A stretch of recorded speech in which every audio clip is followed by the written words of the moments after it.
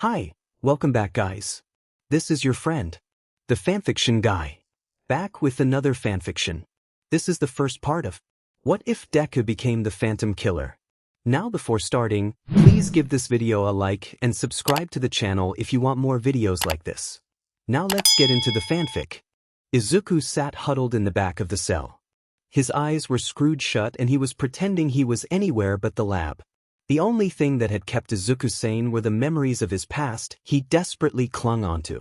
His mom's smile, his dreams of being a hero, and hell, even Katsuki were all memories he held close to himself and promised to never let go. Because if he did, Izuku wasn't sure what he might become. Izuku heard footsteps echoing down the hall. It made Izuku want to hide, but he forced himself to stay still. They couldn't know that he was scared, they'd just exploit that. Mikomo. Izuku recognized the doctor's voice and he inwardly flinched at the name. His name was Izuku, he stubbornly reminded himself. Yes, sir? Izuku asked tentatively, raising his gaze to meet the doctor's. Come with me, all for one wants to see you. Izuku could feel his heart stop, but he forced his face not to reveal any emotions. What did Sensei need with him? Izuku silently prayed that Sensei hadn't finally decided he wasn't useful anymore and was going to kill him or make him into one of those things. Then again, Izuku really wasn't that much different from them. They were both lab rats that had to obey every command given to them. Izuku knew the only reason he'd kept his own mind was because of his quirk analysis. Izuku pushed himself off the floor. Yes, sir. He walked over to the door of the small cell, although the cell was so small he was basically already there, and waited for the doctor to unlock it. He stepped outside and watched the doctor as he shut the cell door behind Izuku. Stay close. The doctor said simply and walked off with Izuku following behind him. Izuku's eyes skimmed over the rest of the cells that had huddled kids and adults inside.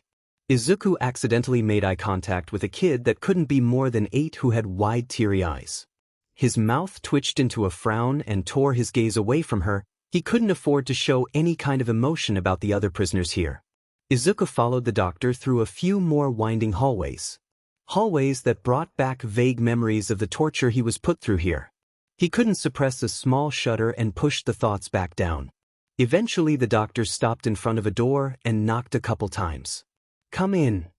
The doctor opened the door and Izuku dutifully followed him inside. I brought Mikomo, sir.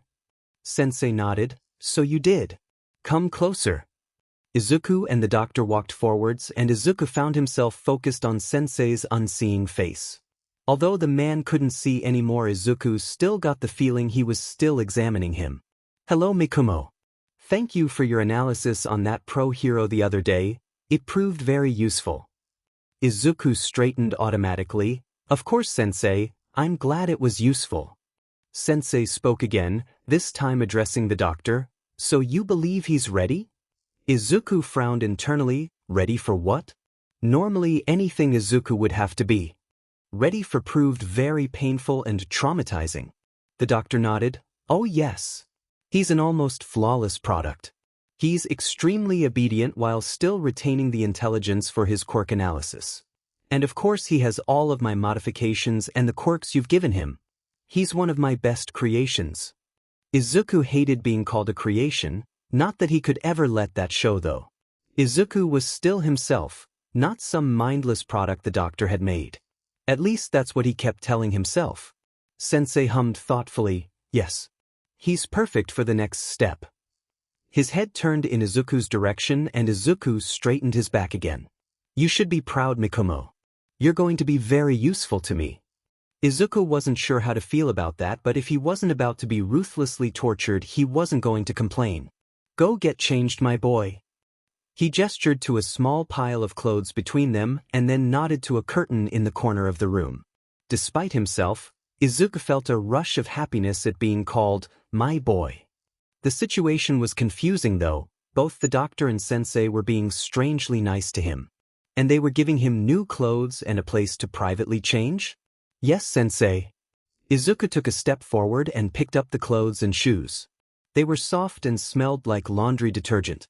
Izuku hugged them to his chest and carefully walked over to the curtain Sensei had pointed at earlier. Be quick, Mikomo. The doctor yelled after him and Izuku nodded in response, "I will, sir." He ducked around the curtain and gratefully took off the ratty hospital gown that had been his only article of clothing for the past few years. The clothes were simple enough, a plain white t-shirt, khaki pants, and black sneakers, but they were the nicest things Izuku had on in years. He looked down at himself and pulled at the shirt collar before stepping out and walking back over to where Sensei was waiting. Apparently the doctor had left while Izuku was changing because he was nowhere to be seen. In his place stood a man who looked like he was made of purple mist. "Mikumo, this is Kurojairi. He'll be taking you to meet my successor, Tamura Shigaraki." Izuku blinked at that. Sensei's successor? What kind of person would they be like? And why was Izuku being brought to them? As Sensei continued, he answered the latter, "You'll be assisting him with an important plan. I'll give you more instructions later on." Izuku's interest was piqued. He was actually going somewhere that assumedly he wouldn't be tortured at? And he got nice clothes? Izuku nodded a greeting to Kurojairi and responded to Sensei, "Yes, Sensei. I'll wait for further instruction." Sensei seemed satisfied with the answer and smiled, "Good. I'll trust you'll be well behaved. I'll be seeing you later, Mikumo." He waved his hand at Kurojairi, "You both can go now. I'll be in touch." Kurojairi nodded and a purple portal appeared in front of Izuku. Izuku didn't look back as he walked through the portal. Anywhere was better than the lab. The warp was slightly disorienting and he stumbled out of the portal into what looked like a bar. It was warm and looked cozy. Izuku's eyes landed on a man flopped over on a couch with shaggy light blue hair and narrowed eyes. He was holding a handheld game with only 4 fingers. Izuku's mind jumped to assumptions about this quirk, a touch-based one perhaps? "Is this the NPC Sensei said would be useful?" he said critically.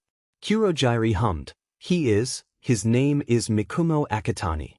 The man, Shigaraki probably, frowned and started to scratch his neck. "Doesn't look like much." "Hey brat, you talk?" Izuku nodded, "Yes sir." He rattled off automatically. Shigaraki scowled and pushed himself off the couch to walk closer to Izuku. His eyes studied Izuku with such intensity Izuku had to steel himself to stand still under his gaze. "So, brat, what the hell can you even do? Roll around in the dirt?" Izuku wanted to snap back a retort at him, but he held his emotions steady.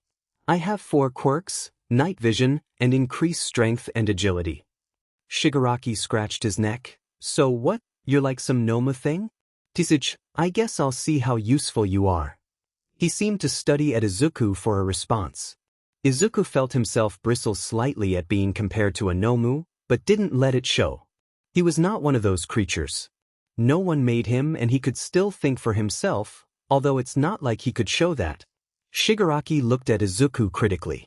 "Dan, you really are like an NPC, no fun." Shigaraki frowned and seemed to forget about Izuku for the time being and went back to playing the game in his hands. Kurojairi sighed and Izuku studied Shigaraki. He wasn't anything like Izuku was expecting. He wasn't someone whose presence commanded respect, like Sensei. Instead he looked like a shut-in who didn't know what a shower was. Not that Izuku would ever say that to his face. "Mikumo, how about I show you where you'll be staying?" Izuku looked at Kurojairi and nodded. "That sounds good, thank you Kurojairi." Izuku followed Kurojairi to a door connected to the bar. Izuku had seen another door in the bar and he figured that might lead outside. Izuku blinked at the thought, maybe he'd even get to go outside sometime. That was an exciting thought. Izuku walked through the door Kurojairi was holding open for him. This place seemed amazing to Izuku already. It was a huge upgrade from the torture facility that the doctor graciously called his lab. Izuku was curious as to where he'd be staying. Basically anywhere would be better than the cramped cell where Izuku had been in since he was 10. The pair arrived at another door and Kurojairi opened it. He gestured inside and Izuku looked around, in awe, but he didn't let that show. It wasn't huge, but it was an actual bedroom. A twin bed and nightstand were in the far corner of the room and a dresser was placed opposite. There was also a desk with a desk lamp right beside the entrance and a ratty, red rug covered the floor beside the bed. Izuku walked inside and Kurojairi followed him in. "The bathroom is through that door." Kurogiri pointed at a door beside the nightstand and Izuku nodded. Thank you for showing me here, Kurogiri. He made sure none of the rising happiness leaked into his voice. Kurogiri seemed like he was studying Izuku, although Izuku couldn't really tell because he was made of mist. Well, I'll leave you here to get settled in. Feel free to take a shower and you can come out into the bar if you want as well. Izuku nodded. Alright, thank you. The man hummed and shut the door behind him, and finally Izuku was alone. Izuku let out a quiet sigh and he felt himself relax at not having to pretend to be completely brainwashed and emotionless. He looked around the room and considered everything carefully. The first order of business was figuring out if the room was recorded or bugged. Izuku tried looking around as conspicuously and thoroughly as he could and eventually concluded there were no hidden cameras or bugs, at least that he could find. Well, thank God for that. At least Izuku didn't have to keep up his act here as well. He finally let his face relax and ran his hand through his knotted hair. He could feel relief washing over him at the thought of not having to go back to the lab. He was useful. Izuku swore to himself that he would keep being useful. He didn't want to be replaced. He wanted to stay in the comfortable building with a room of his own and a shower and the ability to move around freely. Speaking of showers, Izuku could really use one right now. He hadn't been able to take one in God knows how long. He probably smelled like he'd crawled out of the sewers. He probably looked like he'd crawled out of the sewers too. Shigaraki had already commented on that after all. Izuku trotted over to the door Kurogiri had told him was the bathroom and opened it. He stepped inside and immediately noticed the mirror in front of him. He blinked at his reflection and ran his hand over his face. He did, in fact, look like he'd crawled out of the sewers. Dirt was smudged on his face and his green hair was ratty and long. He'd have to ask Kurogiri for scissors to cut it later, and it looked almost black with all the dirt lodged in it. Izuku faintly saw a scar tracing down his neck, but it was covered up by the sheer amount of dirt that was encrusted to his sunken face. But even with the dirt, Izuku could see how tired he looked. He had obviously black circles and the determined spark his eyes held as a kid was long gone. He walked closer to the mirror and reached out to touch the reflection. When had he gotten so old? The last time he'd seen his reflection was before he was taken by Sensei, and he was around 10 then. How many years had it been since? That made Izuku chuckle sadly. He didn't even know how old he was anymore, huh? He felt himself deflate at the thought. Izuku was supposed to be doing normal kid things. Going to school, having friends, talking about which hero was his favorite, having his mom there, but Izuku had been robbed of that and he would probably never have that now. Izuku felt tears gathering in the corner of his eyes and he rubbed them away aggressively. Mom, it came out sounding so strangled and broken. I miss you so much. He leaned over onto the sink and let out a humorless laugh. God, I'm pathetic. He'd finally gotten out of the hellscape he'd been imprisoned in, and here he was crying over his probably dead mom. He sighed sadly and looked back up at his reflection. Well, all he could now is survive. He wouldn't let himself die now. Not after he'd survived all the shit Sensei and the doctor had put him through. He pushed the hair out of his eyes and clenched his fists. He couldn't mess this up. If he did good, maybe Sensei would let him have even more freedom. He moved to shut the door and looked around the bathroom to make sure he had everything he needed. Toothpaste and a toothbrush were laid out on the sink, as well as a hairbrush. A towel was hung up on the wall and a bottle of 3-in-1 soap was in the shower. He also looked under the sink and saw there were a few sets of extra towels. Izuku grabbed one of the washcloths. He was pretty sure he had everything he needed. He turned on the shower and immediately hopped in. The water was chilly at first, but it gradually got hotter as Izuku thoroughly scrubbed himself clean. He also tried to untangle and clean the unruly mess his hair had become, but it was so long Izuku had major trouble even with the brush he'd brought into the shower with him. It would probably help once he chopped a lot of it off later. After what was probably an hour, Izuku got out of the shower feeling the most refreshed he'd had in ages. After putting on the clothes Sensei had given him earlier, Izuku studied his now clean face in the mirror. His hair was now a brighter shade of green, although it was still very tangled, and Izuku could see freckles on his face that he'd forgotten he had. He also looked super pale now. That's what staying trapped inside a dark cell did to you, and his eye bags were very prominent. It looked like Izuku hadn't slept in years, which, honestly, was pretty accurate. Izuku also realized how damn skinny he was. The scar he had noticed was also more visible now, along with a few smaller scars littered on his face. He glanced down and remembered the toothbrush and scrubbed his teeth as hard as he could. It was a wonder his teeth hadn't rotted out yet, honestly. Once he was done with that, Izuku opened the door up to enter in his room again and got hit with a wave of exhaustion. He eyed the bed and happily flopped onto it. The mattress probably would have been hard to him when he was a kid, but now it felt heavenly. Well, he should probably get some sleep, he sure as hell needed it. And almost immediately Izuku passed out. As soon as Izuku heard the door click open, he was wide awake. His nerves settled when he remembered where he was and that it was just Kurogiri coming to wake him up for breakfast. He rolled out of bed and looked at the clock that was beside his bed. It read 8. Izuku really didn't have anything he needed to do to get ready. His hair was obviously unbrushable, so he just headed out the door and entered into the bar area where he had first arrived. Shigaraki was seated at the couch again and was eating a piece of toast. Izuku looked over to the bar and saw there was a piece of toast and juice sitting there as well, probably for himself. Izuku walked over to the bar and sat down by the toast. He looked at Kurogiri for confirmation that this was his piece of toast. Kurogiri seemed to understand. That's yours.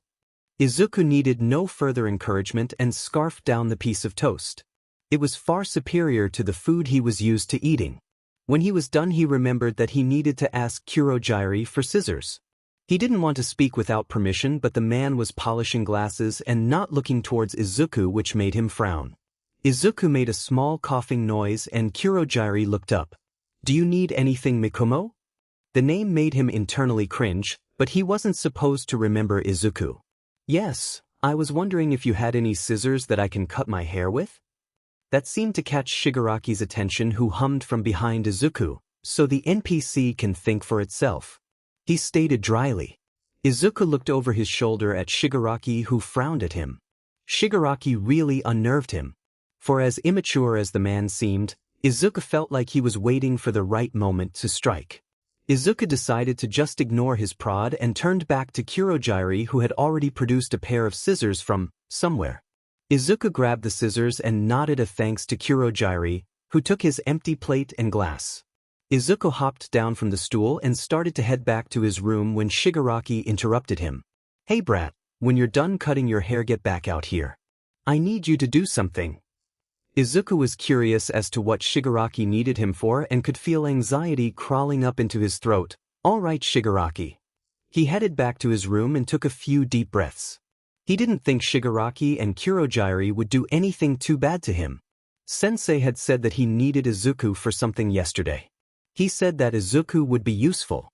Izuku ended up back in front of the mirror again, this time armed with scissors. Honestly, Izuku had no earthly idea how to cut his hair, so he kind of just started chopping away.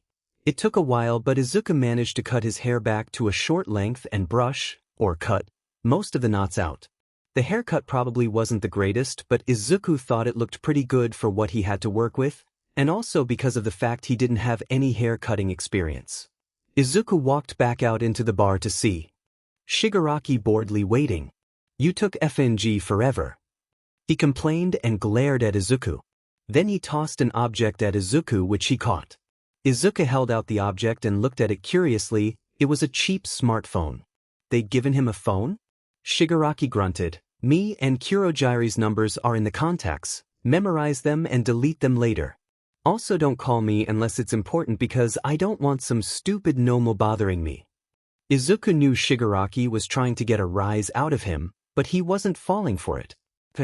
Anything else? The flat response seemed to annoy Shigaraki, who huffed and shoved his own phone towards Izuku. Izuku looked closer and saw it was a picture of a video game. Get me this game, make sure you get the right one because if you don't I'll FING disintegrate you. That must be his quirk then. When he touched something with 5 fingers it disintegrated. That's pleasant. Izuku nodded and made sure to type the name into the notes app on the phone. He didn't particularly want to experience Shigaraki's quirk. Actually wait, did this mean Izuku got to go outside? Kurogiri added to this. Also Mikumo, Buy some clothes for yourself because right now the only pair we have for you is the ones you're wearing. Izuku nodded. Okay, I'll make sure to buy the right game and some clothes. Do you both need anything else? No, just leave already. Shigaraki made a shooing motion with his hand and Izuku repressed the urge to punch him. In the end, Izuku did end up getting to go outside, courtesy of Kurogiri's warp quirk. Izuku was wearing a black hoodie from Shigaraki to cover his face, which was unwillingly lent to Izuku. They landed in an alley near a shopping district and Kurogiri handed him some money, 100,000 yen, to be exact. Izuku knew he wasn't up to date on how much money was worth, but he was pretty sure this was excessive, and then told Izuku to call him and come back to this alley when he was done. And then he left Izuku alone. This had been Izuku's dream for so many years now. Going outside, being alone, being able to run. But in the end Izuku knew he couldn't, not yet at least. He had nowhere to go and Sensei would definitely hunt him down and turn him into a brainless monster. So Izuku would stay, for now at least. He was comfortable despite Shigaraki's jabs and immaturity. So Izuku set foot into a shopping district for the first time in 4 years. He self-consciously pulled the hood down farther and walked into the crowd. His breath was foggy in the winter air, but he was thankful to have the pants and sweatshirt to keep himself warm. Also, he probably looked like sheets, so the sweatshirt was good for covering up that as well. But hey, Izuku was just glad to be outside. Even so, Izuku was pretty nervous walking down the street. It had been a while since he'd been in a place this full of people. His eyes snagged on one of the stores beside him, and he came to a stop. Hero merch, huh? Izuku sighed. He would've loved the store as a kid and begged his mom to buy him stuff. The thought elicited a small smile and he shook his head to clear it. Izuku would be getting no hero merch, not now. He forced himself out of his trance and stiffly walked down the street, in search of clothes stores and a game store. It was 12:04 when Izuku finished shopping. He'd gotten Shigaraki's stupid Xbox game, a few pairs of shirts and pants for himself, and a red zip-up sweatshirt. Despite himself, he'd gravitated to a park and was now sitting on the bench enjoying the sun. Who could blame him? He hadn't been outside in years. Izuku pulled his knees to his chest and turned on the smartphone he'd been given and looked through the apps. It was just a basic phone. He couldn't find anything suspicious on it, but he figured it was probably tracked or something.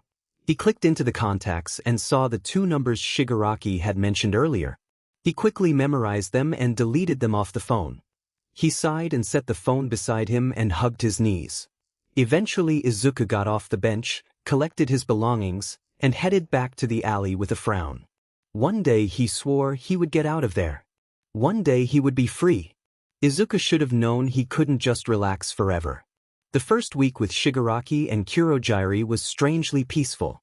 He'd get up at 7 o'clock, take a shower, scroll through the news on his phone until 8 o'clock and then head into the bar for breakfast. After which he'd train the quirks he had and exercise in the gym until lunch. Then he'd help Kurogiri with upkeep and relax for the rest of the day. But then that changed. Quick start, Shigaraki said, and Izuku glanced at him in confusion. Quick start? I'm sorry, what are you referring to? He asked politely. Shigaraki scowled. It's a stupid hero. You're going to kill her. Izuku's world screeched to a halt then, and he stared blankly at Shigaraki for a little too long. He was supposed to kill a pro hero? Izuku frowned internally. Technically, he had, unwillingly, killed people before, although those were not memories he cared to remember. Shigaraki sneered. What? Did the Nomo finally forget how to talk? Izuku steeled himself. He couldn't show any weakness. He couldn't let Sensei have any excuse to send him back to the doctor. He had to be useful, but this was just... No. Is there a time I need to kill her by? Izuku internally cringed. He didn't want to kill a hero. That would make him an actual villain. Izuku didn't like that thought. But it was either that or being sent back to the lab, and Izuku was even less keen on the former. This week sometime, Sensei didn't say a certain date.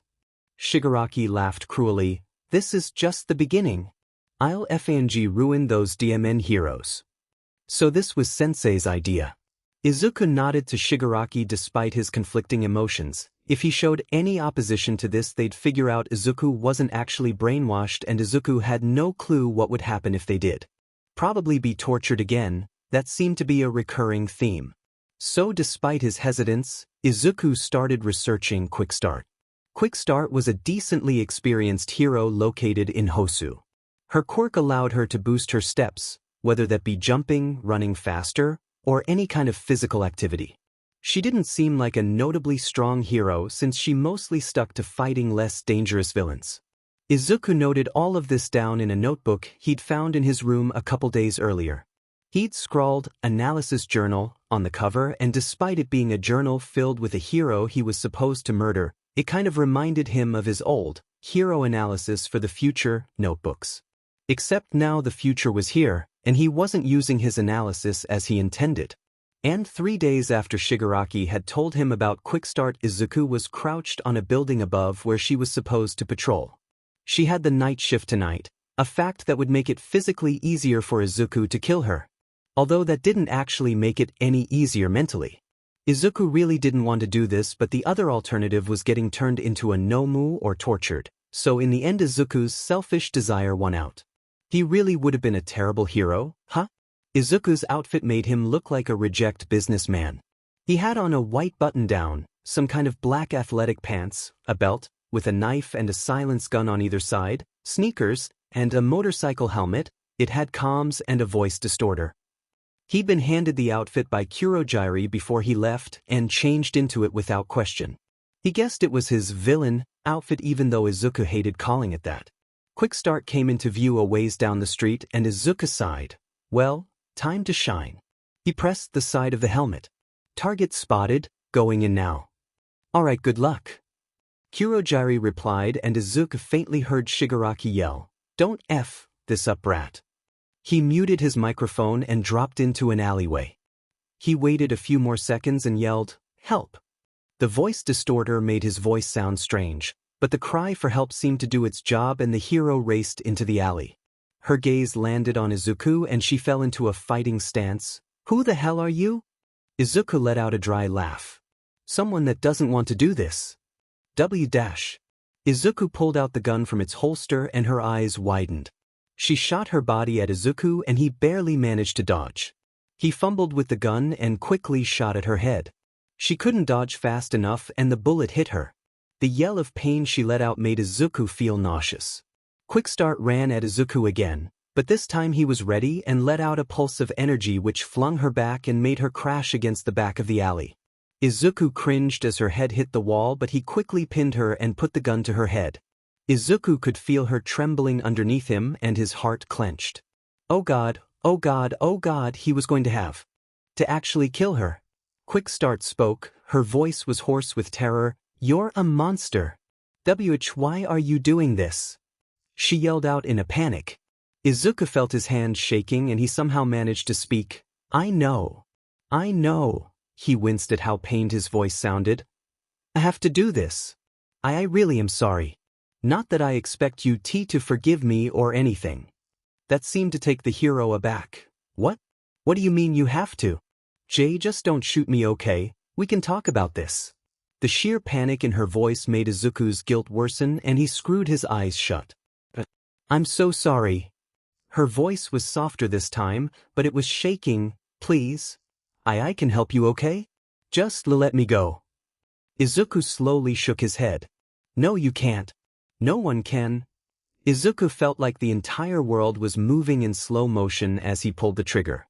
He could hear her yell cut short and her body go limp from underneath him. He in a sharp breath and his eyes flew open. He pushed himself away from the body and stumbled back, blood dripping down his shirt. Oh God, what had he just done? No. Izuku could feel his breath hitching and his eyes were filling with tears. What had he just done? He backed into one of the walls on the alley and screwed his eyes shut again. He tried to take deep breaths to calm himself down, but it didn't work. He just killed someone. Just murdered someone who didn't deserve it. Izuku didn't know when he started pitifully laughing, but it wasn't because he was happy. No, it was because he was terrified of what he had become. He really was a monster now. The laughs turned into sobs and he collapsed against the wall with his heart beating incoherently in his head. What had he just done? Izuku didn't look towards the body when he finally collected himself enough to call Kurogiri to pick him up. He didn't look at it as he stepped through the portal, but he was hyper-aware it was there. He took off the bloody motorcycle helmet when he got into the bar, and looked down at his outfit. It was covered in blood. But not his blood. Shigaraki grunted from the side of the room, "Looks like you did it, brat." He grinned, "And good of riddance. I guess you did a good job for a Nomu." Izuku forced his signature neutral look to stay on his face. "Thank you, Shigaraki." But he didn't believe that he'd done a good job for a second. No, he'd done a terrible thing, and Izuku finally realized how far he'd fallen. Izuku deserved no savior, because there was no redemption for him now. Izuku's eyes were glued to the TV as the anchor covered the death of Quickstart. She reported that there were no suspects currently and asked anyone with information to call a tip line. The police seemed to be baffled, which Izuku guessed was good for him. Shigaraki snickered from the corner. "They're all so sad that their precious hero died. Turns out heroes aren't as strong as they thought, Shigaraki had an intense hatred for heroes. Especially All Might, and Izuku wasn't exactly sure why. He was a villain, so that was probably one reason, but so was Izuku now, and Izuku actually liked heroes, not that he would tell anyone that, but the hatred seemed to run deeper than that. Maybe a hero had personally wronged him once, and it had triggered him to turn into a psychotic, murdering hand villain. Izuku had seen Shigaraki's hand get up, and he was 95% sure it was made out of real hands, which was disturbing. Izuku continued to watch the new coverage as Shigaraki started yelling at Kurogiri to make him a milkshake or something. Izuku didn't care enough to listen to Shigaraki's constant temper tantrums. He sighed softly and looked down at the list of heroes in his hand. All targets that Sensei had wanted him to kill. Around one every month or something, as Shigaraki had reported to him. So was this the useful thing Sensei had said Izuku would be good for? Becoming a serial killer? Because Izuku was not down, but Izuku also couldn't protest or he'd be put down. It was such a delightful situation. Izuku tuned back into the conversation to see Shigaraki was still upset about something, so he got out of his chair to go to his room. He needed to research these heroes sooner or later, so why not get it over with now?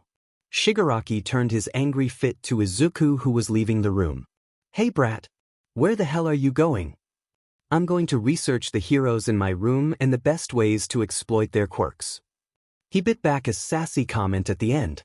Shigaraki huffed, "Whatever." Izuku rolled his eyes once he was out of sight of Kurogiri and Shigaraki. Could that man be any more childish? Izuku couldn't wrap his head around why Sensei kept that guy around. He was so annoying. Izuku figured it probably had something to do with Shigaraki being easily manipulated or something, because he had no other merits. Izuku pushed open the door to his room with a sigh and slumped down into his desk chair. Honestly, even with the whole serial killer gig Sensei was forcing him into, it was still preferable to the torture he'd been put through for the past 4 years. Izuku felt guilty for just thinking about it, but he'd do basically anything to get out and stay out of that hellhole. Even if it involved taking innocent lives to further some agenda he didn't believe in. But this was Izuku's life now, Izuku's extremely effed up life. Izuku pushed the thoughts out of his head and got to work analyzing the heroes. At least when he did this part, he could pretend it wasn't for a messed up reason. Izuku's unwilling murders started gaining more and more traction, and with that traction came fear. The police and media had started calling him the Phantom Killer, because no one had ever actually seen Izuku. It didn't help the public's opinion towards heroes that around the same time someone called Stain had also started serial killing heroes. So the public had 2 hero killers to worry about. Although apparently Stain's killings were because the heroes were unworthy or something. He'd posted a video and Izuku kind of understood where he was coming from, but also seemed like he was just basing his targets off who had the most screen time on commercials. But as Izuku was forced to kill more and more heroes, he got more numb and more numb about it. Of course, he still had a pit in his stomach and knew that he was an awful person for doing this. But he pushed those feelings to the side and tried to just focus on surviving another godforsaken day. And then finally, Sensei announced the true reason why Izuku was there. The 3 inhabitants of the bar were sitting across from the TV, waiting for Sensei to come on. The staticky picture came alive on the TV and Sensei's face was projected onto the screen. Hello Tamura, Mikumo, and Kurogiri. I hope you've been well. Izuku had been the opposite of well, thank you. Shigaraki spoke up, so what did you want to talk about, Sensei? And are you sure all of us need to know this? He sent a pointed glare at Izuku which he ignored. Sensei chuckled slightly. Yes, Tamura. Mikumo is actually a vital part of this next step. That made Izuku perk up. That probably wasn't good. The last time he was part of a next step, he'd been forced to murder a bunch of heroes, which was still going on. Shigaraki nodded and accepted Sensei's answer without his normal brattiness. Izuku figured even Shigaraki respected the man. A few months ago I got information from a trusted source that All Might will be teaching at UA next year. That caused Shigaraki to jump up from the couch. All Might? He growled. Why is he teaching at some school that trains hero brats? And what does that have to do with anything? Izuku blinked in surprise at the news and considered it. All Might teaching UA? Did that mean the man was getting weaker? Because if he wasn't, he should be out fighting crime as much as possible. Tying himself to a school would seriously cut back on his ability to be active. If that was the case, it wasn't good. Sensei hummed. Patience, Tamura. Let me explain. Although I think Mikumo might have already figured out something. Izuku's head snapped up and Shigaraki turned to scowl at him. Well, brat. Izuku said, I might have. It seems strange for All Might to tie himself down to a school and limit the amount of hours he was able to be active. Is he getting weaker perhaps? Sensei smiled at Izuku. That's right, my boy. Among other reasons, All Might is getting weaker. This is the perfect time to strike him down, and I believe you'll be one of our greatest assets.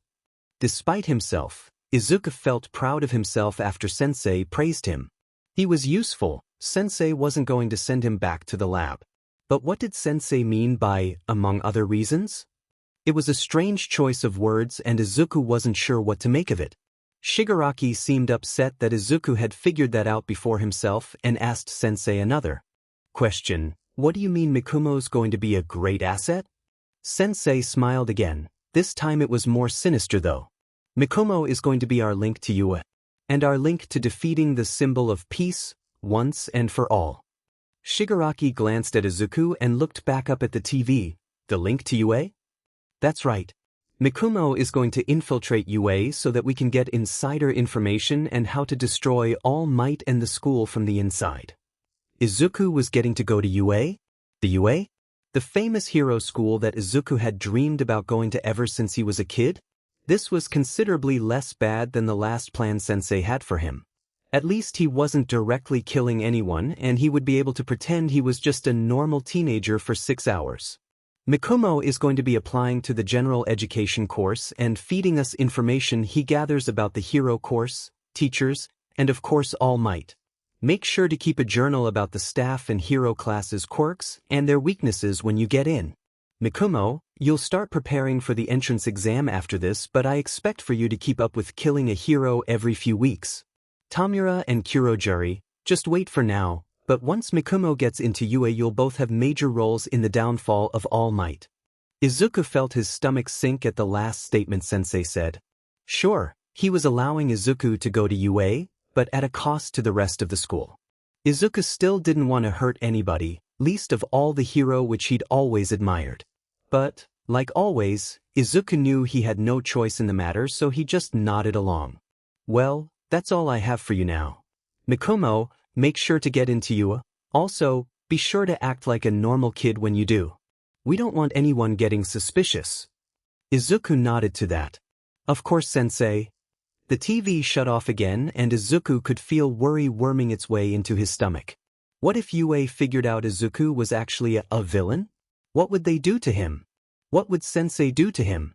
Izuku guessed he just couldn't get caught. Shigaraki stood up and started whining. I wanted to do more, but it's always the dumb brat doing stuff.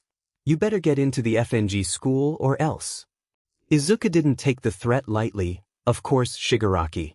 I'll begin studying right now.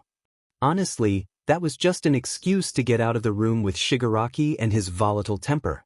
He'd almost decayed Izuku's extremities off when he was mad a few times, But Kurogiri stopped him because, apparently, Sensei wanted Izuku in one piece. Which Izuku was very thankful for. Izuku left the room before Shigaraki could get mad at him for being in Sensei's attention for too long and shut himself in his room. He ran his hand through his hair and sighed as soon as the door was shut. At least Sensei didn't ask him to start killing more people. Izuku didn't know if he could handle that. But he could handle studying for the general education exam. During Izuku's time in the lab, Doctor had actually kept him learning new stuff. Apparently it was to help keep his brain active so he could keep doing good analysis on heroes, which were more than likely used to murder said heroes, but Izuku didn't think about that part.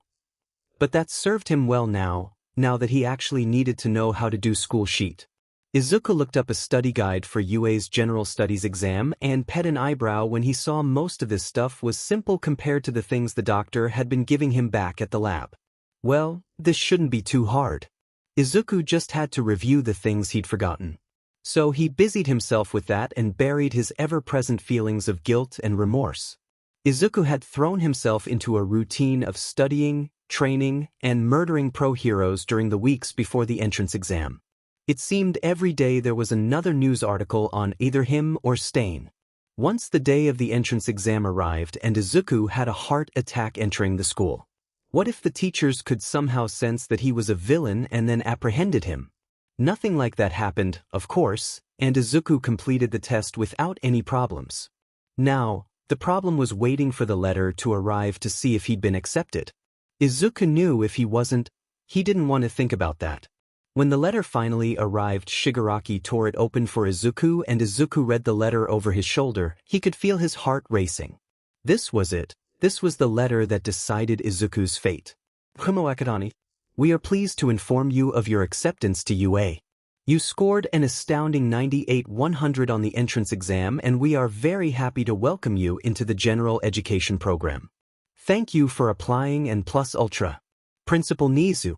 Izuku let out a breath he didn't know he was holding and Shigaraki started laughing like a maniac. Oh, you won't know what hit them. I'll destroy it and that DMN hero all might. He accidentally disintegrated a corner of the letter during his psychotic laughing fit, but Izuku was just relieved he'd gotten in. Kurogiri came up from behind Izuku and patted him on the shoulder. Good job, Mikumo. Sensei will be pleased. Izuku nodded. Sensei would be pleased. And that was a good thing for Izuku's well-being, but definitely not for the rest of the world's. The thought made the pit in Izuku's stomach grow just a little bigger. Izuku's gift for getting accepted into UA was having to kill yet another hero. This time it was a hero who called himself Frostbite. He could shoot snow in an area which could burn through clothes and skin. It was a pretty cool quirk that Izuku definitely didn't want to get caught in. But in Izuku's past killings he'd come up with a pretty easy way to kill the heroes. It kind of scared Izuku how easy it was sometimes. Izuku turned on the silencing quirk he had and jumped down to follow behind Frostbite. He'd muttered an apology under his breath and just pulled the gun out. When the man apparently noticed he was being followed and shot his quirk out at Izuku. Who are you? He growled. Are you that phantom killer everyone's on about these days? You don't look very strong. Izuku briefly wondered how the man would even be able to figure out how strong he was by just looking at him. Izuku just sighed and tried to get in a good shot before the man aimed his quirk at Izuku again. Izuku dodged again and backed into an alleyway, which the man followed him into. Izuku ducked into a shadow near the entrance of the alley and created an illusion of himself right as the hero came barging in and flung his acid snow towards the illusion. The illusion, of course, did not care about the acid snow being flung towards it. Izuku used it as a distraction to take aim. Sorry, he said quietly. The man heard him and turned to see Izuku crouched there, but it was too late and the bullet had already hit its target. Izuku sighed heavily and pressed on the comms button. I'm finished, can you come pick me up? Izuku took one last regretful look at the body and then at his hands before walking off to the meeting point. Izuku really hated the person he'd become. But what other choice did he have? Here, I packed you a sandwich. Izuku blinked and took the bag from Kurogiri. Oh, thanks. He stuck the lunch bag in his backpack and then shouldered it. He glanced around. Thank God he could finally get out of this stuffy bar for another reason than to kill a hero. Although it wasn't like he was too keen on spying on you either, it had to be better than murdering heroes in back alleyways. By Kurojairi Shigaraki. Izuku said.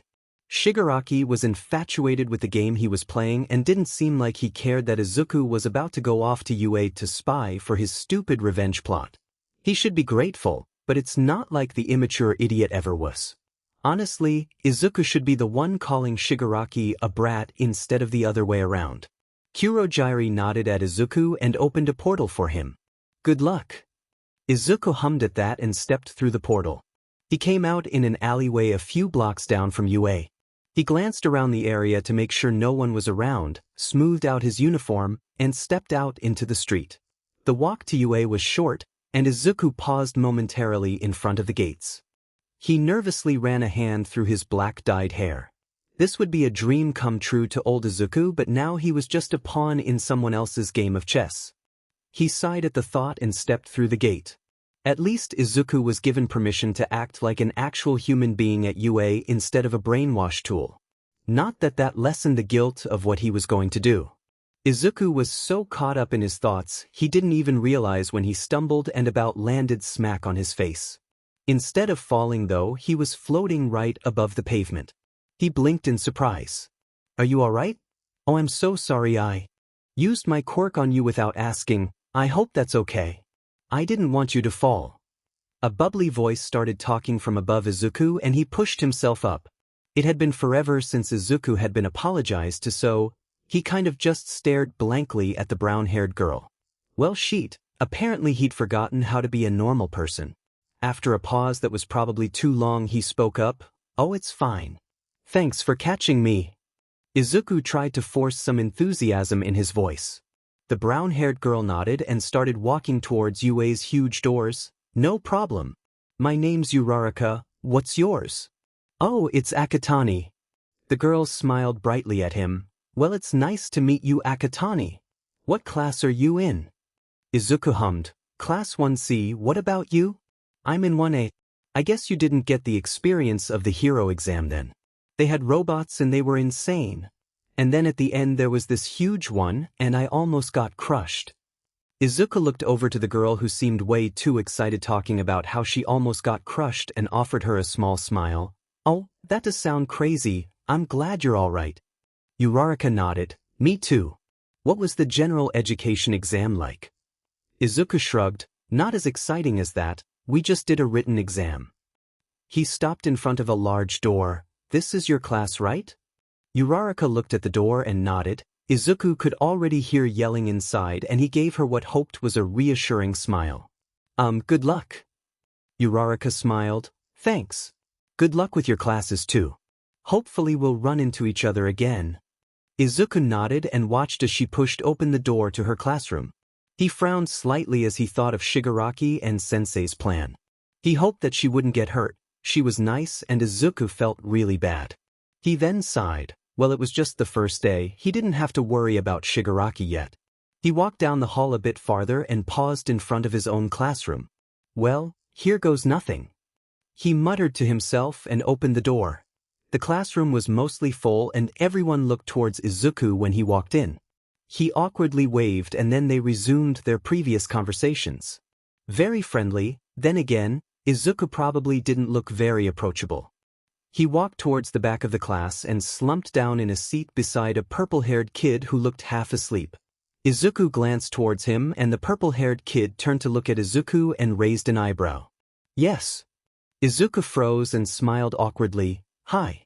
My name's Mikumo Akatani, what's yours?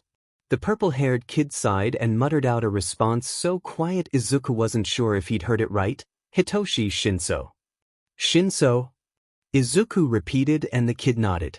Izuku waited for him to say something. His never speak unless spoken to training was still hardwired in his brain, but Shinso looked like he was expecting Izuku to say something else. Cool name. Izuku managed to stutter out and Shinso gave him a questioning look. Oh god. Izuku had no clue how to interact with people anymore. Especially when he was supposed to lead a conversation. Something he'd been taught to never do. Izuku coughed.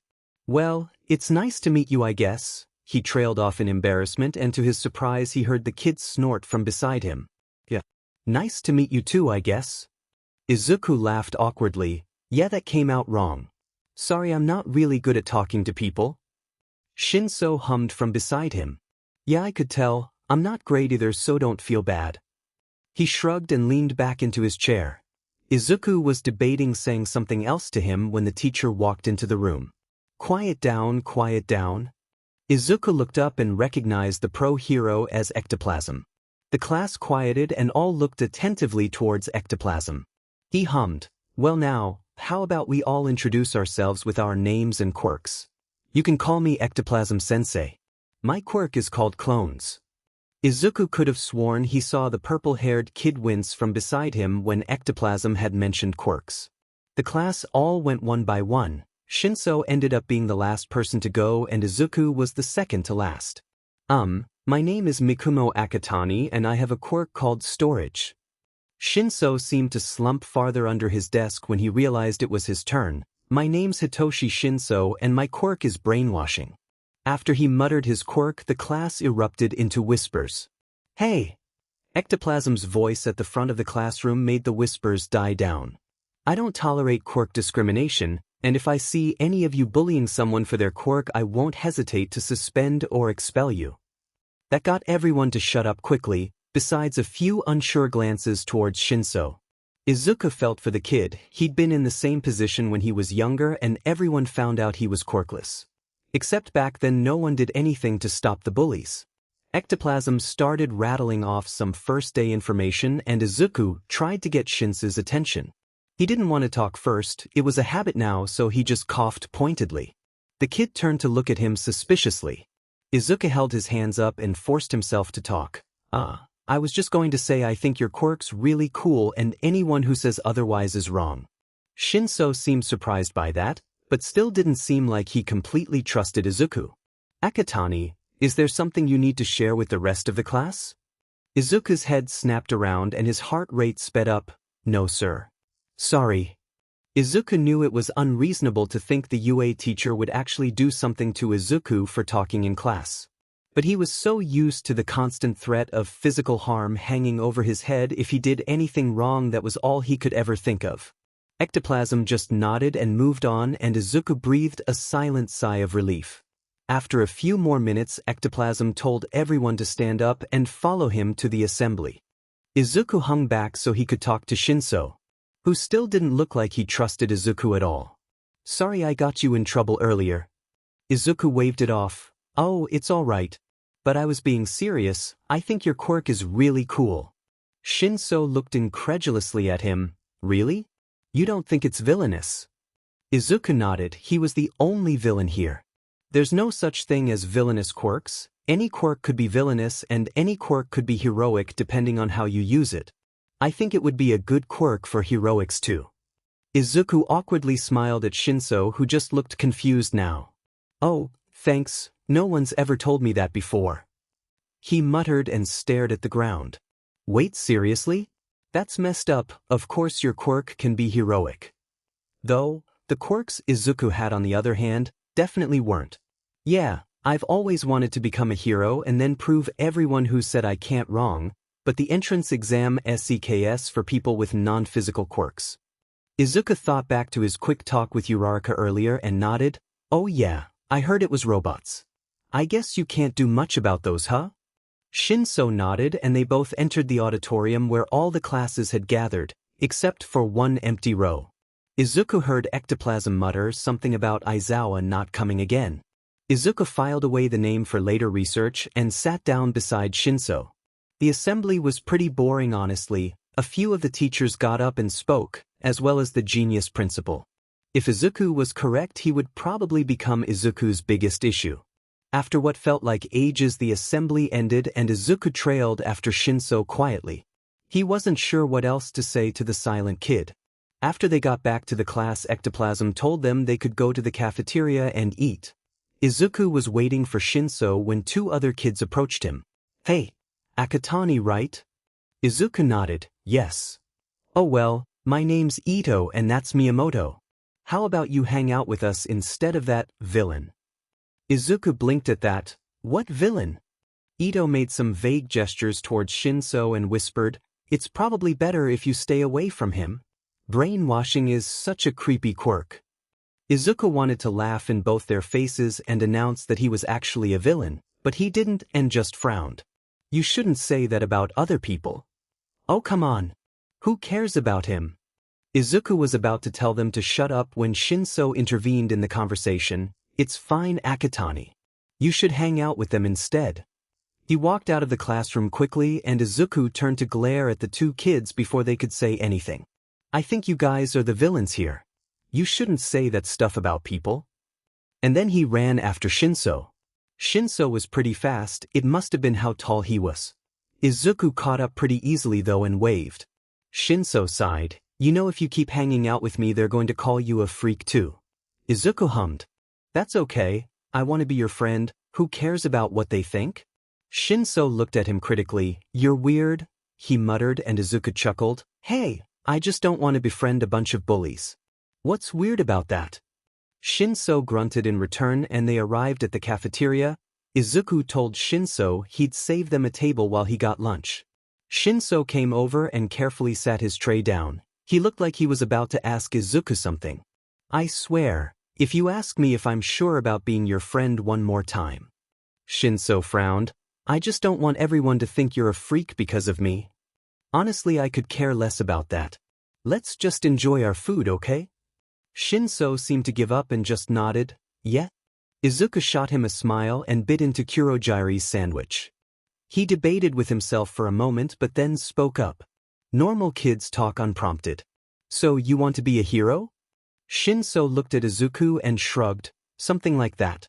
I'm hoping to get in through the sports festival. Izuku tilted his head. Oh yeah, I think I've heard about that before. Shinso nodded. Yeah, that's how Eraserhead got in. You probably have no clue who that is though. Izuku drummed his fingers on the table. Actually, I think I've heard of him before. He can erase quirks, right? Shinso nodded in confirmation. Yeah, that's right. I think he's really cool. He's been a big inspiration to me. Izuku saw a small smile flicker over Shinso's lips. Well, good luck. I know you can do it. Izuku encouraged him. Shinso smiled slightly. Oh, thank you. Izuku gave his best smile in return. Yeah, of course. Shinso spoke up this time. So your quirk. How does it work? Oh, well, I can store a certain amount of items in like a pocket dimension? I'm not sure. Here, I can show you. Currently, Izuku had a loaded gun, a knife, and some audio bugs in there, but he wasn't about to pull those out. Instead, Izuku touched his backpack and the whole thing disappeared. I have to be the only one touching the object for it to work though. Shinso seemed interested and nodded. Could you put a person in there? Izuku shrugged. No, it doesn't work on living things. Only inanimate objects. Too bad. Well, that's a cool quirk, better than mine. Izuku frowned. Hey, don't say that. How does your quirk work? I bet it's super cool and useful. Shinso flinched at the question and looked at his hands. Izuku tried backtracking. But you don't have to tell me if you want. That's fine too. Shinso shook his head. No? I'll tell you. You should know.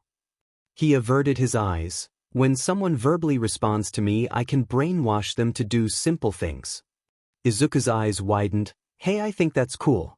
It would be useful in heroics for defusing situations without violence. Shinso looked up at Izuku in surprise. So you still want to talk to me? Even after that? Izuku nodded his head. Yeah, of course. He gave him a small grin and Shinso offered a small smile. In return, well, if nothing else, at least Izuku could help this kid feel better about himself. Akatani was a weird kid. Shinso decided on his train ride home. Who would choose being a social outcast over being included? Apparently him. Shinso didn't get it. He sighed in confusion and hopped off the train at his stop. He started the walk back to his foster home and purposely dragged his feet on the way. He really wasn't too keen on returning to those assholes, but what could he do? He took a deep breath and knocked on the door to the townhouse. Maybe they wouldn't be home. But it turned out they were home and Mrs. Takashi opened the door with a scowl. Shinso. She greeted and gestured him inside. Shinso waved mutely at her. He wasn't allowed to talk in the house, but neither of his foster parents knew Giselle, so Shinso was forced to just use vague hand gestures and notes to get what he wanted. It was a fun time. Shinso padded into the foyer and leaned down to take off his shoes. While he was doing that, Mrs. Takashi walked off to the kitchen without a word, and Shinso decidedly didn't follow. Instead, he padded up the stairs with a small sigh. The less he had to interact with those two, the better. Shinso got to his room and flopped over on the bed with a groan. He thought back to his first day at UA. He had been hoping that maybe kids who get into prestigious schools didn't stoop down to quirk discrimination, but apparently they did. Well, except Akatani. The green-eyed boy was confusing. He'd had a perfectly good quirk but still wanted to befriend Shinso. Shinso didn't get people sometimes. He sighed and closed his eyes, a small smile coming to his lips against his will. He had a friend now, his first friend since he'd gotten his quirk. The next day, Kurogiri dropped him off in the same alley, and Izuku traced his route from yesterday. He could feel excitement coursing through his veins. He had a friend. Well, maybe he hoped Shinso thought of him as a friend. Izuku could almost pretend that he was a normal kid then, other than the fact he'd been instructed to gather as much information on the hero courses and teachers as soon as possible. He paused by the gate. Should he wait for Shinso?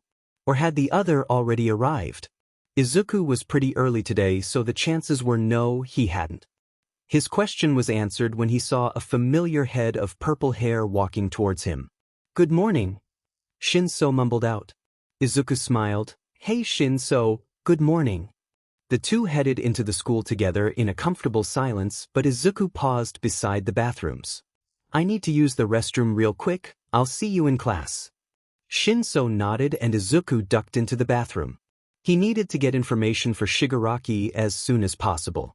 He materialized one of the audio bugs he had and stuck it on his arm. He just needed to make sure the bug wasn't found, because if something was found this early in the operation, Izuku was FE'd. It was really small though, so the chances of someone stumbling on it were low.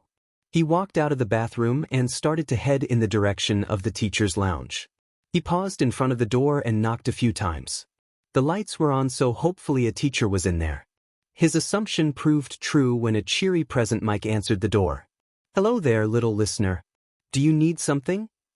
Izuku quickly surveyed the room behind him and noted there was no one else there. Perfect. "Yes, sir, I was wondering if you know where Ectoplasm-sensei is? I needed to ask him something." Izuku edged forwards and slid the bug onto his fingertip and slapped it under a side table beside the door. "That would do for now." Present Mike didn't notice and instead hummed thoughtfully, "I haven't seen him, sorry. Is it something important?" Izuku shook his head. "No, it isn't, I can always ask him later." "Sorry to bother you." Izuku would have to remember to ask him something later, so Present Mike didn't get suspicious. The man nodded at him. "Okay. Good luck on your second day." Izuku felt guilty as he nodded back. "Oh, thank you." He walked away from the lounge and headed to his class with a quiet sigh. He'd have to collect the bug after the day was over to be safe. He didn't need anyone stumbling upon it by accident. The classes were really easy and Izuku breezed through the morning. Lunchtime quickly approached and Izuku followed Shinso into the cafeteria. He was waiting for Shinso to get out of the lunch line when someone called his name. "Hey Akatani." Izuku turned around to see the smiling face of the brown-haired girl he'd met on the first day. Uraraka, if he remembered correctly. "How was your first day?" He turned towards her. Uraraka laughed. "It was stressful. Our teacher is terrifying. Instead of going to the assembly, we took a quirk assessment test." Izuku hummed. So was this the person he'd heard Ectoplasm mention yesterday? "So you guys just skipped the whole assembly?" Uraraka nodded. "Yeah. Oh, I was wondering if you wanted to sit with me and some friends." "Of course you don't have to if you're already sitting somewhere else." She grinned at him. Izuku glanced behind himself. On one hand, Shinso didn't really seem like the social type. On the other hand, he was supposed to be getting information about the hero course, and this would be a good opportunity. "I'm actually waiting for my friend right now. I'll ask him when he gets back." Uraraka nodded and Izuku saw Shinso approaching from the corner of his eye. He stopped beside Izuku and glanced warily at Uraraka. Uraraka smiled at him. "Hi." Are you Akatani's friend? I'm Uraraka. Shinso nodded carefully. Yeah, Shinso. I was wondering if Akatani and you would like to sit with me and my friends. If not, that's fine. Shinso shrugged and Izuku took that as a yes. Sure, where are you guys sitting? Uraraka smiled at that and led them over to where her friends were. Shinso frowned at him on the way over. Akatani? Oh, sorry. She's from the hero course and I thought you might like to hear about it. He offered him a small smile. Of course, that wasn't the main reason Izuku had wanted to go, but it sounded a lot better than the actual one. And plus, maybe we can make some more friends. Shinso seemed to accept that and just shrugged. Whatever. The three arrived at the table. There were 3 people seated there and Izuku waved nervously. Hey, this is Akatani and Shinso. They're in general studies. She trailed off and looked at Shinso. Oh shoot. I never asked what class you're in. Are you in general studies? Shinso nodded. Yeah, the same class as Akatani. A dark-haired boy spoke up. Well, it's nice to meet you both. My name is Ida Tenya. Shinso nodded and Izuku waved at him. They both slid down beside each other. The other 2 introduced themselves as Momo Yaoyorozu and Tsuyu Azui. Uraraka continued her story from earlier. Oh yeah. I was telling Akatani about yesterday. Yaoyorozu hummed. Oh yeah, that was interesting. I figured he wouldn't actually expel someone, but I was surprised when Takahashi dropped out. That caught both Shinso and Izuku's attention. Someone dropped out? Izuku asked. Uraraka nodded. Oh yeah. Shinso, you weren't there earlier, but I started to tell Akatani about our teacher and how we skipped the assembly and did a quirk assessment test instead. So basically he said he'd expel the person who came in last place, but he didn't actually expel anyone. But then this morning one of our classmates wasn't here and apparently he dropped out. Shinso hummed. That sounds intense. Who's your teacher? Aizawa-sensei. His quirk can erase other quirks apparently. He had to erase this kid's explosion quirk because he started getting too competitive. Izuku faintly heard Shinso mutter, Eraserhead, but Izuku froze after she mentioned explosions. Was that Katsuki? Of course it made sense for him to be here, he always wanted to go to UA. If it was him though, it wasn't like he'd recognize Izuku anyways. Azui narrowed her eyes from in front of Izuku. Speaking of Bakugu. Izuku's head whipped around and he met eyes with someone he hadn't seen in over 4 years. His ex-friend, his old tormentor, and one of the memories that had kept him sane in the lab. Katsuki Bakugu. Kaken. Izuku's breath caught in his throat. The boy was taller now, but his blonde hair and angry red eyes looked the same. Izuku could feel himself getting flooded by memories of the past. Good ones, bad ones, and all he could do was silently stare at Katsuki. It was like seeing a ghost. Katsuki's eyes narrowed when he saw Izuku staring at him. What the hell are you staring at? Izuku couldn't help but feel the slightest bit disappointed. Some part of him had been hoping for Katsuki to recognize him, to help him, to call him by his real name again. Hell, he'd even take Deku. But of course he didn't. Izuku was wearing hair dye, and not to mention he'd changed drastically over the years. Izuku's old bright eyes and round face were gone, replaced with lean features and conflicted emotions. Sorry. Izuku couldn't keep that old stutter out of his voice. You just look like someone I used to know. Katsuki frowned at Izuku. Whatever. Just stop staring at me like a creep. Ida came to his defense. Bakugu. That is uncalled for. You need to treat your fellow students with respect. Shut up, glasses. I don't need to do FING anything. Uraraka glared at Katsuki. Just leave us alone, Bakugu. Stop being a bully. Katsuki froze when she said that, and an expression that Izuku didn't recognize on him flashed over his face. Was that guilt? Tisi, whatever. He spun around and stomped off with his tray of food. Izuku watched him go in surprise. Katsuki had just backed off. The old Katsuki would have never done something like that. He'd just escalate the situation and start a fight. He'd keep yelling insults. He'd changed if just a little. Well, he wasn't the only one who was different now. Katsuki wasn't sure what he'd done to deserve the idiots that kept annoying him. He didn't want to make friends. But yet they continued to follow him around and Katsuki didn't get it.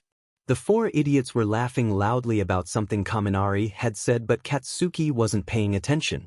Suddenly someone said his name. "Hey Bakugo. Can I call you Baku bro?" Katsuki glanced up and glared at the spiky-haired one. "What?" Mina chuckled from across the table. "Watch out, Kiri." Kirishima, spiky hair, looked back at Katsuki. "Come on man. You can call me Fadesh." "Shitty hair." Katsuki injected and shoved a piece of food in his mouth. The other three lost it and Siro banged the table with his fist. "Oh my god, Kirishima." Kirishima half-heartedly glared at them but looked back towards Katsuki. "Okay, as long as I can call you Baku bro." Mina choked on her drink. "And he's okay with it, oh my god." Katsuki turned to glare at her. "Shut up, raccoon eyes." That elicited another loud round of laughter and yelling which made Katsuki sigh. Of course he'd gotten stuck with the dumbass. But despite himself he could feel a small smirk tugging on his lips.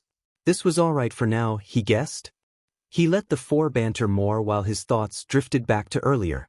He frowned as what Uraraka said came back to him. Katsuki wasn't being a bully. That black-haired kid had just been staring at him like a creep. What the hell was he supposed to do? Katsuki frowned. Yeah, he wasn't the nicest, but he didn't want to repeat the mistakes he'd made in the past. His thoughts drifted to the smiling face of his childhood friend. His hopefulness and determination. His admiration of Katsuki. It killed Katsuki every time he thought about how he'd treated Izuku. How he'd relentlessly bullied him. And now Izuku was missing and the last thing Katsuki had ever said to him was how shitty he was. Katsuki deserved no forgiveness for what he'd done to him. Katsuki still remembered the day he'd gotten the news that Auntie Inko had been killed and Izuku was missing. His parents had been devastated. Katsuki had been too. He remembered nights of hearing his mom yell at the police over the phone about finding Izuku. But eventually the police just unofficially declared him dead. They didn't care about a quirkless kid with no living relatives. After that Katsuki started going to a stupid shrink, but it had actually helped. And Katsuki promised himself he'd never torment someone again like he'd tormented Izuku. All Izuku had wanted to do was become a hero, but now he never would be able to. Katsuki knew it was stupid, but he still held on to a small hope that Izuku was alive. He knew it was improbable. I'd been 4 years since anyone had seen him, but maybe he was out there. And if he was, Katsuki swore he would find him. Katsuki swore he would apologize for all the wrongs he'd done and he'd help Izuku. But logically, Katsuki knew Izuku was probably dead and he wouldn't be able to ever apologize. "Hey Bakugo, come up with a nickname for me." Katsuki looked up at Kaminari and groaned, "What the hell? Give yourself your own nickname." He pouted, "Come on, please." Katsuki rolled his eyes. "Shitty hair 2.0 or some shit." Kaminari gasped in mock betrayal. "Hey, I wanted a unique one." Katsuki just sighed and went back to eating his food. Now wasn't the time to brood on the past. He'd become a great hero and help everyone and make up for all the wrongs he'd committed in the past. Izuku had retrieved the bug without much hassle. He'd made sure ectoplasm was in the teacher's lounge when he'd knocked on the door and grabbed the device while they were talking. Now he had to go through all of the audio and no idea if any of it would even be useful. Fun times. He'd uploaded the sound to his laptop so he could speed through it. The program he'd plugged it into showed sound waves, so Izuku cropped out all of the silent parts, which was most of the audio thankfully. He started the audio from the beginning and skipped through his conversation with present Mike. "Hey Shoyuta." Izuku just heard some footsteps and a grunt. He heard the whir of the coffee maker start up. "You're pretty late, you alright?" Present Mike again. The new voice, Shoyuta, spoke. "One of my class dropped out. Apparently I scared him off." "Ah, this must have been the fabled Izuku Eraserhead guy then." Present Mike chuckled in response. "You are pretty intense. How do you like the rest of your class?" Aizawa made a small grunt. "They're very loud. But I think they'll be good heroes." Izuku fast-forwarded through the rest of the conversation and didn't hear anything useful. There were a couple of other short conversations, but Izuku didn't deem them important. Finally he heard something interesting and slowed the audio down. "Hey Aizawa, I have your classes. Training schedule." If Izuku remembered correctly, the squeaky voice belonged to Nizu. He could hear the sound of paper crinkling and Aizawa hummed, "So we're going to USJ next Friday? USJ? What was that? Universal Studios Japan? Yes. All Might will be there as well as 13. They'll be taking care of most of the training, so you'll be there to supervise and make sure everything goes all right." Aizawa muttered something that the bug barely picked up. "And who am I supervising? All Might or my kids?" Nizu chuckled. "I know you don't approve of my decision on letting him teach here, but once he gets the hang of everything, I think he'll be a very good choice.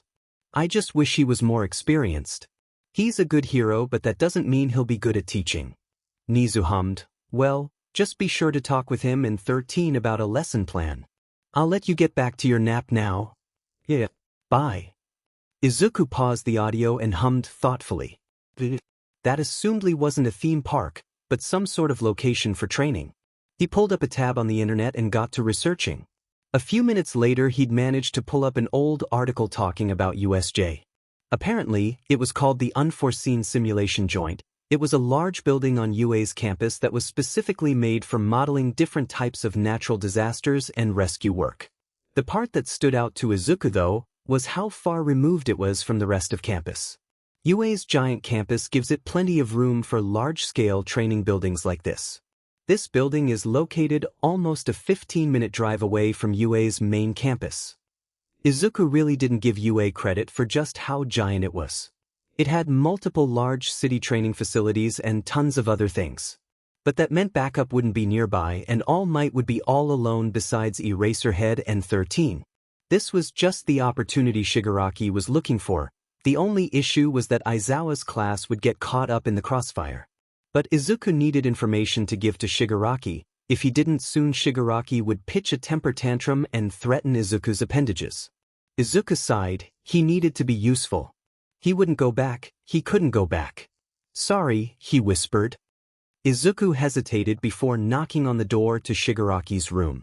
He could hear cursing and gunfire. He knocked anyway. A few seconds later, the door flew open and Shigaraki glared at Izuku. "This better be important." Izuku nodded. "I've found information about All Might that I think we can exploit." The two of them moved to the bar area to include Kurogyari in the discussion, and Izuku started. "I was going through the audio on the bug and heard something about All Might being at a remote UA facility called the Unforeseen Simulation Joint. We'd be able to trap All Might there, jam communications, and get rid of him with minimal resistance. The only people there would be 2 other teachers and a first-year heroics class."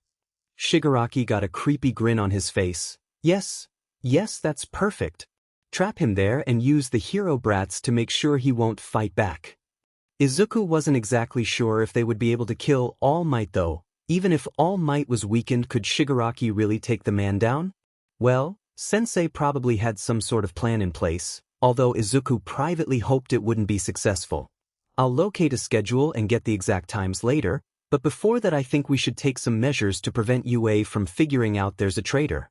It's suspicious if villains are able to figure out the schedule of a tightly guarded school." Kurogyari nodded at that. "I agree with that. Do you have any ideas?" Izuku hummed thoughtfully. "I might. Let me think it over tonight. I'll figure something out by tomorrow." Shigaraki chuckled. "And I'll talk with Sensei about this." He frowned slightly and glanced at Izuku. "Good work, brat." But Izuku didn't feel like he'd done good. In fact, Izuku was already regretting sharing the information. "Thank you, Shigaraki. I don't know, I just feel like you'd be better suited for class rep Uraraka." Uraraka shook her head. "Oh no, I'd be an awful class rep." "Ida, seriously, you'll be great." Yayarosa chimed in. "I agree. I think you'll be a great rep. I'm proud to be your vice rep." Ida hummed. "Well, I will try to be the best class representative for you all since everyone believes in me so much." Izuku wasn't really paying attention to their conversation. His class had also chosen class reps today. Neither him or Shinso had been nominated, but he was much more caught up in the fact that his plan was being put into action any minute now, so he kept checking his watch. He glanced out the window apprehensively and saw the media was still swarmed by the gates. When he looked back to his tablemates, the conversation had shifted and Uraraka was interrogating Ida about something. Ida adjusted his glasses proudly as he responded, I actually happen to be Ingenium's brother. That caught Izuku's attention. Wait, Ida, your brother's Ingenium? Doesn't he run that successful hero agency in Hosu? Ida puffed up his chest proudly. Yes. I think he is an amazing example of a hero and I strive to follow in his footsteps and become a hero he can be proud of. He follows the rules while keeping order and he's been a huge inspiration to me. Uraraka spoke up. Whoa, Ida, that's so cool. Uraraka was about to say something else, but suddenly a loud alarm blared into the cafeteria and everyone jumped up. There has been a Class 3 security breach. All students please evacuate outdoors immediately. And that was Izuku's cue. He looked out the window again and saw the media flooding inside UA through the hole Shigaraki had made. Assumedly the cameras had been disabled since he hadn't gotten any texts from Kurogiri saying something went wrong. He looked back towards his friends and winced at their panic. What's going on? Uraraka yelped and their small group was pushed into the crowd. Izuku let them jostle him away from the group and he managed to push his way to the side exit of the cafeteria. He slipped out the doors and carefully walked down the hallway. Getting spotted here would be suspicious. The exit was the other direction and Izuku had no reason to be over here. He turned on the silencing quirk and crept down the hall. He was headed for the teacher's lounge. Hopefully there was a copy of the class schedules in there and he could also bug the room while he was at it. And now since the school had been broken into, even if the bugs were discovered they wouldn't automatically assume a traitor. Suddenly the drum of footsteps appeared from around a corner and Izuku barely managed to throw himself inside the supply closet he'd been passing. Damn it! How the hell is the media in here? Who knows, we just need to get all the kids under control before this gets out of hand. Izuku breathed a sigh of relief and slipped out of the closet. Thank God he hadn't been seen. He continued down the hallways and slid to a stop in front of the teacher's lounge. He glanced left and right quickly and then crept inside. There was no one in the room and Izuku made a beeline for the filing cabinets and began to rummage around for the class schedule. His heart rate increased as the seconds ticked by. He couldn't find the schedule. What if it wasn't here? What if it was in 1's classroom? Or maybe Aizawa only had it in his office. Had Izuku been wrong? But then he found it and he breathed a sigh of relief before quickly shoving it into the storage quirk and closing the filing cabinet. He glanced at his watch and calculated he probably had around 45 seconds to place the 3 bugs he'd brought along. He whipped them out and looked around the room thoughtfully. He quickly pinpointed the locations he wanted and jumped into action.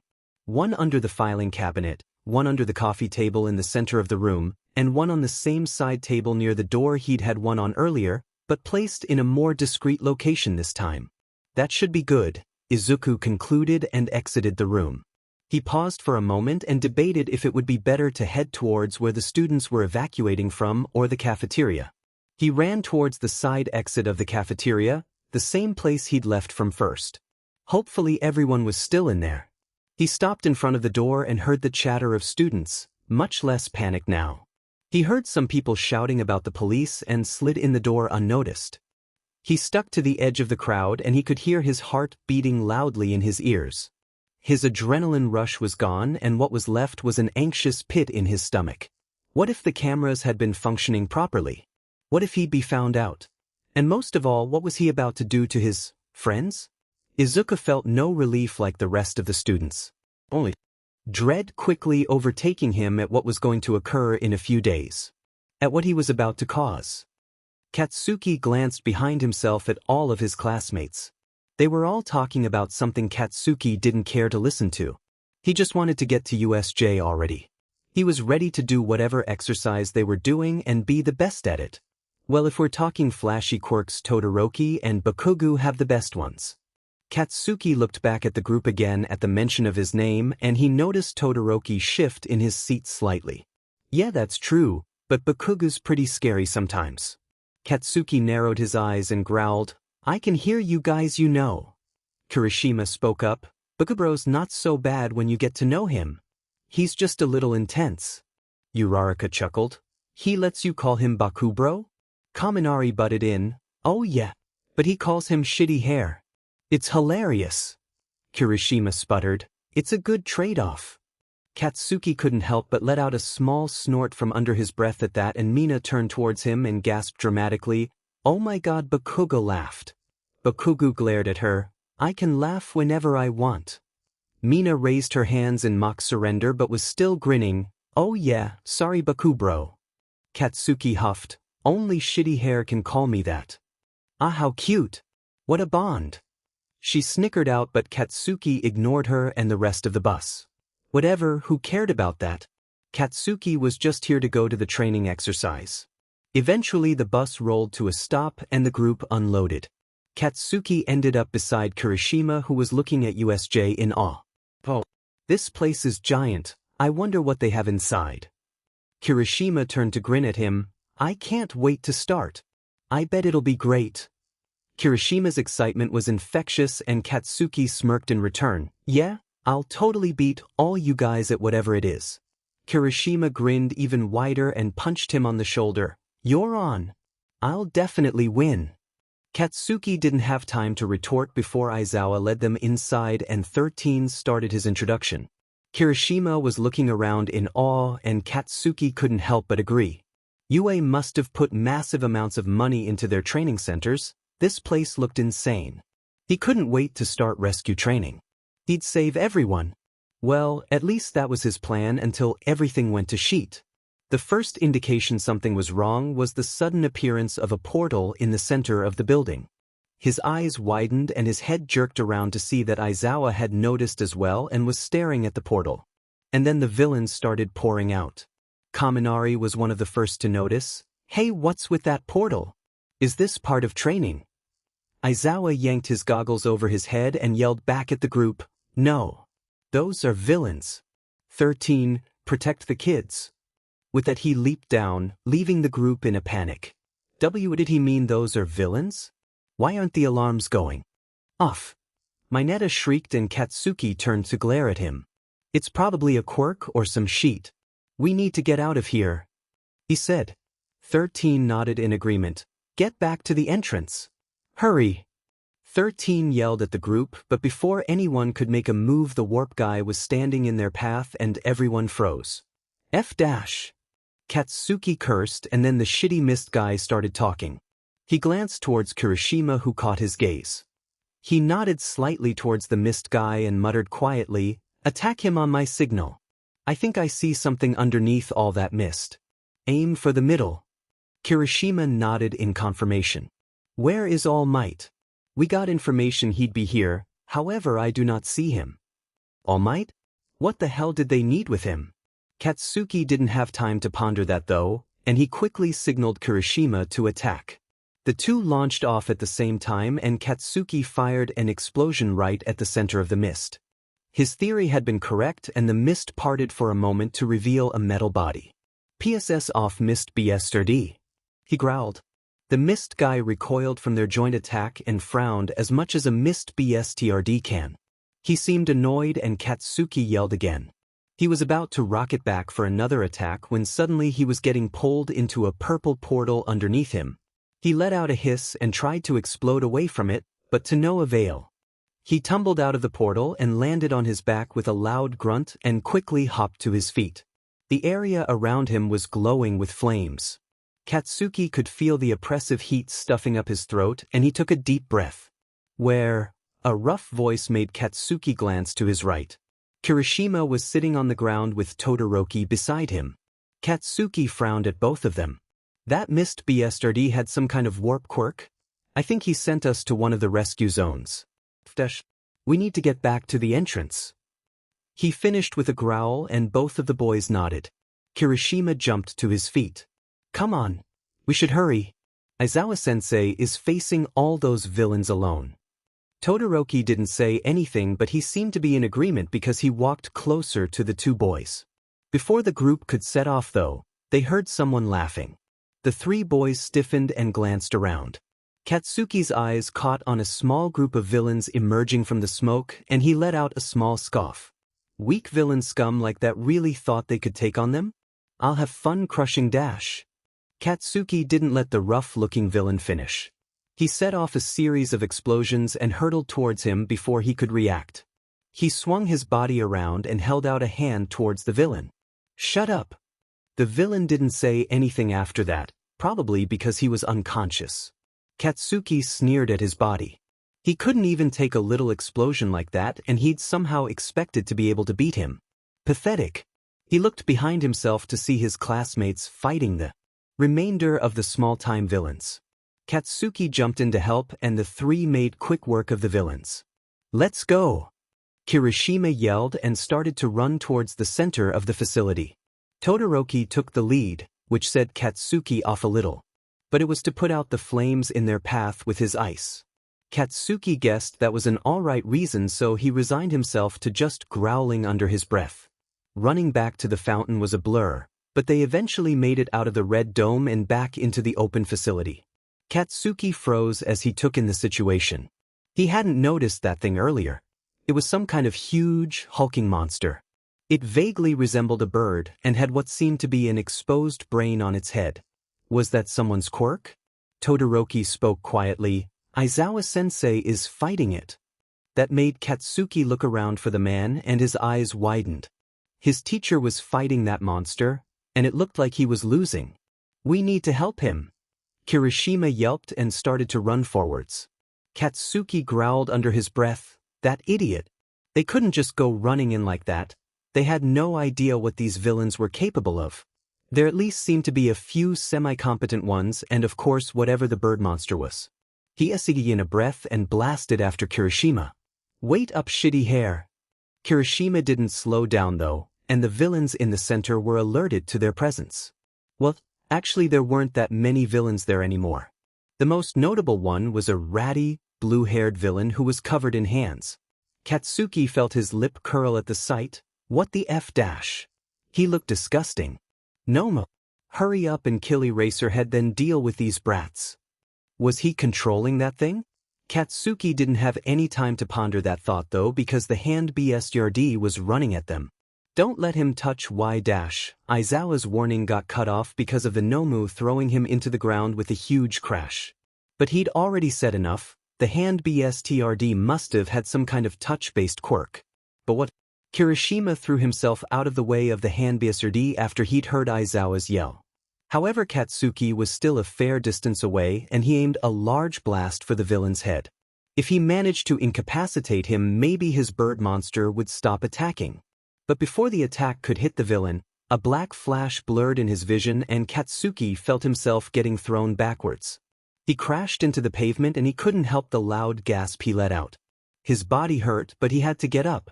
His teeth gritted with effort as he shakily stood up and surveyed the situation. Aizawa was lying motionless on the pavement. Blood was splattered around his body. That made Katsuki's eyes widen. He wasn't dead, right? He couldn't be. A flash of blue made Katsuki's head JRK back towards the bird monster. Todoroki had arrived and was panting from behind a large wall of ice which had encapsulated the monster. But the ice was quickly cracking. "Get Aizawa-sensei." Todoroki's yell spurred both Katsuki and Kirishima into action. The pair raced towards their limp teacher. "Aizawa-sensei." Kirishima had reached the man first, but Katsuki was right behind him. The lack of an immediate answer made Katsuki's heart drop. But then he saw the man's arm twitch, and he let out a silent breath of relief. At least he was alive. "Just run," Aizawa rasped out quietly. Neither of the hero students listened. "Like hell we will." "Shitty hair, take him towards the entrance." Kirishima nodded, but then his eyes widened. "Behind you." Katsuki whirled around to see the hand BSTRD running towards them. Luckily Todoroki was still keeping the bird monster occupied, but he seemed to be struggling. Katsuki gritted his teeth. "Just go, Kirishima. We need to get Aizawa-sensei to safety." He crouched into a fighting position and held out both his hands towards Shigaraki. Kirishima was silent for a moment but sighed. "Be careful," he muttered quietly. Katsuki didn't take his eyes off of the hand BSRD who was watching the pair angrily. He growled, "Just go, you idiot." Quick footsteps and heavy breaths sounded from behind him. That seemed to only make the hand villain even more mad. "Stupid NPCs. I'll kill you." Katsuki sneered at him. "I'd like to see you try." He let out a flurry of explosions at the villain with a loud yell. He heard the villain hiss at that, but he still came flying out of the smoke looking relatively unharmed. Kill the blonde one. Katsuki jumped away from the villain's hands just in time to see the Nomu tear its focus away from Todoroki. It was now running straight for him. Todoroki's attempts to stop it were futile. He'd already used too much ice, and even from where Katsuki was standing he could see him shivering. He gritted his teeth. UBSRD. Stop hiding behind that bird fucker. This really wasn't looking good. Todoroki couldn't fight anymore since that FING idiot refused to use his quirk properly. Katsuki was going to have to face that freak of nature alone. He could feel his hands shaking despite his efforts to calm them. He had to do this. He had to win for everyone. And, for Izuku. He gritted his teeth and let out a loud yell. He'd throw everything he had at that monster. It had to be enough. But before he could get any farther into the battle, a booming voice sounded. Do not fear, because I am here. All Might wasn't smiling. When Izuku finally got back to the League of Villains headquarters, Shigaraki was seething. Izuku wasn't exactly sure how the event had gone, but he was assuming badly, which privately he was glad about. He eyed Shigaraki warily as the man noticed him and jumped off the couch. You brat. You said All Might was going to be there, but he only got there at the end. Izuku blinked in confusion. He was sure he'd heard Aizawa say All Might was coming too. Had there been a change in the schedule? He wasn't there? Shigaraki was so close he was almost touching Izuku. He had to force himself not to take a step away from the man. That's right, only a bunch of NPCs to play with. Tsk. He spat on the ground right by Izuku's shoe, and Izuku's eyes widened a little bit. Oh no, had Shigaraki hurt them? If he had, what happened? He asked carefully as Shigaraki's blood-red eyes bored into Izuku. The villain scratched his neck repeatedly. Eraserhead and 13 were there with the brats, and then they contacted the rest of the pros. That BSRD All Might even manage to defeat Sensei's Nomu. He didn't seem weaker at all. He eyed Izuku accusingly. Izuku wasn't sure what to say. He was happy that Shigaraki's plan had failed, but it was his fault that they even knew about USJ in the first place. Why did Izuku have to bring that up? God, he was terrible. Why did he do that? I should teach you a lesson, just like I taught those hero kids. Shigaraki's words made Izuku immediately snap out of his thoughts. He couldn't help but flinch as he saw Shigaraki's hand flying towards him. Oh no, oh no. Izuku's entire brain froze as he tried to quickly figure out what to do. But it wasn't quick enough, and Shigaraki's hand made contact with Izuku's upper arm. For a moment all Izuku could feel was his arm falling apart. It felt like someone was burning away his flesh. He wanted to scream. He needed to get away. Tamura Shigaraki, Sensei said not to harm Mikumo. Kurojairi called from the bar. And just as quickly he had grabbed Izuku's arm, Shigaraki let go of Izuku with a loud huff. Izuku couldn't stop himself from stumbling into the wall behind him with a small gasp of pain. Shigaraki scoffed at him in disgust. Go bandage that up, brat. Sensei told us to contact him once you got back. With that he stalked back off to the couch where he normally sat. Izuku's mind snapped back into focus, his act. He needed to keep up his act. Okay, Shigaraki, he said, trying to keep his voice as steady as possible. Okay. And as quickly as possible he bolted off towards his room to get bandages. Once he got there he surveyed the damage. Part of his uniform sleeve was completely gone and there were still a few pieces of dust falling off of it. But his arm, it looked cracked and flaky and there was blood pouring out of the wound. Izuku took a deep breath. He could handle this, he'd had worse. It would be fine. But it hurt like hell. As Izuku got the bandages and started wrapping his arm he kept wincing. Unwanted thoughts flooded into his head. Had any of the students experienced that? The teachers? Izuku hoped not. He frowned down at his arm when he finished. He could already see some blood seeping through in spots. What was he doing anyways? Was staying alive really worth all this pain he was causing to others? Maybe it would be better if he just... Izuku didn't continue the thought and slowly pushed himself towards the door. He had to talk to Sensei even though he was the last person he wanted to see right now. He walked into the bar to find Shigaraki and Kurogiri waiting for him. Shigaraki sent him his signature scowl. "Took you long enough," he huffed out. Izuku didn't acknowledge him and stiffly walked towards the TV. "Okay, sensei, we're all here." Shigaraki called and Izuku saw the TV flicker to life. "Hello, Mikumo. How was school?" Izuku wasn't sure how to respond to that. "I have no new information. The school was forced into lockdown after the attack." Sensei hummed. "I'm sure Tamura has already updated you on the events of UA, but do not blame yourself for this failure, Mikumo." Shigaraki sure blamed him though. The man himself spoke up after that. "But sensei, All Might wasn't there like Mikumo reported. What if he gave false information?" Izuku blinked and couldn't help but stare at Shigaraki in silent horror. What was he insinuating? Of course Izuku hadn't lied. He didn't want to be turned into one of those things. But what if sensei actually believed that? Izuku's head snapped back to the TV to focus on the man. "I'm sure Mikumo wouldn't do that, Tamura. I believe the reason All Might wasn't there was because he is getting weaker." Shigaraki shook his head.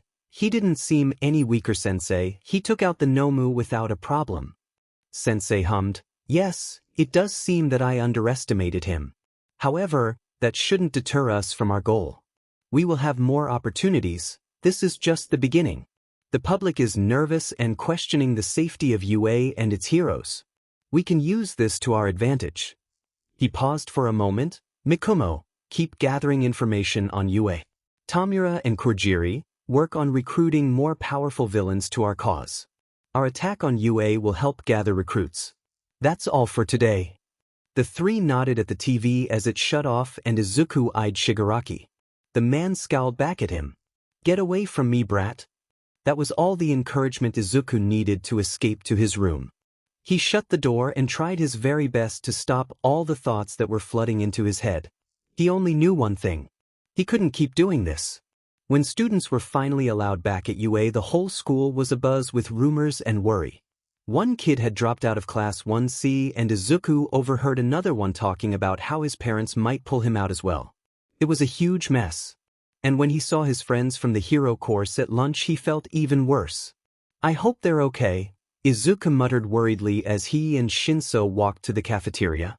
Shinso frowned. The media said none of the students were seriously injured, only 13, and Eraserhead. He glanced away from Izuku with a small frown. "But yeah, me too." The two entered the cafeteria and Izuku spotted the hero kids immediately. The two friends hurried over to their table. "Are you guys okay?" Izuku asked guiltily, surveying their sullen mood. How could he have done this to them? Uraraka gave him a small smile. "Oh hey, everyone's fine. Aizawa-sensei even came in today." Izuku blinked at that. "He did? I thought he was seriously injured." Yaoyorozu shook her head. "He was covered in bandages. Like head to toe." Izuku coughed in surprise. "And he still came in?" The table nodded affirmatively as Shinso and Izuku sat down. Izuku immediately noticed they were all a little more quiet than usual and guilt stabbed his heart. "I'm sorry," he whispered quietly. Ida heard him and looked over. "You have no reason to be sorry, Akatani. It wasn't your fault villains attacked us," Ida said. Izuku stared sullenly at the table. Ida didn't know how wrong he was. Uraraka spoke up to try to lighten the mood. "Well, at least we have the sports festival to look forward to." Azui nodded. "I'm sure they have security under control if they feel confident enough to host it, Karo." Shinso hummed quietly. "I'm glad too. I'm hoping to get into the hero course with it," he said softly. Everyone's heads turned towards him and Yaoyorozu spoke up. "Oh really? I'm sure you'll do amazing, Shinso." Uraraka nodded in agreement. "Yeah. I hope you get transferred to our class. I'd love to train with you." She smiled brightly at Shinso and he shifted under all of the attention. "Why? Ida turned towards Izuku. "What about you, Akatani?" Izuku immediately shook his head and laughed nervously. "Oh no way, I'm too much of a coward. I wouldn't be able to be a hero." Uraraka said, "I don't say that, Akatani. I'm sure you'd be a great hero if you tried, but I get why you don't want to be one. That villain attack really showed us what being a hero is like." All of the hero kids nodded solemnly and Izuku internally winced. Well, I'm just excited for Shinso, I know he can get in. Izuku smiled at Shinso supportively and the purple-haired kid returned a slight smile. Everyone at the table tried to ignore the event that had gone down a few days earlier, but Izuku could tell they all viewed heroics differently now. It wasn't just some glamorous job, it was dangerous. Even with that new knowledge, to Izuku it seemed the attack had just encouraged them to be heroes even more. Izuku was glad, if nothing else, his friends were even more ready to become heroes. He hoped that nothing would happen to them. Izuku took a deep breath. No, these were his friends, the first ones he'd had in a long time. He'd protect them. He would figure out something. Even if he couldn't be a hero anymore, he could at least try to stop Shigaraki from attacking the class again. He would protect them, he had to. Are you okay? Shinsu's voice broke Izuku out of his thoughts. Oh yeah, I'm fine. Just thinking. Shinso eyed him thoughtfully. If you say so. Izuku couldn't hurt them again. Izuku smiled reassuringly at Shinso. You'll do great, Shinso. I know you will. The boy sighed and messed with his jacket. I hope so. Izuku gave him a thumbs up. I'm serious, Shin, your quirk is super strong and I know the teachers will be impressed. Shinso nodded slightly but didn't say anything in response. Izuku glanced around the room they were waiting in. The other general education kids were chatting nervously. Izuku let himself frown slightly. The sports festival wasn't good for him. He couldn't make up any excuses about not knowing the hero class's quirks now. And plus, he had to make sure he didn't do well. Shigaraki had made it very clear not to stand out. Akatani.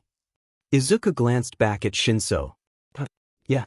The boy nodded to his jacket. Why are you wearing the long-sleeved uniform? You'll probably get hot. Izuku blinked and looked away from him. Oh yeah, I just get sunburnt super easily and yeah. The truth was Izuku's entire upper right arm was still bandaged from Shigaraki's temper tantrum after Yui. Izuku didn't want anyone asking questions about why it was bandaged, so he decided to wear the long-sleeve gym uniform despite the heat. Shinso hummed, oh okay dash, he got cut off before he could say anything else. 1C. Get ready, you guys are going out soon. Izuku's head snapped to attention and he took a deep breath to calm his nerves. Everything would be fine, hopefully. Shinso spoke up, ready? Izuku looked back at him with a small smile. Yep, let's go. He pushed himself out of the chair and headed to the door where the other 1C kids were now gathered. Shinso seemed to notice his nerves and bumped him on the shoulder lightly. Good luck, he murmured. Izuku glanced at him and nodded. Thanks, Shinso, you too. Alright, come on to the field. The kids around Izuku shifted as they tried to shove their way through the door, but Izuku held back. He and Shinso filtered into the back of the line and began to walk down the hallway that led to the field. Izuku could feel his heart rate increase as he got closer to the bright end of the hallway. He fiddled with the hem of his shirt nervously and then stepped out of the dim hallway. His eyes widened as he took in the facility. Yui wasn't messing around, the arena was huge. He guessed he shouldn't be too surprised though, Yui always went above and beyond with their projects. He felt Shinso shift behind him and let out a small breath. I wonder what the events are going to be. Izuku glanced at him and nodded. He was curious too. He did a little bit of reading up on past festivals before the event, but he hadn't actually seen one. Well, actually he might have seen one with Katsuki when he was younger now that he thought about it. Either way, he wasn't familiar with how the festival normally went. Izuku was too caught up in his thoughts to listen to Midnight when she stepped up on the stage. But his mind snapped back to focus when he heard the mention of events. What will the first event be? We'll decide by random with this wheel. A wheel was revealed with a bunch of sections. Izuku squinted his eyes in an attempt to read some of the options, but Midnight was already spinning the wheel. Everyone watched in anticipation and the wheel slowly stopped. And the first event will be an obstacle course. An obstacle course, huh? Well, that should be easy enough to fail, right? He glanced over to Shinso. An obstacle course, huh? That's a good way to start. Shinso hummed in agreement and shifted on his feet. He was staring at the ground and seemed like he was spacing out. He must be nervous, after all, this was his chance at the hero course. You'll do great, Shinso.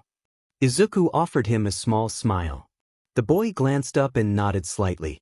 Why, hopefully. I know you will. Izuku felt really uncomfortable.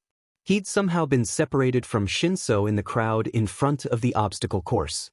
He was trapped in the sea of bodies with everyone pressing closer and closer to him. He hiccuped in a sharp breath and grabbed his head. He needed to get out of this crowd. He couldn't handle being crushed by the crowd with no one there to help him. Ready, set, go. Yamada's voice sounded distant and Izuku slammed his body through the people in front of him. He just needed to get out of the crowd, then he could make sure he'd place low. He just needed to get out of the crowd. He kept getting slammed in the side and pushed in the back in the jostle to get ahead. But he kept pushing forwards. The only thing calming down his erratic heart rate and breathing was the thought of getting away. He barreled through people and shoved them aside, but there was still no end. Were they even moving? Izuku could barely think now. He glanced up and was that the end? He pushed aside the last few people and slid to a stop. He hissed when he saw what was on the other side of the crowd, so that's why everyone was stopped.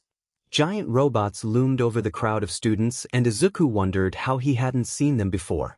He glanced behind himself at the slowly moving crowd of students. It would be fine to be a little bit ahead in the beginning, right? As long as he took his time going to the finish. But before he could distance himself even more from the sea of people, a loud boom sounded. Izuku's head whipped around and he saw all the Hero Course kids blasting ahead. He vaguely heard Yamada commenting on that, but he just watched as they quickly took the lead. Izuku recognized most of them as being from 1A. Wow, Hero Course kids are so cool. Mutters and yells about the Hero Course started behind Izuku, and when he looked, the mass of the group was getting even closer. He gritted his teeth. He just needed to get away from them. So he started to sprint away from the group and dodge through the last few people who were scattered about. He was starting to calm down now. Everything wasn't so cramped now and he could breathe again. Before he could actually relax though, a chill spiked through the air and Izuku yelped as he was almost frozen to the ground. He barely managed to throw himself away in time. Godash, he hissed and he shakily stood up. Quickly glanced around and his eyes widened. Demon, that was an impressive quirk. The ice had almost immediately frozen a lot of the robots. They creaked unsteadily as the ice that was holding it up began to crack. That made Izuku take a sharp breath. Shit, he was right in the path of it. He glanced behind himself. The sea of people was still there. Except now if the robots fell they would have nowhere to go. Izuku really didn't want to be trapped back there with all of them. He sighed anxiously. Well, the only option was forwards. He balled up his hands and started to skate forward on the ice. That would probably let him go faster than just running, except it wasn't really as easy as he'd expected. He yelped as he slid sideways and narrowly avoided face planting into a robot's leg. His leg slipped out from under him and he spun out on the ice. Damn it. He awkwardly pushed himself up with a hiss and continued his shaky sliding towards the end of the robots. A loud crunch made his head snap around and his entire body tensed. The robot was falling, right towards him. Sheet! Izuku yelled and slid forwards in a panic. What was he supposed to do if that thing fell on him? He was pretty sure that was too big to put in the storage quirk, and he wasn't like he could use a pulse to blast it away. UA would actually let anyone die in the sports festival, right? He gritted his teeth and tried to rock it even faster, but it wasn't fast enough. It was going to hit him. He slid around and held out his hands. He had no choice. He was going to have to use a pulse to make sure it didn't crush him. His entire body tensed as it came rushing towards him, but before it could get any closer his body was jerked into the air and despite himself he let out a small squeak. Be careful, Akatani, Karo. Izuku's shoulders dropped in relief. Ajui. Here, Karo. She set him down at the end of the robots and before Izuku could say anything else she was already leaping off.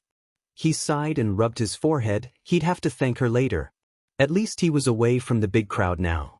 But of course he didn't have time to relax. He heard the whir of machinery and barely managed to dodge an attacking robot. He looked around. A lot of smaller robots were scattered about. Well, those were much more manageable than the big ones.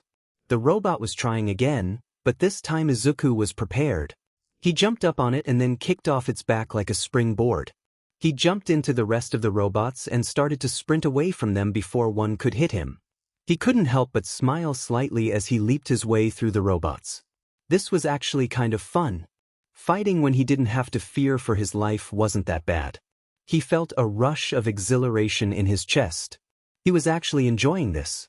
The robots cleared out and he slowed to a jog. Right? He wasn't supposed to be going that fast. He glanced around and saw that there were now more students making their way through the robots and passing him. That was a good sign, right? He couldn't be that far ahead. His jog slowed to a stop though, and he frowned at the obstacle before him.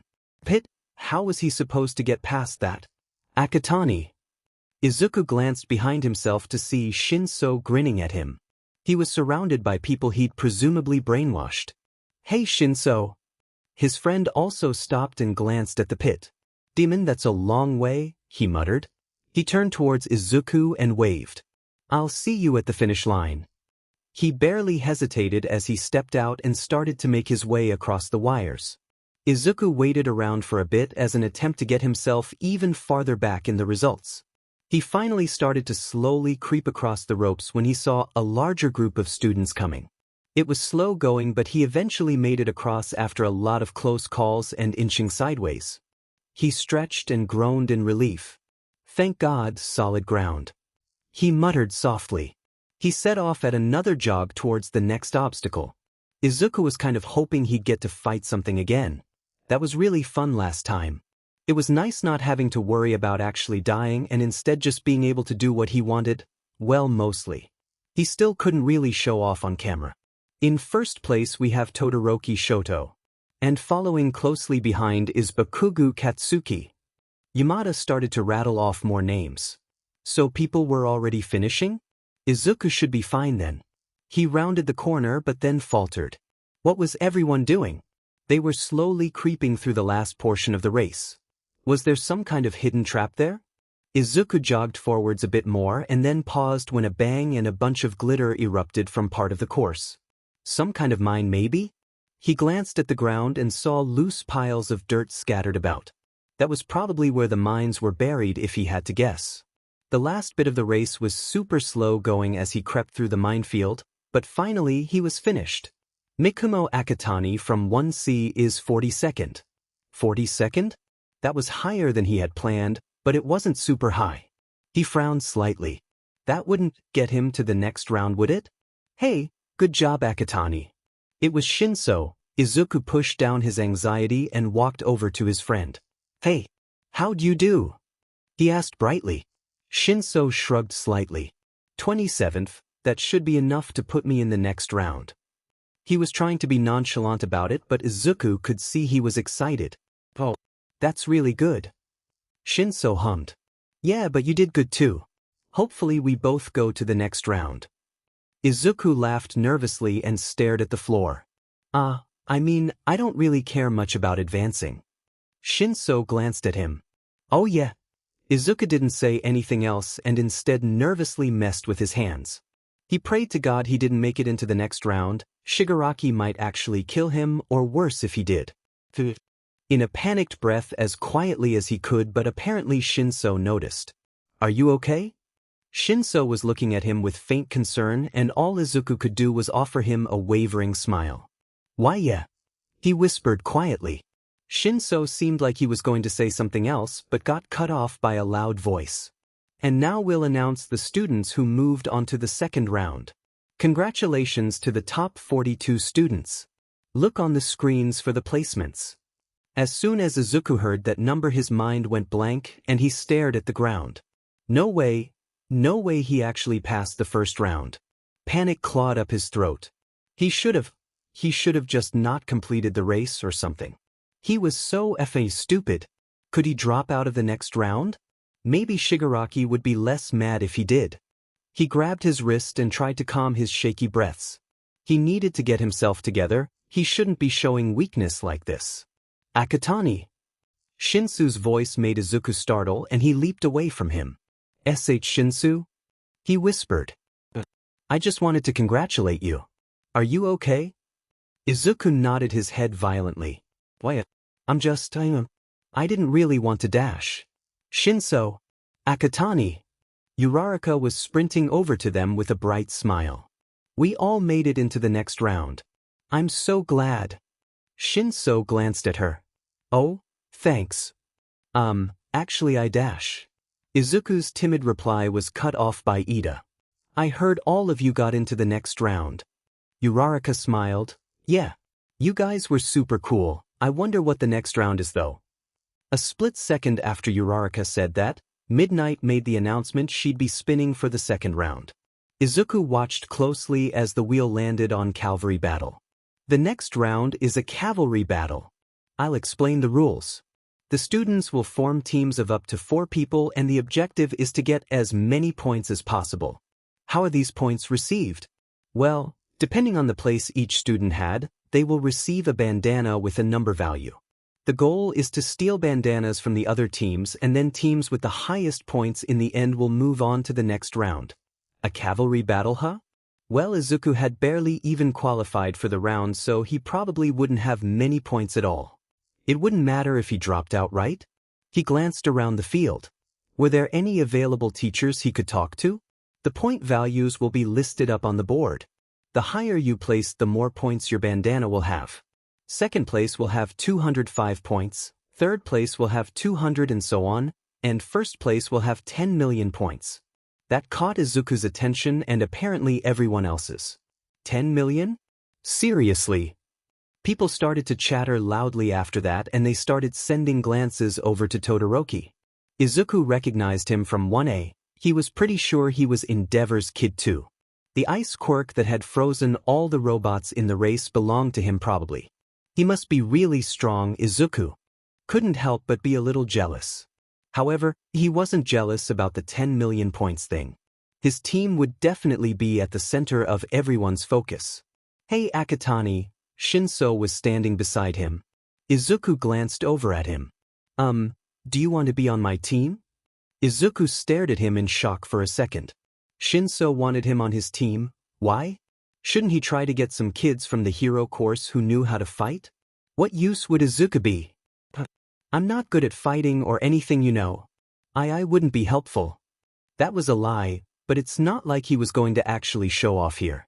Plus, Izuku really wanted to drop out of this round. Shinso frowned slightly. Yeah, it's just, he paused for a second. I trust you, Akatani.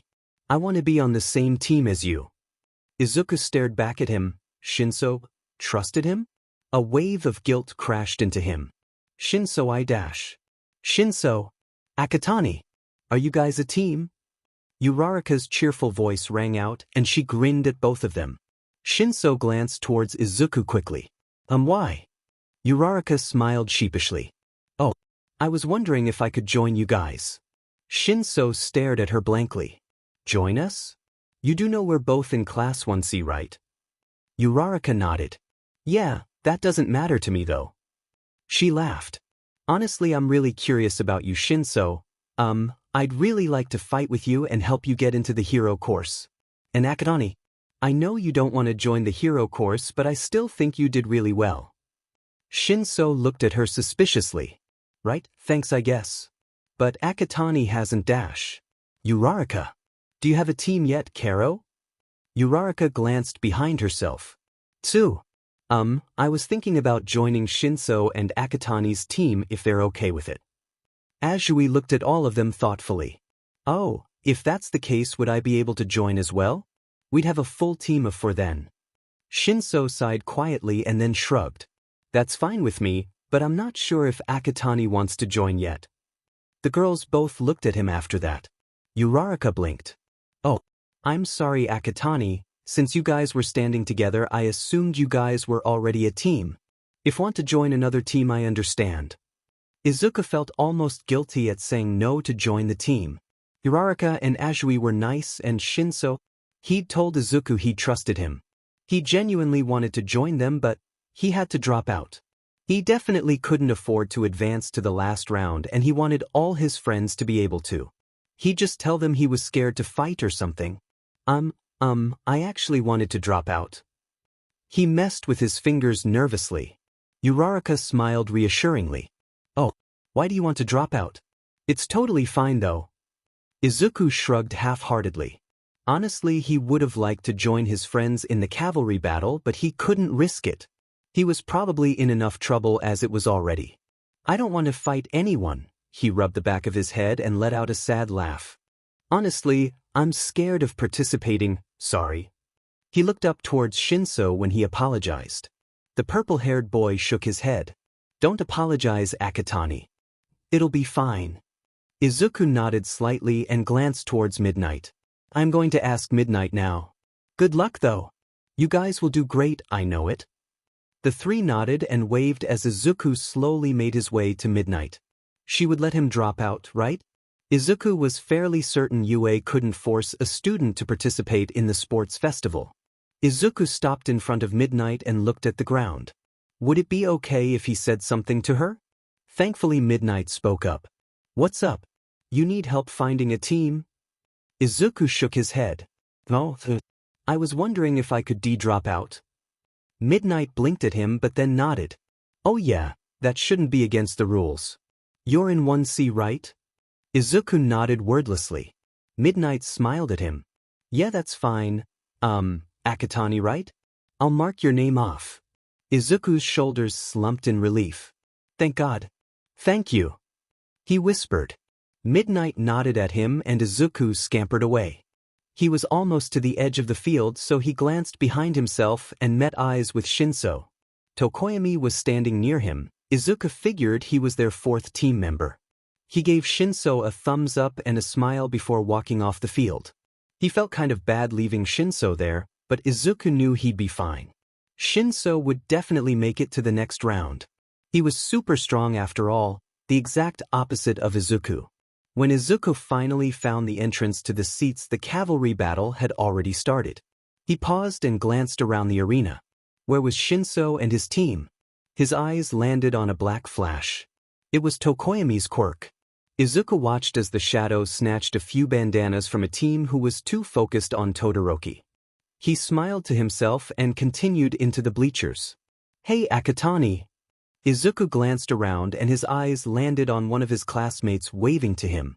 I thought you made it into the cavalry battle? Why are you up here? Izuku blinked nervously at him.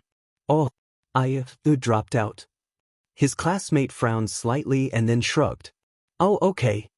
His classmate seemed to forget about him after that and went back to intently watching the competition. Izuku walked a bit past them and found an empty area where he could sit and watch in peace, well, as much peace as he could manage. He tried to ignore the ever-worsening panic at the thought of Shigaraki being mad at him. He had dropped out and never even participated in the second round. That would be fine, right? Who was he kidding? Of course Shigaraki would be said. He'd been waiting for the moment Izuku would mess up so he could attack him without consequence. Izuku shuddered and squeezed his arm. He attempted to tear his thoughts away from what might happen to him and focus on the cavalry battle. Izuku shoved down the panic. He would worry about that later. Shigaraki couldn't hurt him yet. He could at least enjoy the rest of the sports festival. He let out a heavy breath and leaned back in his seat. He looked back down at the arena and tried to find Shinsu's team again. He spent the rest of the round watching in anticipation and quietly cheering for Shinso. From what Izuku could see, their team was doing really well. Tokoyami was guarding the front, Uraraka and Shinso were in back, and Azui was on top. Azui kept stealing bandanas with her tongue, Dark Shadow guarded the front from attackers, and Uraraka guarded the back. And of course there was Shinsu's quirk. If he activated it on someone, they wouldn't even put up a fight when the bandana was stolen or keep trying to attack them. They were sticking to the edges and sneakily gaining points while most of the other teams were focused on the fight for the 10 million bandana. It was a good plan. The combinations of their quirks let them steal bandanas without people noticing. When the time finally ran out, Izuku was on the edge of his seat. Had they managed to get enough points? The top 4 teams will be advancing to the next round. In fourth place is Team Shiozaki, in third is Team Uraraka, in second is Team Todoroki, and finally, in first is Team Bakugo. Izuku smiled as soon as he heard Uraraka. They were advancing. He looked down at the arena to see everyone celebrating. Of course Katsuki's team had gotten first though. Katsuki was always so cool. Izuku jumped out of his seat and pushed through the seats. Hopefully he could find Shinso and everyone to congratulate them. He hopped down the stairs and slid into the hallway where Shinso and his team should be entering any second now. A few teams started to file in. Izuku could tell they were tired, but they were all smiling and joking around together. Izuku recognized them as the losing teams. The winning teams would probably be last then. He watched the remainder of the losing teams shuffle in, and then finally he saw Shinso's fluffy hair sticking up over everyone else. He jumped forwards and jogged over to Shinso and his team. The hallway was clearing out now, and the only ones still in it were the winning teams. Izuku looked around at everyone and probably stared at Katsuki for a second too long. Akatani. Izuku met eyes with Uraraka and she beamed at him. Good job. Why, you guys did really well out there. He offered her a small smile. Shinso shifted to stand beside him and glanced over. Thanks, Akatani. Azui nodded in thanks as well, and Izuku was pretty sure Tokoyami did too. I'm really hungry after all that, Karo. Let's go get some lunch. Azui said. Izuku felt his stomach rumble right after she said that, and everyone else seemed to agree. The group followed after all the students who were making their way towards where lunch was being served. Izuku was silent for most of the lunch. Despite all his efforts, the thoughts buzzing in his head about Shigaraki were too much. He was starving, but he felt like if he ate anything he'd throw up. Actually, he already felt like he was going to throw up. He stood up abruptly, which startled his friends out of their conversation. Akatani. Yaoyorozu's voice sounded slightly concerned. Are you all right? Izuku glanced away from them and smiled, although it looked more like a grimace. Yeah, I just need to use the restroom. I'll be right back. He darted off before his friends could ask him any more questions. His heart was hammering in his throat and his chest was getting tighter and tighter. Would Shigaraki actually kill him if he went back? Or worse, would Sensei get involved? He gasped out a panicked breath and grabbed his chest. He could feel tears starting to well up in his eyes against his will. Damn it. He couldn't show weakness in public like this. He had to get to somewhere private before someone saw him. He stumbled forwards and gasped in another breath. His heart was beating like crazy and the world was blurring around him. He couldn't focus. He couldn't see anything. His eyes blurred with tears and he slid down the wall beside him. He needed to get out of the hallway. He needed to, but he couldn't move. His panic rendered him immobile. He could only take uneven breaths in a vain effort to calm himself down. What if Sensei turned him into a Nomo because he effed up like this? What then? Izuku made a pained whine and curled farther into himself. He was so pathetic. Izuku didn't even hear the soft footsteps coming from his left until it was too late. Hey kid, are you okay? Izuku jolted up and threw himself away from the person with a scared yelp. The person moved away from him slowly after that, and Izuku only felt more terror spike up in him. Oh God, was he going to be punished? How could he let someone find him like this? Idiot. Izuku was an idiot. He accidentally let out a small whimper. Take deep breaths, it's all right. The voice was gruff, but soothing. Izuku compiled and took some shaky breath in and out. His heart was beating less wildly now and the hallway didn't feel as small now. He didn't take his eyes off the floor. Sorry. He stammered out. I didn't pee, please. Don't apologize, kid. He paused for a second. Are you all right? Izuku finally worked up the nerve to look up at the voice and immediately flinched away. It was Eraserhead. Izuku's eyes darted over all the bandages the hero was covered in. Guilt stabbed his chest and he looked away from Aizawa. Izuku was the reason Aizawa got so hurt. I'm sorry, he whispered weakly. Aizawa sighed. Stop apologizing, you didn't do anything wrong. Izuku begged to differ, but he just stared at the floor with a frown. Izuku heard Aizawa's bandages rustle from beside him. Here, follow me, kid. Izuku glanced back at him and blinked in confusion. What? Aizawa stared back blankly. The hallway isn't exactly the most comfortable or private place to sit. I'll let you sit in my office, it's a good place to. Calm down. No one will bother you in there. Izuku shakily got up but still gave Aizawa a suspicious glance. Why was Aizawa helping him? He wasn't even in his class. Izuku followed him silently, trying to muffle his pathetic hicks and sniffles. Shigaraki would absolutely tear into Izuku if he ever saw him like this. After a short walk, Aizawa paused at a door and unlocked it. He motioned Izuku inside and Izuku hesitantly complied. He quickly glanced over the place. So this was where Aizawa's office was? It had a few cabinets scattered about and a pretty large desk. There was a comfortable-looking chair in the corner with a lamp nestled beside it. "You can sit down." Izuku nodded slightly and sank down into the chair. It was, in fact, comfortable. Izuku looked at the floor awkwardly and played with the hem of his shirt. What was he supposed to do in this situation? Thank you, sir," he said quietly. Aizawa nodded and glanced at him. It seemed like he was analyzing Izuku. He shifted uncomfortably in his seat. Did Aizawa want something from him? Or maybe he'd figured out Izuku was a villain. Was Aizawa going to kill him before Shigaraki could? Aizawa spoke up calmly. "Kid, you're starting to panic again. Try counting up by 3. Izuku nodded mutely and focused on counting up. He tried to keep all thoughts of the league out of his head. He needed to stop thinking about them for now. It wasn't doing him any good to start jumping to the worst outcomes right now. Izuku took a deep breath and felt the anxiety in his chest lessen. I feel better now." Aizawa hummed. "That's good." He opened his desk and pulled out 2 jelly packets. "Want one?" Izuku blinked at him confusedly but nodded. Aizawa tossed him one and Izuku tore the top off. It was surprisingly good. "Aizawa-sensei?" Aizawa nodded and Izuku continued. "But why are you helping me?"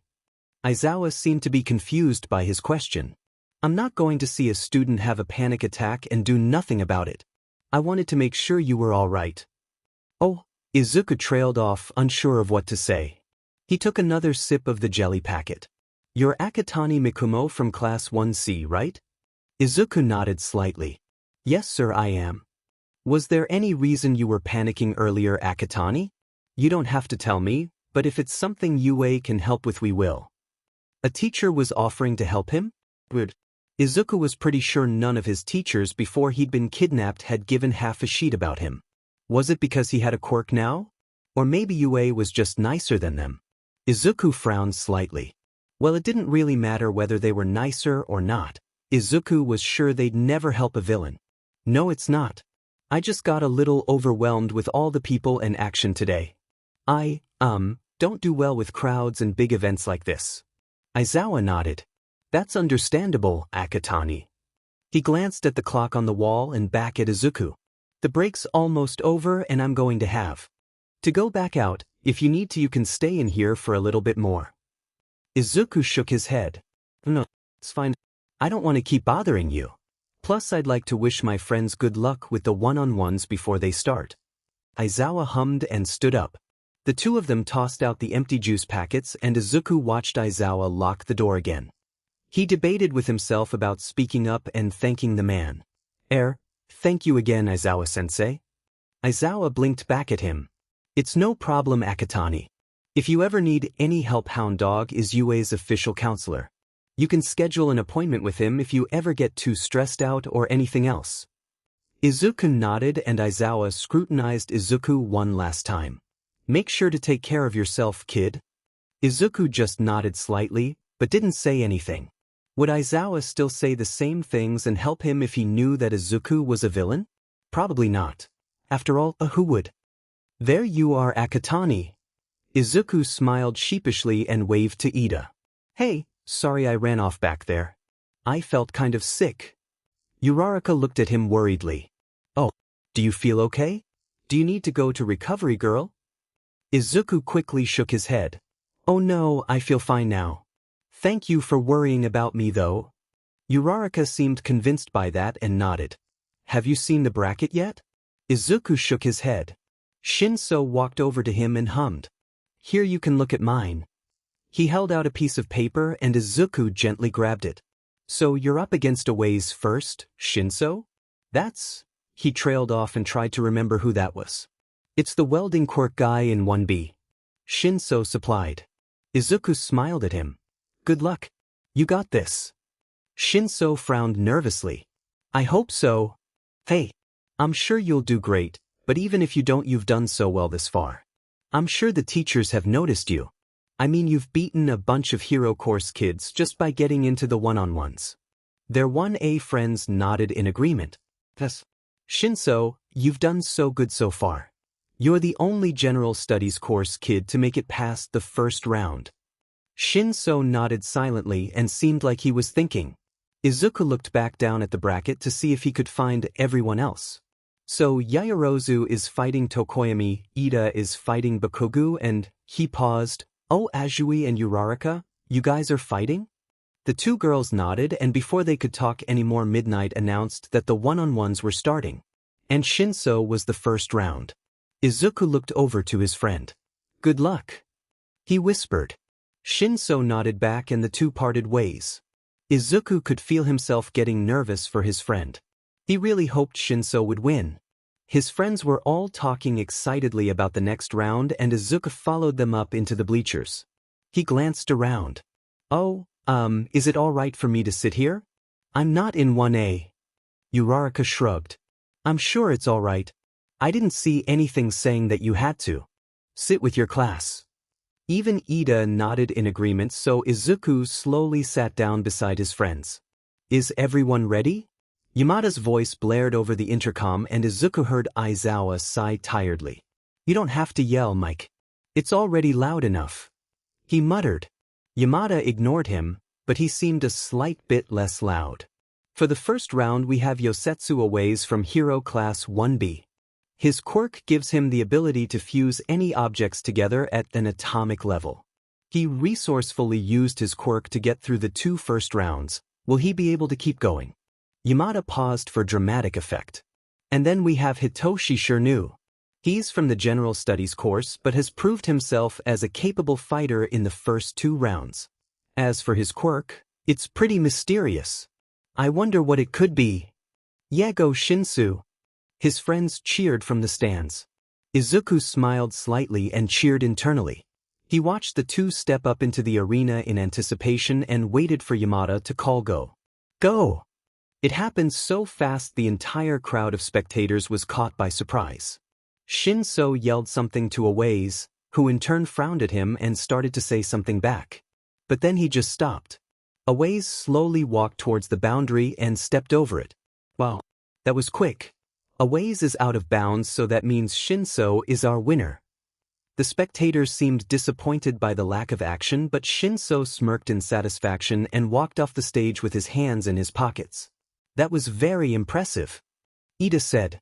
Izuku glanced back at him and smiled. Yeah, Shinso's really strong. I really hope he's able to get into the hero course. Azui hummed. He'd be a good addition, Karo. I'm sure the staff has their eyes on him since he's doing so well. Shinso joined them up in the bleachers, and Izuku watched all the rounds with interest. He loved seeing the hero students fight. He made a mini analysis in his head of all the things they were making use of and things they could improve upon. Plus, it was really cool to see all these different quirks in action. But he especially paid attention to his friends' fights. Azui and Uraraka's fight was really close.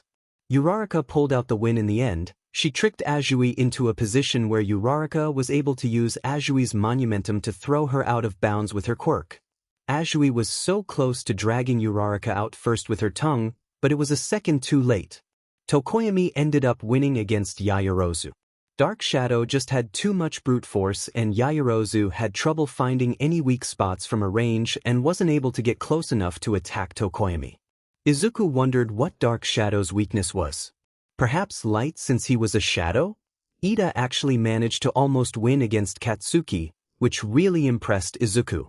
He'd used his speed to confuse Katsuki and tried to corral him towards the edge.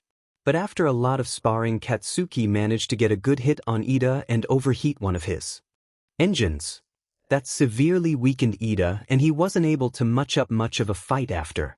Then, the second round of the one-on-ones began. I'm sure you'll do great, Uraraka. Uraraka tapped the table anxiously. But he beat you, Ida and Dash. Ida cut her off. He did, but we're not the same person.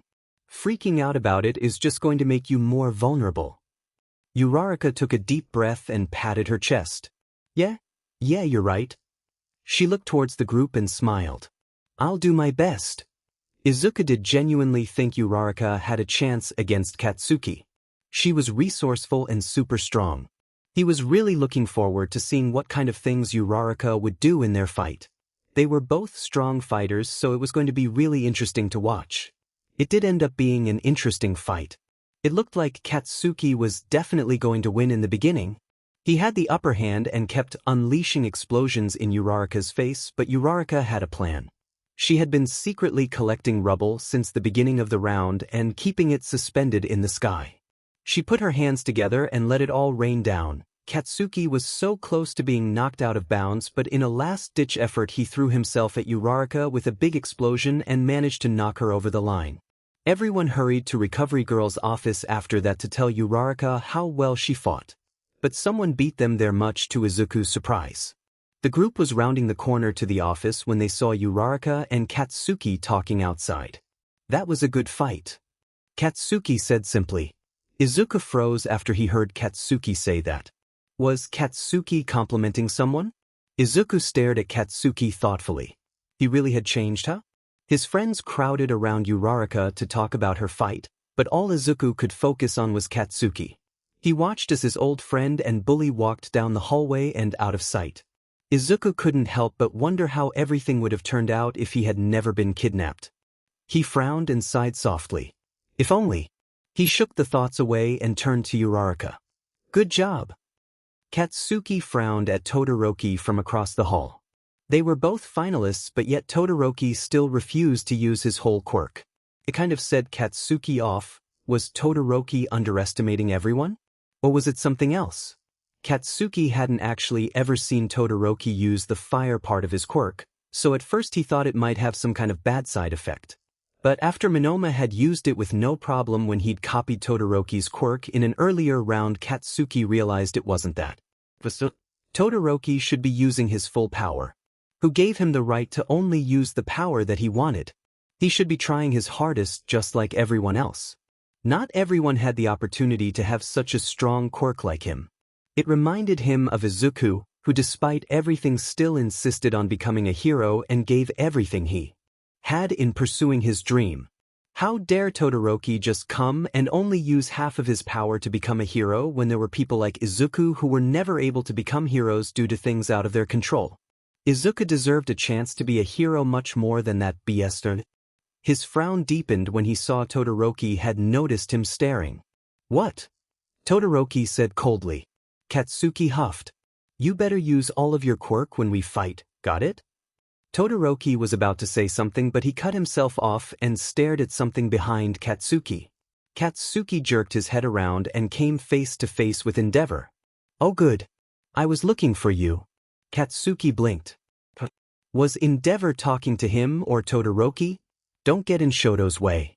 He will become a great hero, and he needs to start using my quirk to succeed. He stared at Todoroki. You better not lose to this pathetic hero. Katsuki frowned. Who did Endeavor think he was coming down here and then saying weird shit like that? Katsuki sneered at him. You're pissing me off. Stop bothering us and leave. This area is for students only and I don't FANG care if you're a pro hero or not. Endeavor stared at Katsuki in shock and then narrowed his eyes angrily. Don't talk to me like that. Katsuki stared at him incredulously. Why the f***? You insulted me. Also why the f*** are you ordering Icy Hot around? He's his own FNG person. Katsuki paused and grinned wolfishly. Plus I'm gonna beat him no matter what, so you better be ready. He marched off before Endeavor could say anything else and pushed into his waiting room. He glanced up when he heard footsteps and saw Todoroki frowning at him. Katsuki blinked. What the f do you want? Why did you say that to my father? Katsuki raised an eyebrow. What? That he said me off? He was acting like an idiot, that's why. Plus what was that sheet about his quirk? Katsuki scoffed. He's an even bigger idiot if he thinks that your quirk is his. Todoroki stared at him silently after he said that for a while. Katsuki had no idea what his problem was, but he just wanted to be left alone. He was about to yell at Todoroki to leave when the boy turned away. My quirk? Huh? Katsuki heard him muttering under his breath as he left. Katsuki leaned back in his chair thoughtfully. Maybe Todoroki's dad had something to do with him not using his quirk properly. Well, it didn't matter. Katsuki was going to force him to use his full power and then beat him. He grinned to himself. Katsuki knew he would definitely win. He'd win and become the strongest hero ever, even stronger than All Might. And when he did, he would protect everyone. He would make sure of it. Sure, even that wouldn't make up for the things he'd done in the past, but it was a start at least. Katsuki took a deep breath. He was ready. Katsuki barely noticed the shouting of the crowd around him as he stared at Todoroki. He needed to be completely focused for this. Todoroki was strong, even without using the other half of his quirk. Katsuki couldn't afford to let his guard down and get surprised at the beginning. It seemed Todoroki had the same idea. He was looking intently at Katsuki with his signature cold expression. And start! Katsuki blasted off the ground immediately after start was yelled. Todoroki tensed and shot up a pillar of ice. But Katsuki blasted to the side of the ice, melting a corner off. He was above Todoroki now. Katsuki rocketed down in a fast attack and Todoroki barely had time to react. The boy skidded away from him and shot shards of ice towards him. Katsuki held out his hand in front of his face and sent out a big explosion. The shards melted under the heat and Katsuki glared at Todoroki. "Use your fire quirk, you fucker." Todoroki didn't reply and just narrowed his eyes, which set Katsuki off.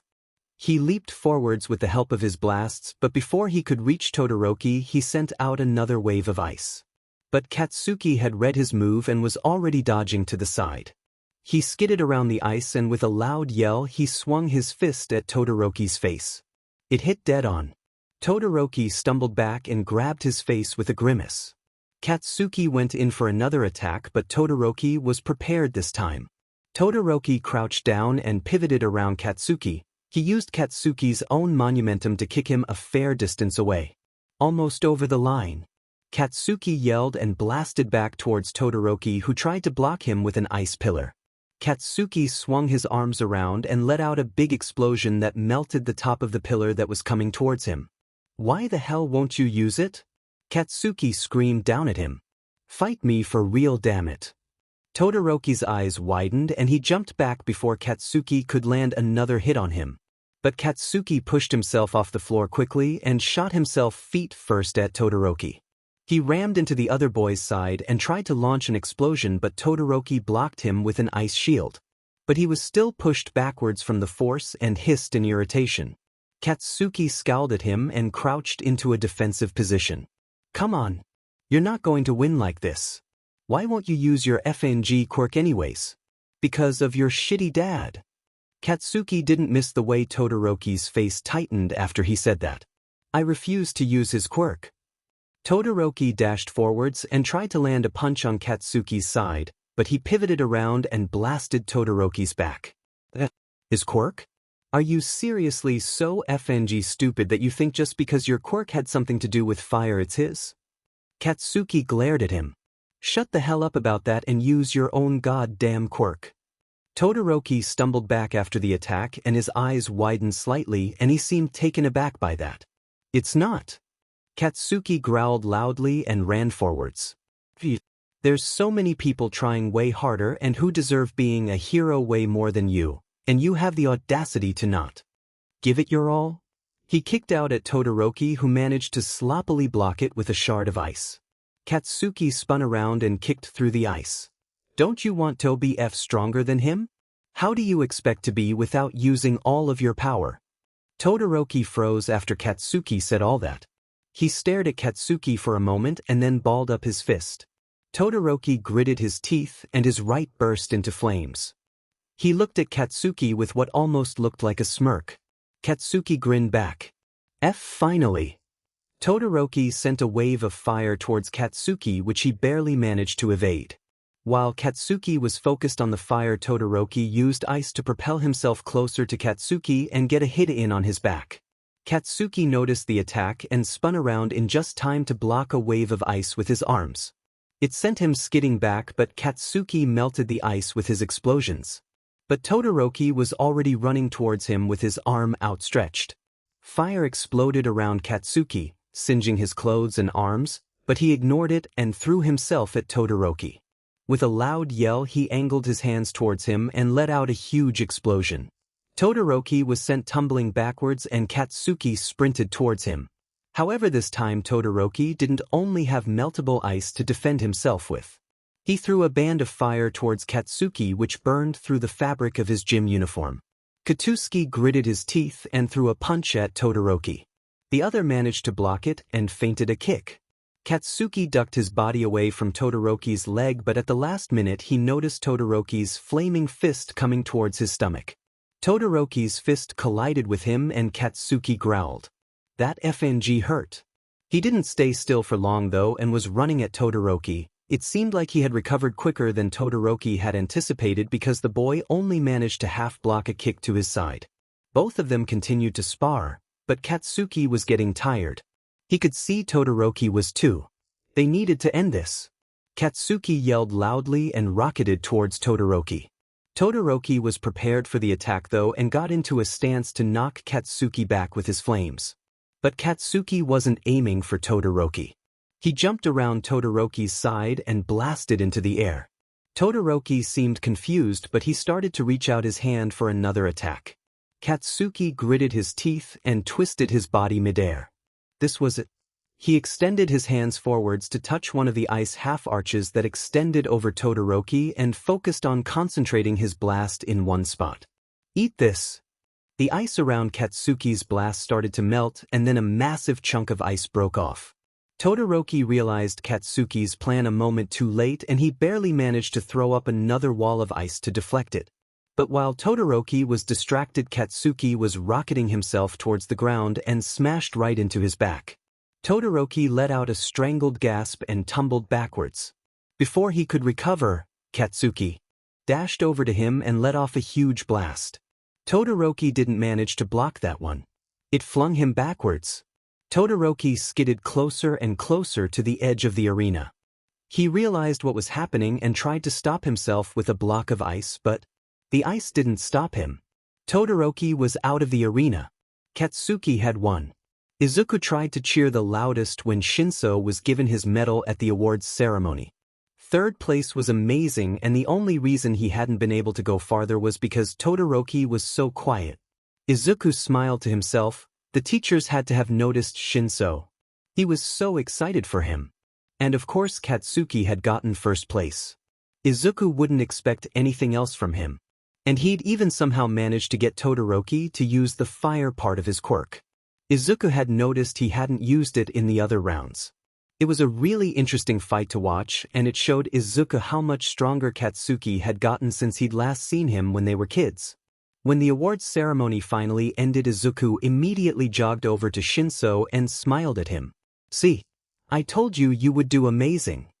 Shinso looked away from him, but Izuku could tell he was smiling. "Yeah. Congrats, Shinso." The pair looked up to see their friends from 1A coming towards them. Well, except Ida. Izuku wondered where he was. No way they don't let you into the hero course after that. Uraraka cheered. Shinso looked away from them awkwardly. "Thanks." The girls smiled at him and Izuku piped up. Do you guys know where Ida is? Now that I think about it, I haven't seen him in a while." Yaoyorozu blinked. "Oh, I think I heard him say something about a family emergency and then he left. I hope everything's alright." Izuku hummed thoughtfully. "Yeah." Their discussion was cut off by footsteps though, and Izuku looked behind himself to see Aizawa and Yamada approaching. "Hey little listeners," Yamada said cheerfully. "Sorry to interrupt, but we need to talk to Shinso about something." Shinso blinked at them slowly. "Oh, okay," he said quietly and glanced back at his friends. "See you guys later." Everyone smiled at him and waved goodbye excitedly. Izuku bet they were already going to talk to Shinso about him transferring, which was great. He deserved it, but Izuku couldn't help but feel a little sad about his only friend in his class transferring out. But it was probably better that way after all. He sighed softly. Izuku looked around at his friends. "I'm gonna go get my phone and probably head home." He trailed off and the familiar feeling of dread filled his stomach. "I'll see you guys." Azui nodded at him. Alright Akatani, see you at school Monday. Izuku glanced away from his friends. Yeah. God, Izuku hoped he'd be able to see them Monday. The moment Izuku entered the bar, Shigaraki came lunging at him from nowhere. What the f was that in the sports festival? Izuku was frozen to the spot and stared at Shigaraki as neutrally as he could. He'd been preparing himself for this happening ever since the end of the sports festival, but he still was frozen with fear. I apologize, Shigaraki. It won't happen again. He couldn't even keep the slight tremor out of his voice. Shigaraki sneered at him in disgust. You defied direct orders, I told you not to stand out in the sports festival and you get into the FING second round. Izuku couldn't meet his eyes. The UA students were worse than I had expected. I'm sorry, I should have paid more attention. Shigaraki's hand slammed into the wall beside Izuku's head and he could see it flaking away before Shigaraki lifted one finger. You're such a useless brat. He snarled. But for some reason Sensei doesn't want to kill you yet. Izuku felt a small wave of relief enter him after Shigaraki said that. But it wasn't all clear, maybe Sensei wanted him back in the lab. Izuku tried not to shudder. Look at me. Shigaraki roared. Izuku immediately jerked his head towards Shigaraki and tried not to flinch at how close he was getting. He watched as a sick smile spread over Shigaraki's face. But he did say a little DSPN would be allowed. Izuku stiffened immediately after Shigaraki said that. That didn't sound good. Don't move. Shigaraki hissed. He jerked his knee up and slammed it into Izuku's abdomen. Izuku involuntarily gasped and hunched over, which Shigaraki didn't like. Stand up straight. Izuku tried to shakily stand up, but apparently it wasn't fast enough for Shigaraki because he grabbed the base of Izuku's neck with 4 fingers and slammed him into the wall. Izuku took a raspy breath in and eyed Shigaraki's hand. OF. His eyes darted up to Shigaraki's face. He was grinning maniacally.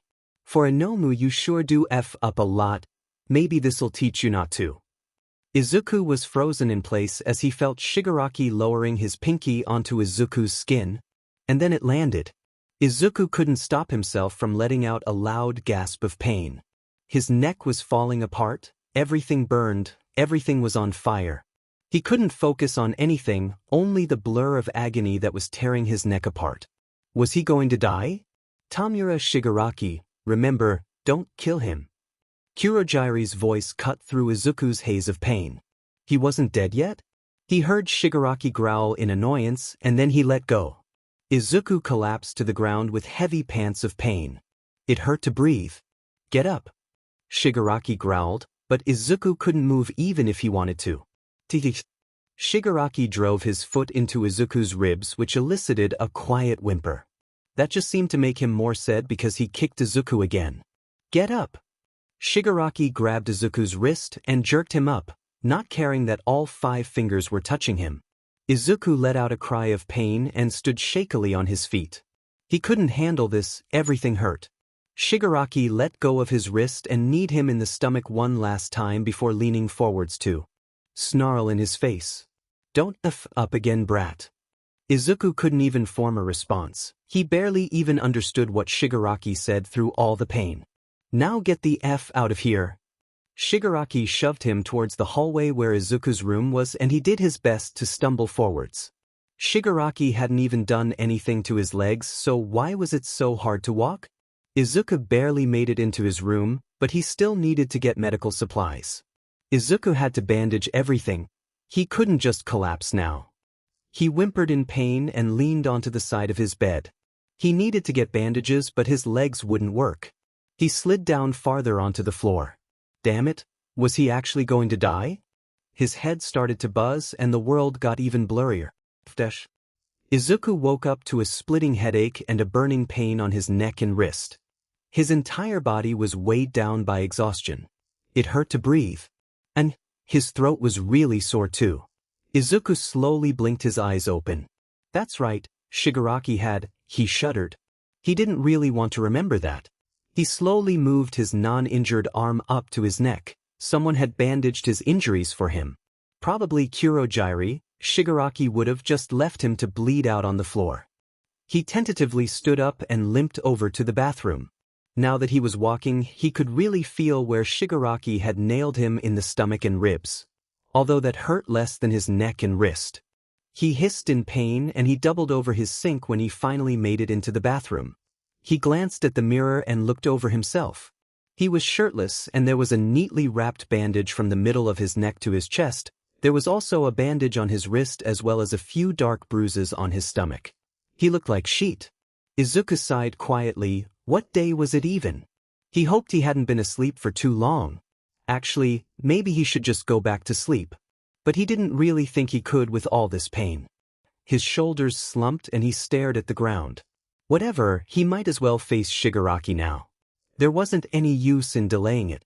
He limped back into his room and pulled on a white t-shirt before slowly walking into the bar's common area. Shigaraki and Kurojairi immediately noticed him. The former just sneered but Kurojairi walked over. "Ah, you're awake, Mikumo. How are you feeling?"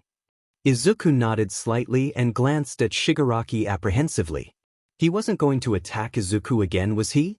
But thankfully Shigaraki didn't say anything other than a quiet, "Brat. You have been sleeping for a few days. It's currently Monday afternoon.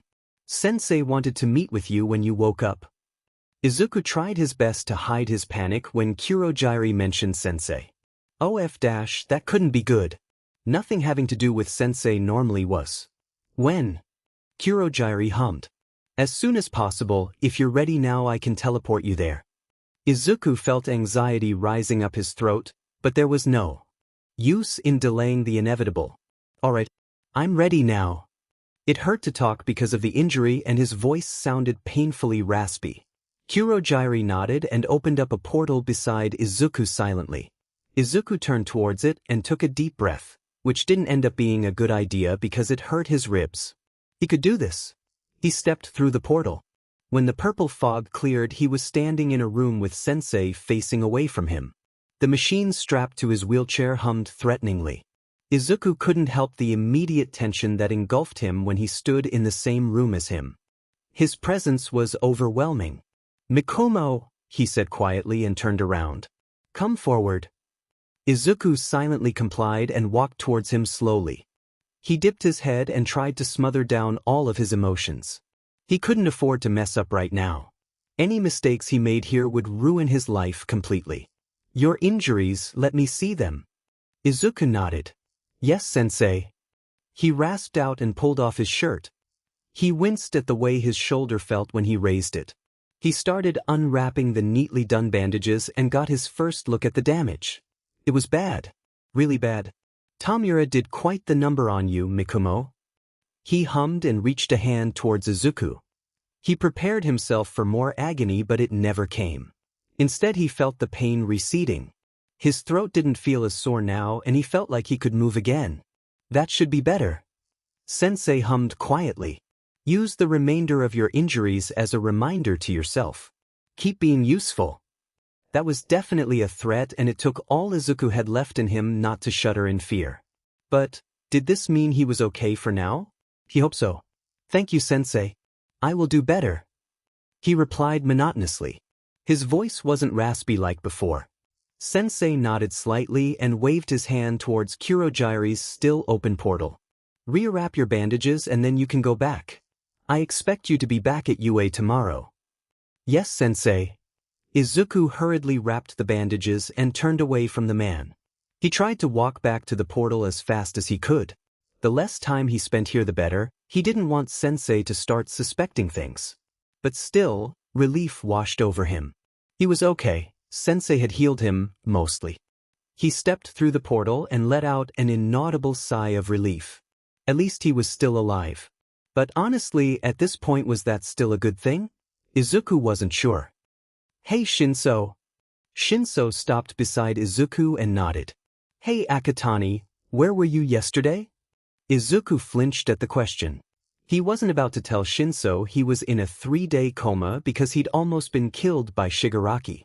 "I got pretty sick over the weekend." He smiled slightly. "But I feel a lot better now." Shinso nodded at him. "I'm glad you feel better then." The two started to walk into the school building and the Shinso spoke up. "Hey, Akatani? Izuku glanced over at him. Yeah. Aizawa-sensei, he's helping me train right now. But if he thinks I'm ready, he said I might be able to transfer into the hero course after their internships end. Izuku's eyes widened. Really? That's great, Shinso. Shinso frowned slightly. Yeah, it is. But if I transfer out, you? Izuku bumped him on the shoulder with a small smile. Don't worry about me, Shinso. I'll be way happier if you get the chance to become a hero, so don't hold yourself back because of me. Shinso let out a small breath and nodded. Alright. Thanks, Akatani. Of course. Become a hero for me, okay, Shinso? Izuku smiled at him and Shinso even gave a small one back. I'll try my best. Izuku adjusted his shirt collar again before heading over to sit with his friends. Luckily, he'd had a high enough collar shirt that covered up the low bandages on his neck. Even after Sensei had healed his injuries, he had to bandage them up because they were still raw. The bandages on his wrist were easy enough to hide, but a bandage around his neck was less so. He sighed. It was probably fine. He was just paranoid. He walked over to their table. Oh, hello, Akatani. Yayorozu said with a smile. Izuku smiled at his friends and sat down at their normal table. Hey. Sorry I was out yesterday, I got sick. Ah, that Esikis. I'm glad you're feeling better. Uraraka smiled at him and Izuku nodded in agreement. Yeah, me too. Thankfully no one asked any more questions about why he'd been out on Monday, and he mostly just listened to their conversation. It was nice to pretend to be a normal high schooler for a little bit. Ida was being a lot less talkative than normal. Was he okay? When lunch got out, Izuku stopped Uraraka before she could head to class. Uraraka? She stopped and looked back at him. Oh yeah, what's up? Is he alright? He seemed upset about something. Uraraka bit her lip and glanced away from Izuku. Oh, did you not see the news? Stain, the hero killer? Izuku nodded. Ida's brother was attacked by him last Friday. He's in the hospital right now and might not be able to return to being a hero. Izuku's eyes widened. Oh shit, no wonder Ida was out of it. That's terrible. I hope he'll be okay. Izuku breathed out. Uraraka nodded in agreement. Yeah, I hope so too. The two parted ways and Izuku stared at the ground blankly. Stainty killed heroes. Just like Izuku. His shoulders slumped. Izuku wasn't any better than Stain.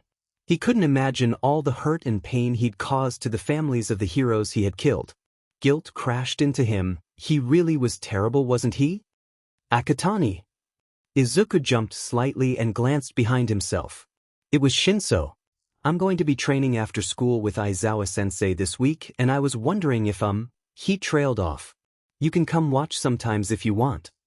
Izuku blinked at him. Oh, are you sure? Would Aizawa-sensei be okay with it? Shinso nodded. Yeah, it's fine. I asked him if you could watch yesterday, and as long as you're not disruptive. It would be nice to have some moral support. Aizawa's cool, but he's pretty intense sometimes. He said the last part slightly sheepishly. Izuku hummed quietly. Kurogiri had been busy lately and he was having to walk home from UA instead of teleport, and he doubted Shigaraki or him would even notice Izuku being a bit late. Plus, he could just use the excuse he was scouting out more information. Yeah. I think it would be cool to watch you train. He smiled. I'm free this afternoon. Shinso seemed happy that Izuku was coming, and the two headed towards the gym Aizawa had instructed Shinso to meet him at. Shinso and Akatani. Izuku looked up to see Aizawa leaning against the door to the gym. Oh, Aizawa-sensei, Shinso invited me to watch you guys train. Is that all right? He fidgeted with his shirt and glanced away. I don't see why not, as long as you're not distracting. He hummed. Did you want to train too? Izuku immediately shook his head. He was in no condition to train, although it's not like he would have anyways. No sir. I was just hoping to watch Shinso. Aizawa nodded. Alright, well let's get started, Shinso. Izuku followed the two inside the gym and leaned against one of the walls, watching their sparring intently. He couldn't help but find himself worrying a little about Shinso in the beginning. His experience with training wasn't exactly pleasant. His worries quickly dissipated though. He could tell Aizawa was taking extra care to hold back and give Shinso tips about the scarf weapon. It was fun to watch honestly. Izuku was having a good time analyzing both Shinso and Aizawa's attacks. Shinso was less sure of himself and acted more impulsively than Aizawa. Aizawa was steady and always seemed to have a plan to counter Shinso. He was also analyzing Shinso at the same time and kept stopping the fight to correct something. "Alright, catch your breath for a little bit and get some water." Shinso nodded and Izuku beamed at him. "You're doing amazing, Shin. You look so cool." Shinso took a sip of water and raised his eyebrow. "Shin." Izuku blinked and suddenly realized what he just called Shinso. "Sorry, I didn't realize I said that." Shinso just shrugged. "Nah, you're fine, call me Shin if you want." "Really?" Shinso hummed in affirmation as Aizawa walked over. "I can see you thought about what we talked about yesterday. You've improved." "Thank you, Aizawa-sensei." Aizawa turned to look at Izuku. "I know you already said you didn't want to train, however my offer still stands if you change your mind. You seemed like you had some talent for it while I was watching the obstacle course."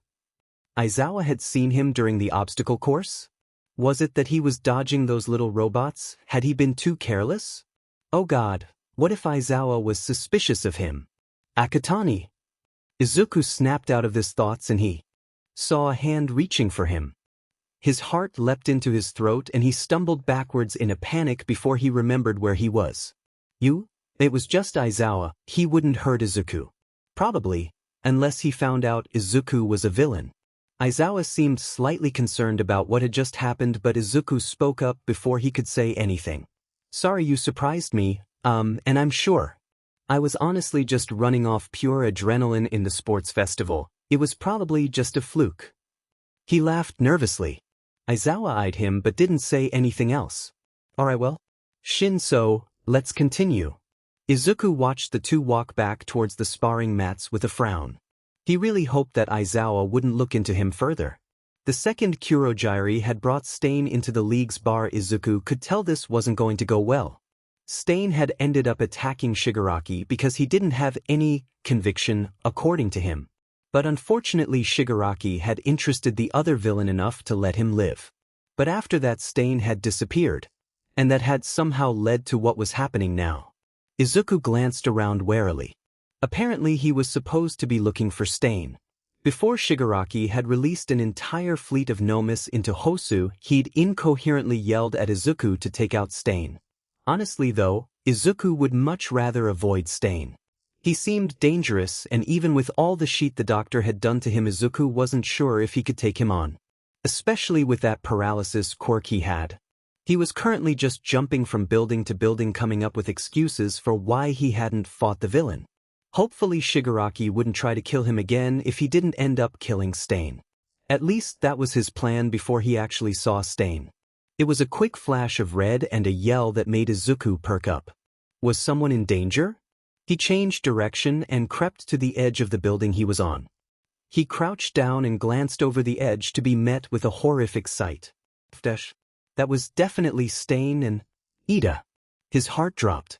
Izuku's legs moved on his own then. His mind wasn't thinking. The only thing he knew was that he had to save Ida. He had to save his friend. Izuku turned on the silencing quirk and scaled down the building. His best shot at taking Stain down would be taking him by surprise. Stain was physically strong and an intelligent fighter. It would be extremely hard to take him down when he was prepared. Izuku gritted his teeth and landed in the alleyway. He could hear Stain monologuing while he stood over Ida's limp body. Izuku analyzed the situation. What would be the best way to attack Stain?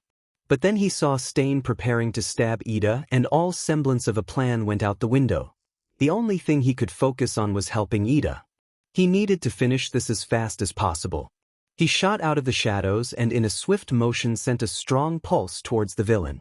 Stain's head whirled around at the sudden noise, and Izuku could see his eyes widen a split second before he got flung back. He was slammed into the back of the alleyway with a force that would kill a normal person, but the man staggered to his feet and turned to stare at Izuku. "Echin, aren't you with the League of Villains?" Stain asked with narrowed eyes. "Let him go, Stain. Izuku said, keeping a stutter out of his voice. He's just a kid. He'll just grow up like the rest of those false heroes. He's just acting on his own selfish desire. Izuku frowned and slowly shook his head. I won't let you hurt him.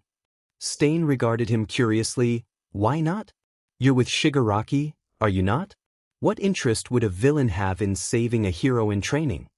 Izuku was silent for a moment. My motivation doesn't matter. Don't touch him again. Stain seemed intrigued with this and crouched into a fighting stance. If you're that insistent on saving him, you'll have to die as well. Stain flew forward so fast Izuku barely even had time to prepare. Izuku managed to skid out of the way of the katana slashed at his neck. Stain didn't falter and spun around with another slash for Izuku's neck. Izuku was more prepared this time though and ducked under the blade. He summoned a short pulse at Stain's stomach which made him skid back a few feet. He was at a disadvantage with Stain if they fought in close combat. He could be much more efficient if he had some distance. Izuku glanced behind himself for a split second. He sent a wider pulse to prevent Stain from following him for the moment and sprinted behind some crates on the side of the alley. He crouched down and focused his energy into creating a shadowy illusion of himself. Stain's footsteps were getting closer now. Izuku drew his gun. He needed to get serious. His illusion shot out from behind the boxes and tried to dash up the alley's wall. Izuku could hear Stain's footsteps pick up and start to run at Izuku's illusion. Izuku shifted himself farther into the shadows. Stain just needed to come into Izuku's view. A dark flash jumped at Izuku's illusion and Izuku aimed the gun. He needed to be quick. Izuku pulled the trigger twice but Stain had already slashed the illusion. He pushed off the wall and swung his sword around just in time to deflect the bullets. Izuku's eyes widened. No way. Stain held his sword out. The dent from the bullets were obvious under the glinting moonlight. Izuku scowled and pushed off the ground and cleared the row of boxes. He readied the gun again and shot 2 bullets in quick succession. But his aim was off since he was running and Stain deftly avoided them. Izuku cursed under his breath and glanced back at Ida. He was still crumpled against the wall. Another crumpled form caught Izuku's eyes. Another hero. Izuku couldn't remember his name. But Izuku didn't have time to waste looking at them. He needed to focus on Stain. Izuku slid to a stop and considered shooting again, but if he did, Stain would just block it again and he'd have wasted a bullet. Izuku was at a big disadvantage here. There weren't many places out in the open to hide, and he couldn't get any reasonable distance away from Stain because Ida was still paralyzed. He had stopped for too long though. Stain was at him now. His blade almost nicked Izuku's arm. But the attack left him open and Izuku threw himself forwards, but he didn't try to land an attack. Instead, Izuku yanked one of Stain's knives out from its sheath and jumped away a few paces. He crouched in front of Ida and held out the knife threateningly. Back off. He snarled. Stain hummed thoughtfully. Phantom, your conviction is impressive. You act like more of a hero than what society worships. I'll spare you if you stop fighting now. Izuku tightened his grip on the knife and let out a bitter laugh. Hero? You're delusional. There's no way in hell I could ever be considered a hero.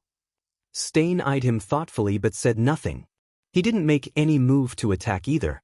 Was he waiting for Izuku's answer? Izuku shook his head and stared at Stain steadily. And there's no way I'm letting you kill him. I don't even know what he did but people learn from their mistakes. Killing them because of that and not giving them a chance to grow from it makes you worse than any of those false heroes you keep talking about. Izuku clenched his fist. So stop pretending you're some kind of judge. You're just a murderer. Izuku spat out his next words. That's all both of us are. Just disgusting villains. Stain looked at him. If you won't surrender, I'll have to kill you. A shame. He leaned forwards to attack Izuku again, but before he could, a blur flew beside Izuku and nailed Stain in the arm. His katana skittered to the ground. Izuku didn't even try to analyze what had just happened. Stain was disarmed. He needed to attack now. He flew at Stain and slashed downwards at his neck. Stain raised an arm to block Izuku's attack and his knife ripped into Stain's forearm. In a smooth motion, Stain swung his free arm to a remaining knife. Izuku tried to attack again, but Stain was faster and he parried Izuku's attack with another knife. Izuku jumped backwards and glanced around. His eyes caught on Ida. He was the one who'd caught Stain by surprise. "Hey! Run!" Izuku yelled towards Ida. Ida just stared back at him determinedly. "I will defeat Stain. Don't jump into my fight, villain." Izuku winced and stared at Ida pleadingly. "You can't beat Stain on your own. Get help, dash." Stain had changed targets and was now running towards Ida. Izuku had to cut himself off and sprinted desperately towards Stain and Ida. Ida was actually avoiding Stain's attacks pretty well, but he wasn't able to get any attacks in. Izuku drew his gun while he ran and aimed it at Stain's upper half. If he was distracted, maybe Izuku could? Izuku pulled the trigger and Stain kicked Ida away. He raised his knife to block the bullet, but he was late by a millisecond. The bullet hit his upper shoulder. Izuku shot off his last bullet, which Stain was easily able to block. But his form was ever so slightly more sloppy now because of the injuries. He dashed forwards and parried Stain's knife. Stain was a much better swordsman than Izuku, but Izuku was targeting his weak points. Stain's attacks had less force behind them now. But then a whoosh of air slammed into Stain. He blocked the attack with his injured forearm but stumbled backwards. However, the attack also hit Izuku. He was slammed in the side and let out a loud gasp. He skidded backwards and tried to stabilize himself. Ida stood glaring at them both with a hand on his injured arm. "I will not allow a villain to help me. I'll defeat Stain on my own and deal with you as well, Phantom." Izuku blinked at Ida. He really should have expected this. Why would Ida trust a villain to help him? Well, it didn't matter if Ida wanted his help or not anyways. Izuku wasn't going to let him die. Izuku shook his head. "Sorry, but I can't let you do that. You're going to get killed." Stain glanced at Izuku. "You still insist on helping him even after he tells you not to?" Izuku didn't respond and dashed forwards.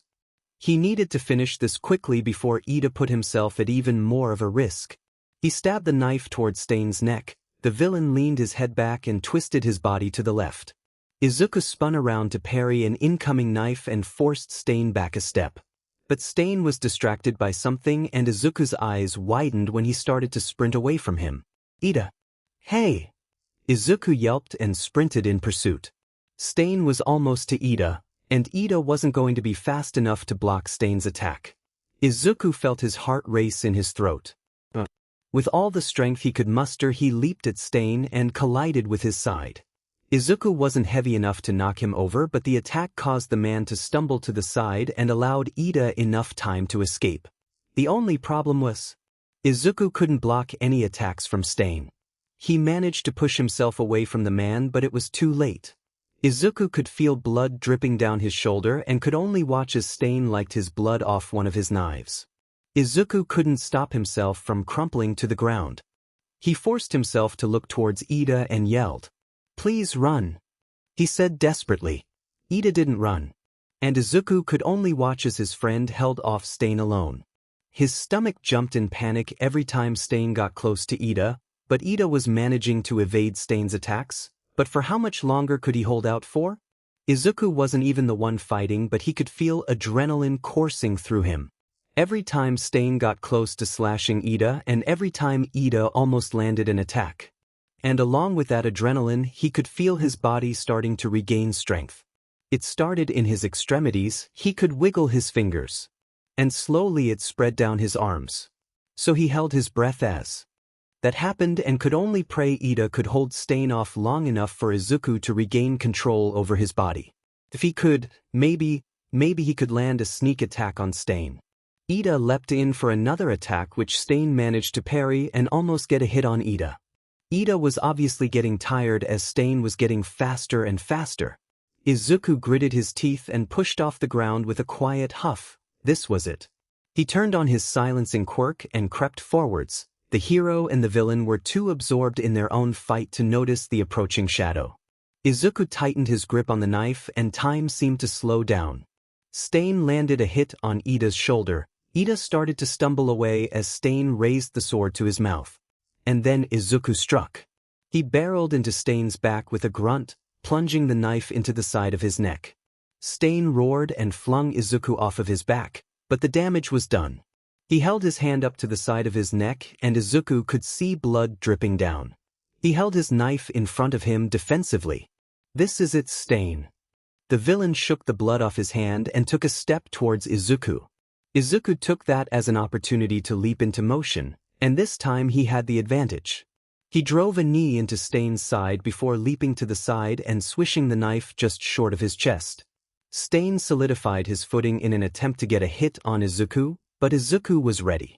He dodged to the side and with one final yell, plunged the knife in Stain's chest. Their eyes met for a split second and Izuku could see a small frown flit over Stain's lips before he crumpled under Izuku. Izuku yanked the knife out and Stain crumpled to the ground under him. Was he dead or just unconscious? He might have checked if Ida wasn't currently barreling towards him.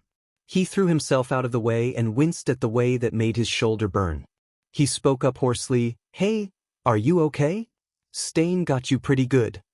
Ida blinked at that and narrowed his eyes at Izuku. "You're working with the League. Why did you defend me, villain?" Izuku cringed and glanced around. He needed an exit. He paused and slowly shook his head. "My instructions were to take out Stain, that's all." Izuku heard the wail of sirens draw closer and he glanced out of the alley.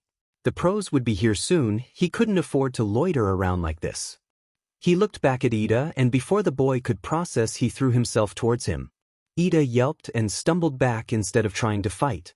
Which was good since Izuku really didn't want to fight him.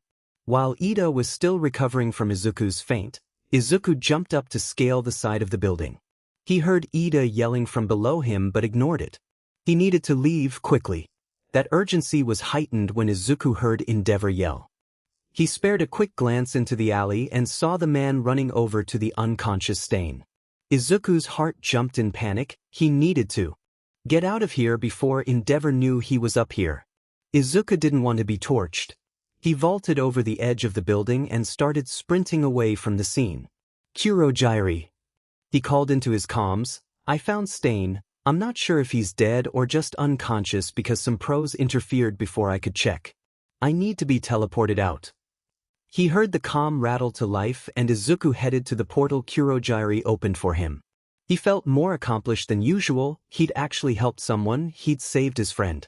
Izuku smiled slightly. He knew that didn't make him any less shitty, but at least Ida was okay. That's all that mattered to him right now. Over the weekend Izuku watched the news closely. Stain was a big topic. Apparently he was still unconscious due to the injuries he'd gotten while fighting Izuku. But he wasn't dead. Izuku wasn't sure how to feel about that. The authorities were also saying that Endeavor had been the one to fight Stain, not Izuku. Which he supposed was understandable. Having a hero be the one who defeated Stain would make people feel better. Especially since Izuku was already grouped in with Stain since they both killed heroes. He was just significantly less vocal about it. Surprisingly, Shigaraki wasn't that mad about Izuku not actually killing Stain. Izuku counted that as a win. He was still sore from the last incident and fighting Stain really hadn't helped the pain. If you asked Izuku, the less Shigaraki interacted with him, the better. And of course there was the issue of Ida. The news hadn't mentioned him at all. Nothing.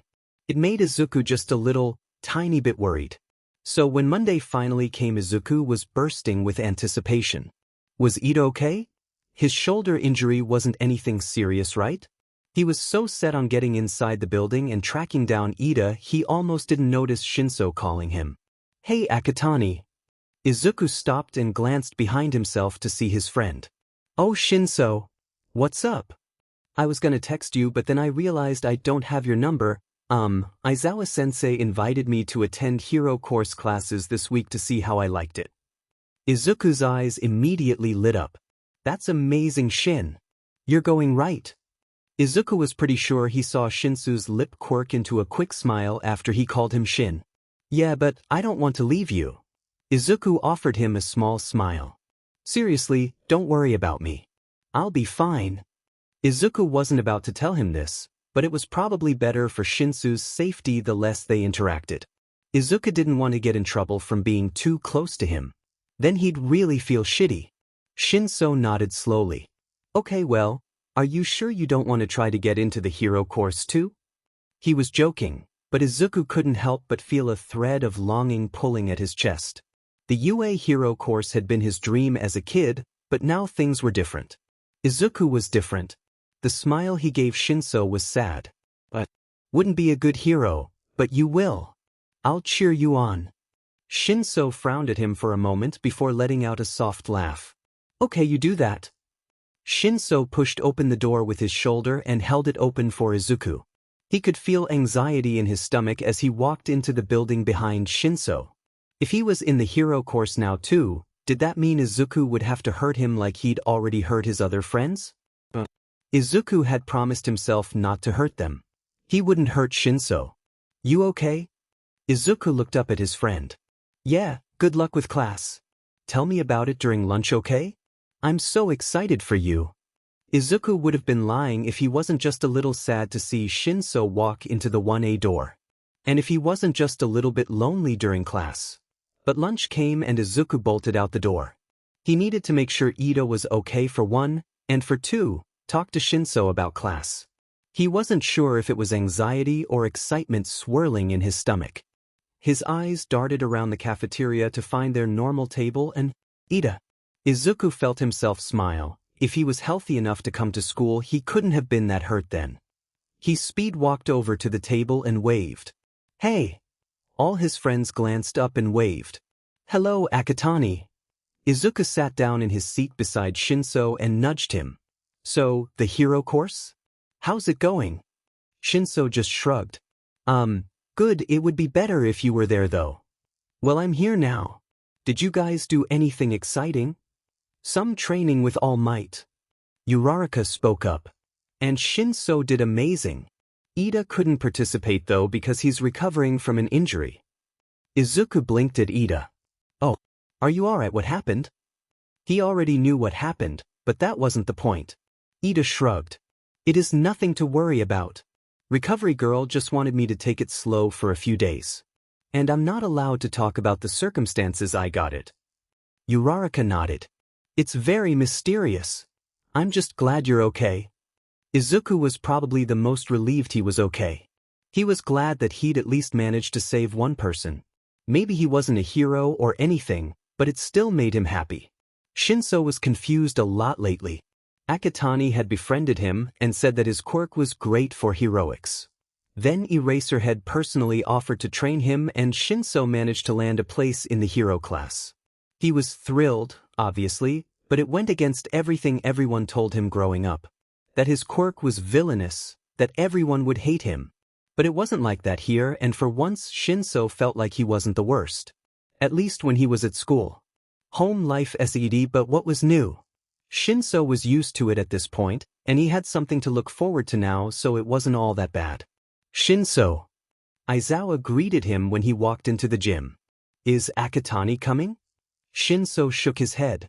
He said he couldn't today. Speaking of Akatani, Shinso would be lying. He wasn't just a little bit concerned about him. He couldn't place it, but he did feel like something was wrong. If he ever asked though, Akatani would just brush it off and say he was good. He set his bag down beside the wall and turned to walk to where Aizawa was waiting. Before we start, I apologize if this is personal, but is everything going all right with your home life? The question made Shinso stare at the man suspiciously and he just shrugged. It's fine, he muttered. Why? Aizawa didn't really seem like he knew how to continue the conversation and was quiet for a second. I was in foster care throughout high school. It wasn't great and a lot of people hated me because my quirk freaked them out. I just wanted to let you know if anything is happening, I'll do my best to help you. Okay, kid. He stared at Aizawa apprehensively for a few seconds before wringing his hands nervously. An adult expressing concern for him? How the hell was he supposed to respond? He didn't want to bother Aizawa with anything, but his mind drifted to his current placement and all the shitty rules they had. Shinso frowned at the ground and slowly nodded his head. Okay, Aizawa-sensei. I'm alright for now. Shinso still didn't really trust adults, but maybe Aizawa was different. Izuku's next target was a hero named Grapple, who he decided had the strangest schedule ever. Seriously, he'd been trying to track him down for like a week now and he'd found no semblance of a schedule. Did he just go out whenever he wanted? Currently he was waiting on top of a building, praying to God Grapple would actually make an appearance this time. But nothing ever went Izuku's way and the hero who appeared wasn't Grapple. Actually, it was quite possibly the worst hero that could have appeared. Shoyuta. Fing. Aizawa. Izuku skidded backwards towards the ledge of the building and held his hands out in front of him defensively. Aizawa's quirk was activated and even with his visor down Izuku could tell he was glaring at him. Phantom. He muttered. If you come quietly I won't hurt you. Izuku clamped one hand over the other to try and stop it from shaking. His heart was about to beat out of his chest and bile was rising in his throat. Not Aizawa. He'd been nice to Izuku, he'd calmed him down from a panic attack at the sports festival and even offered to let him train with Shinso. Tears pricked in his eyes and he took another step back. Back off, Eraserhead. He whispered, trying to hide his rising panic. You aren't my target. Aizawa strode forwards with a cold expression. And that's exactly why I won't. I'm not going to let you kill someone else. Izuku tried to take another step back but he'd reached the edge of the roof. He caught his balance on the very edge and took a quick glance behind himself. He was really high up, falling might not be that bad of an option. But at this point it was one he should have taken a long time ago. He looked back at Eraserhead who was watching Izuku's every move. His scarf was at the ready. Why did you save my student from Stain? Izuku wrung his hands together nervously and shook his head. I only kill whoever I'm ordered. Stain was my target, not the student. Aizawa frowned down at him. So you're saying you're some kind of mercenary who works for the League? Izuku just shrugged. He shouldn't give Aizawa any more information. He was a hero after all. Izuku took another glance off the building and balled up his fists. No, he'd survived this long, it would be a waste at this point. In one quick motion he unsheathed his knife, technically Stain's knife, and barreled directly at Aizawa. The man was prepared and shot his scarf right at Izuku. Unfortunately for him, Izuku had picked up some things about the scarf and how Aizawa fought from when he watched Aizawa train Shinso. He ducked under the scarf and deflected it with his elbow. Ducking under, he shot straight for Aizawa, but the man recovered and leaped away from Izuku. He tried to wrap Izuku in the scarf again, but Izuku skidded to the side and grabbed a hold of it. But before Aizawa could pull him any closer, Izuku yanked him off balance with the scarf and vaulted forwards. Aizawa had a knife now. Izuku hadn't seen him pull it out but he'd parried Izuku's knife with it. Izuku tried to kick him in the stomach but got knocked off balance by Aizawa retracting the scarf. He was good with that thing. Maybe Izuku could ask Shinso if he could see his sometime. Aizawa slashed forwards at him and Izuku felt it nick his shoulder, but he barely winced. That was nothing. But Aizawa was open for a split second. He took the opportunity to kick him backwards. The hold Aizawa had on his quirk snapped for a moment and Izuku lurched backwards and threw illusions of himself around the roof. Hopefully that would distract Aizawa for long enough so that Izuku could escape.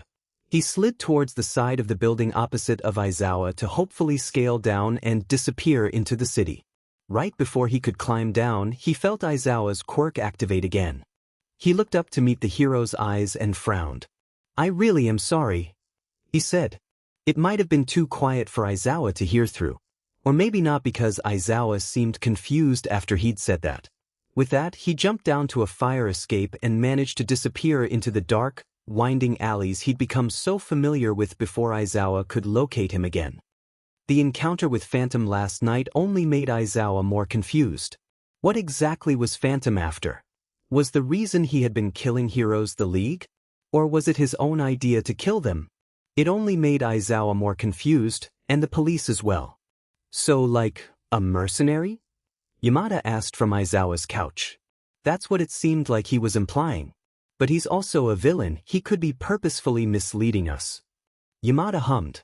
I mean, he didn't kill you or Ida when he obviously has. No problems with killing heroes, so a mercenary seems pretty believable. I think so too. He's just strange. He wasn't trying to kill me when we fought, and I feel like even if he was a mercenary he wouldn't hold back if he was at risk of getting arrested. And the way Ida described him and Stain's fight was weird too. It's not like we can just ask him what he's up to though. Aizawa sighed. I was so close, Zashi. I almost had him. He wouldn't have been able to kill any more heroes if I'd managed to arrest him, but now. Yamada hit his shoulder gently. You did your best, Sho. And you gave the police more information about him, plus you weren't hurt. Aizawa frowned at the floor. I guess. We'll get him, Sho. He'll be caught. He's a high-profile villain and a ton of heroes are on the lookout for him. Izuku had forgotten Kurogyari told him the new recruits would be here when he got home from UA. So he had no time to prepare when someone came flying at him with a knife. He narrowly dodged and went to defend himself from the attacker, but she was giggling manically on the floor and not making any further moves. Wow. You didn't tell me you had such a cute member, Shigi. Don't call me that, Toga. Shigaraki snapped. And that's just Mikumo. Toga's eyes lit up. Mikumo? Can I call you Maikon? Izuku took a step away from her. He could feel himself growing more and more uncomfortable. I'll take that as a yes. Toga hopped up and jabbed her knife at him. Can I have some of your blood? Please, Maikon. Please. Izuku blankly stared back at her. What the hell was he supposed to say in this situation? Could she have his blood? Was that a part of her quirk or something? Leave the kid alone, Toga. A voice belonging to a man Izuku hadn't noticed earlier drawled out. Toga swung around to look at him. But Dabi, look at him, he's so cute. She whined. Dabi stared back at her, obviously unimpressed. Izuku decided this would be a good time to sneak back to his room. He took a step towards the hallway door, but before he could blink, Toga was already on him again. He dashed to the side and kicked her into the side of the bar. A few stools clattered to the ground along with Toga. Unfortunately, that just seemed to make Toga more happy. Let's fight, Maikon. I want to see you all bloody. I only fight if I have orders from Shigaraki. He muttered with a quick glance to the uninterested villain. Toga scrunched up her nose and pushed off the ground. Shigi! Shigi! Let Maikon fight me. Shigaraki spared her a frown. Not today. He has school tomorrow, so he can't look beat up. That was the nicest thing Shigaraki had ever done for him. For once, Izuku was silently thanking the man instead of cursing him. Izuku backed into the hallway, ignoring Toga's loud protests for him to stay, and he slammed the door in her face before she could attempt stabbing him again. God, was he going to have to deal with this sheet from now on? He later figured that Dabi and Toga had come to the League because they were big Stain fans and thought the League was continuing his legacy or something. Which was kind of awkward because Izuku was the reason he got majorly injured and just recently died. Although with how Toga was, she might just get even more obsessed with him, which was a terrible thing Izuku wanted to avoid. She was already randomly jumping him at all hours. The amount of scratches Izuku had accumulated from the times he was just a little too slow at kicking her off was growing by the day. At least Dabi seemed sane, as much as a villain could at least. He stayed out of Izuku's way and Izuku stayed out of his. And the number of villains kept rising. Spinner, Magna, Mr. Compress, Twice. At least Toga liked Twice, so she didn't bother Izuku as much. Finals were quickly approaching. Izuku hadn't been able to see Shinso as much lately because of that and his new class. He was training hard to get caught up to the hero course in time for exams.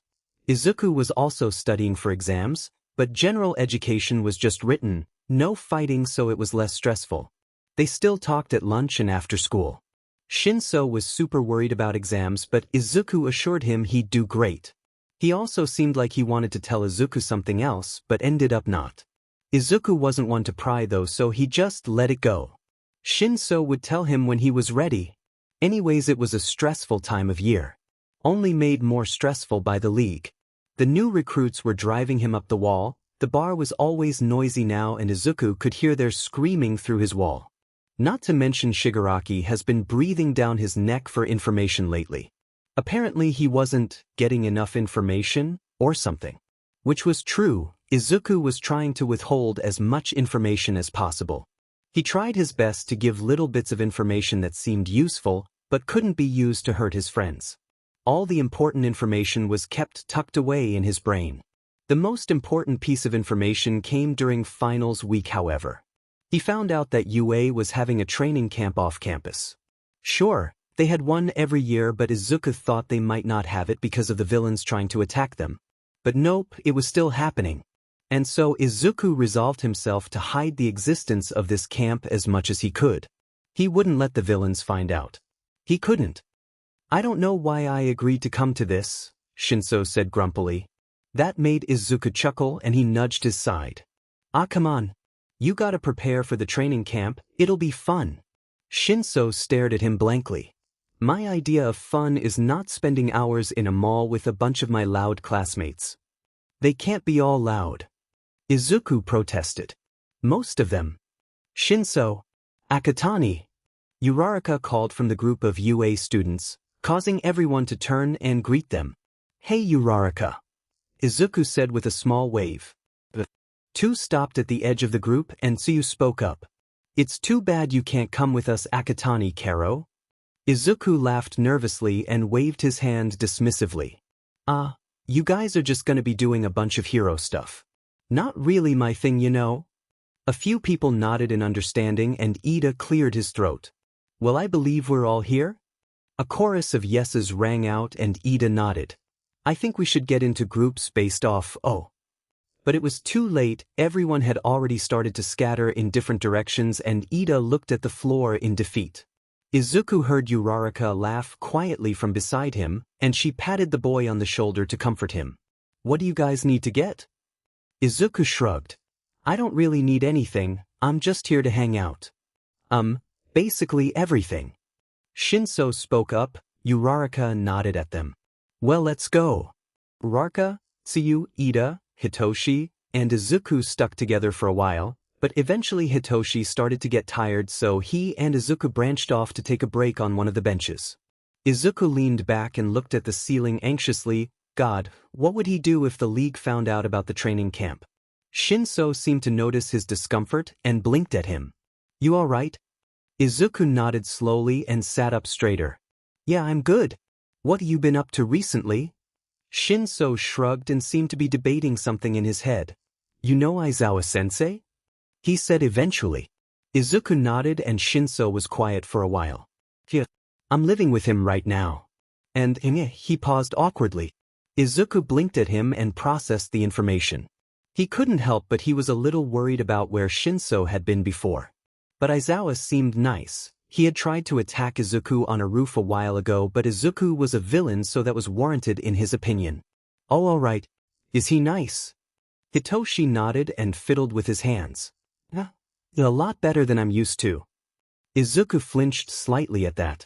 The thought of his friend's suffering made him upset. How could anyone be mean to Shinso? Shinso hadn't done anything to deserve mistreatment like Izuku, it wasn't fair. But Izuku was really relieved that he was somewhere nice now. Though a traitorous part of him felt jealous. Izuku quickly pushed it down though. He was fine. He could handle himself. He also felt a bit bad for not noticing sooner. Thinking back on it, Izuku felt like he should have noticed Shinsu's home life wasn't the best. He should have done something to help. But Izuku just smiled at his friend. I'm glad. The two sat on the bench in a peaceful silence Izuku enjoyed. Just him and his friend, he wished they could stay like this forever. But a text to the 1A group chat made Shinso sigh loudly and he nodded towards the food court. Everyone's meeting up, we should probably go too. They're talking about going to a movie or something afterwards if you want to come. I haven't been to the movies in forever. Think that sounds fun. On the way over, Izuku felt uneasy. And that uneasiness only grew as they got closer and closer to the food court. Something was wrong. Izuku could feel it.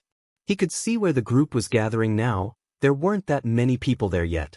He looked around nervously and his eyes caught on something that made his heart stop. Was that Shigaraki and Uraraka? He froze and he couldn't tear his gaze away. Oh no, was Shigaraki about to hurt her? Did Shigaraki know he was here? His feet wouldn't move. By now Shinso had noticed his panic and was looking back at him in confusion. Akatani. Izuku shook his head and managed to squeak out a few words. Uraraka is over there. And just like that, Shigaraki got up and started to walk away from Uraraka. Izuku scrambled to cover his face while also basically sprinting over to Uraraka with Shinso confusedly running after him. Uraraka? The girl looked up at him with wide eyes. She was shaking. Akatani, Shinso. She whispered out. There's a villain.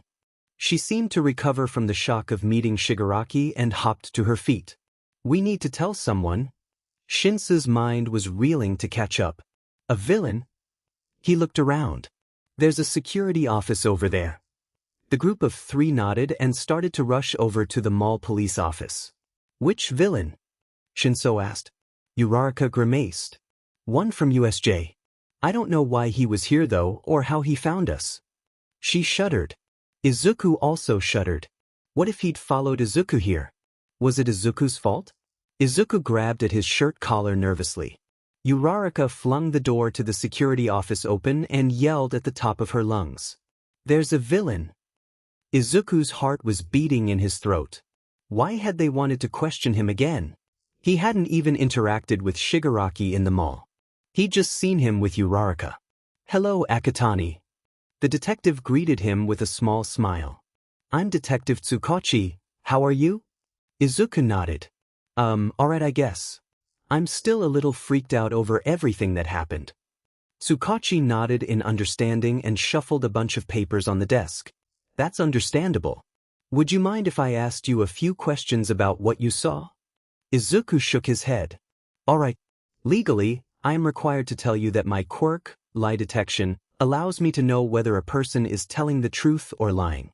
That was extremely inconvenient, but also a really cool quirk. Izuku wondered if it worked off objective truth or subjective truth. What if someone really thought they were telling the truth, but it was actually a lie? What about half-truths? Did it qualify something as a lie after a certain point? And how effed was Izuku if he asked too many questions about Shigaraki? Akatani. Izuku jolted to attention and stared at Tsukachi with wide eyes. Sorry. He squeaked out. I think your quirk is really cool. Tsukachi chuckled slightly at that. Thank you. Firstly, when did you first notice the villain? Me and Shinso were walking back to the group and I noticed Uraraka sitting on a bench with a weird guy. I felt like something was wrong so I went over to her and she said it was one of the villains from USJ. Tsukachi nodded and scribbled something down in his notes. Did you see the villain anywhere else in the mall? Or any other suspicious activity? No, the first time I saw him there was with Uraraka. And the whole mall trip was pretty normal until, that. Tsukachi nodded again. That's all I need from you, Akatani. Thank you for your time. If you notice anything out of the ordinary or see the villain again, please contact the police. Izuku almost laughed at that.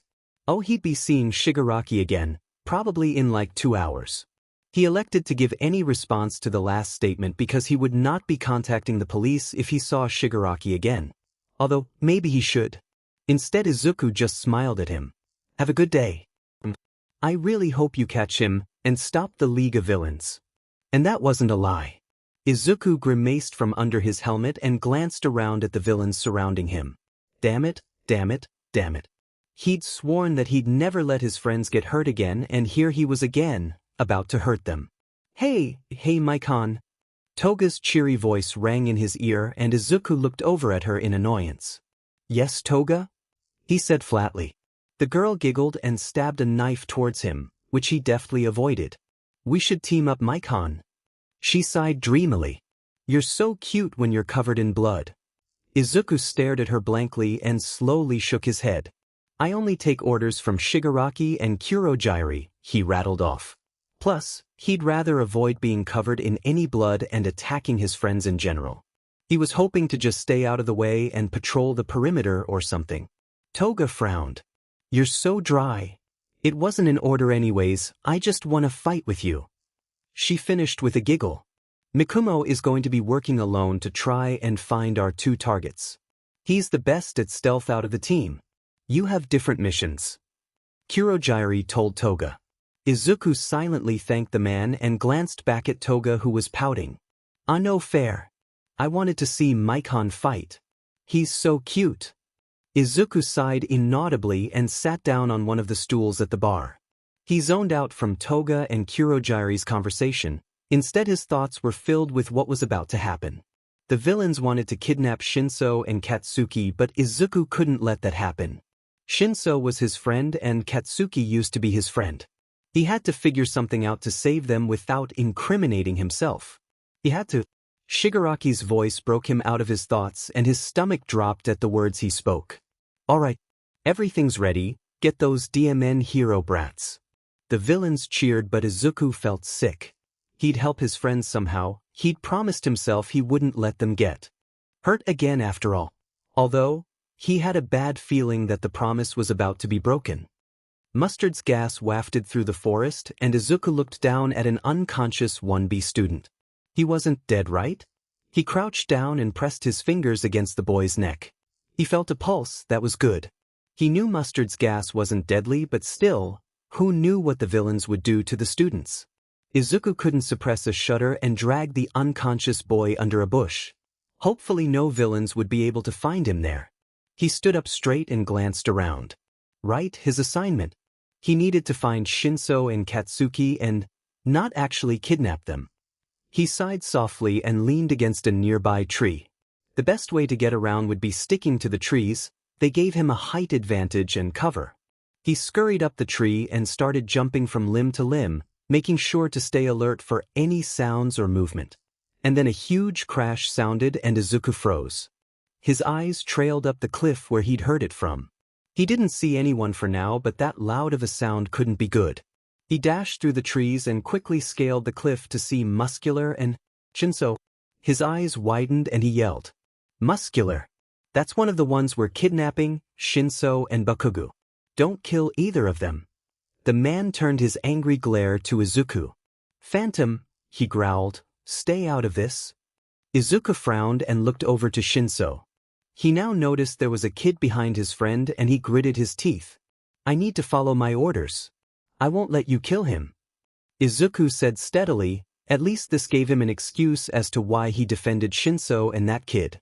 Muscular growled under his breath, "I guess I'll just have to destroy you too." He yelled and lunged towards Izuku. Izuku's eyes widened and he dodged with a split second to spare. He skidded away from Muscular, who was now readying his arm to punch him. Izuku jumped up and leaped away from Muscular's attack. The man swung and left his side open for a second. Izuku took advantage of that and sent out a strong energy pulse which threw him back into the cliff. While Muscular was recovering, he looked over to Shinso. "Run!" he yelled. Shinso stared back at him and a second later took off with the kid on his back. He hoped Shinso would stay away from the rest of the villains after he'd heard Izuku say they wanted to kidnap him. Izuku turned his focus back to Muscular, who was now stumbling out of the cliff. He glared at Izuku. "Stupid brat. I needed to kill that child." Izuku paused. "Kill the kid?" He turned his gaze to Muscular and narrowed his eyes. He finally let raw emotion leak into his voice. "What the F dash? That's just a kid. Why the hell would you want to kill him?" Muscular chuckled. "I already killed his parents. I need to finish the job." Izuku felt his blood run cold when the man said that and he snarled, "You be." He ran towards the man and slid under his punch and sent another strong energy pulse. Muscular managed to counter it and nailed Izuku in the stomach. He flew backwards and hit the rocky cliff with a loud crash. Izuku hissed in pain and eyed Muscular. The man regarded him with annoyance. "I didn't know Shigaraki's dog was even capable of having emotions." He chuckled slightly and waved. "Now I'm going to finish my business with Waterhose's son." He turned away from Izuku and prepared to jump off the cliff. Izuku wouldn't let that happen. He jumped to his feet and drew his gun. He aimed it at Muscular's head and fired off a rapid succession of shots. Most of them bounced off, but one hit him in the neck. That caused Muscular to yell and spin around to face Izuku. Izuku narrowed his eyes and fired another shot. Muscular blocked it and lunged towards him. But Izuku wasn't going to let himself get hit again. His body already hurt enough. He dashed around Muscular and created a few illusions of himself. Muscular glanced around at the illusions, which were all running around, and yelled in annoyance. He shot over and started to kick them down one by one. But he didn't notice Izuku piling a bunch of large rocks into the storage quirk. Izuku jumped higher onto the cliff. Muscular finally noticed him there and his eyes narrowed. "Come down here and fight me, Phantom." Izuku shook his head and crouched on the cliff face. He watched carefully and Muscular launched himself towards Izuku and then unleashed the rocks that he'd collected. He saw panic briefly flash through Muscular's eyes and the boulders crashed down from where Izuku was sitting and smashed into. He really hoped the rocks had taken Muscular down because he didn't want to keep fighting. When the dust cleared, Izuku sighed in relief. Muscular was face down under the pile of boulders, his quirk no longer activated. Izuku stumbled down from the cliff and frowned at the villain. Hopefully the heroes would find him up here. A villain? Oh God. Izuku glanced around and met eyes with Uraraka and Azui. His stomach dropped and he could feel panic rising in his throat. No. He wasn't going to fight them. He took a step backwards and tried to calm his shaking hands. "Why are not the ones I'm after?" Izuku muttered out and tried to escape into a nearby tree. However, Azui caught his ankle with her tongue and Izuku was pulled back towards the ground. He hissed in annoyance and spun around to get a foothold before kicking Azui's tongue off of him. He muttered an apology under his breath and unsheathed his knife. He jabbed it towards them threateningly. "Just let me leave and I won't have to." Izuku couldn't find it in himself to threaten his friends. "Hurt?"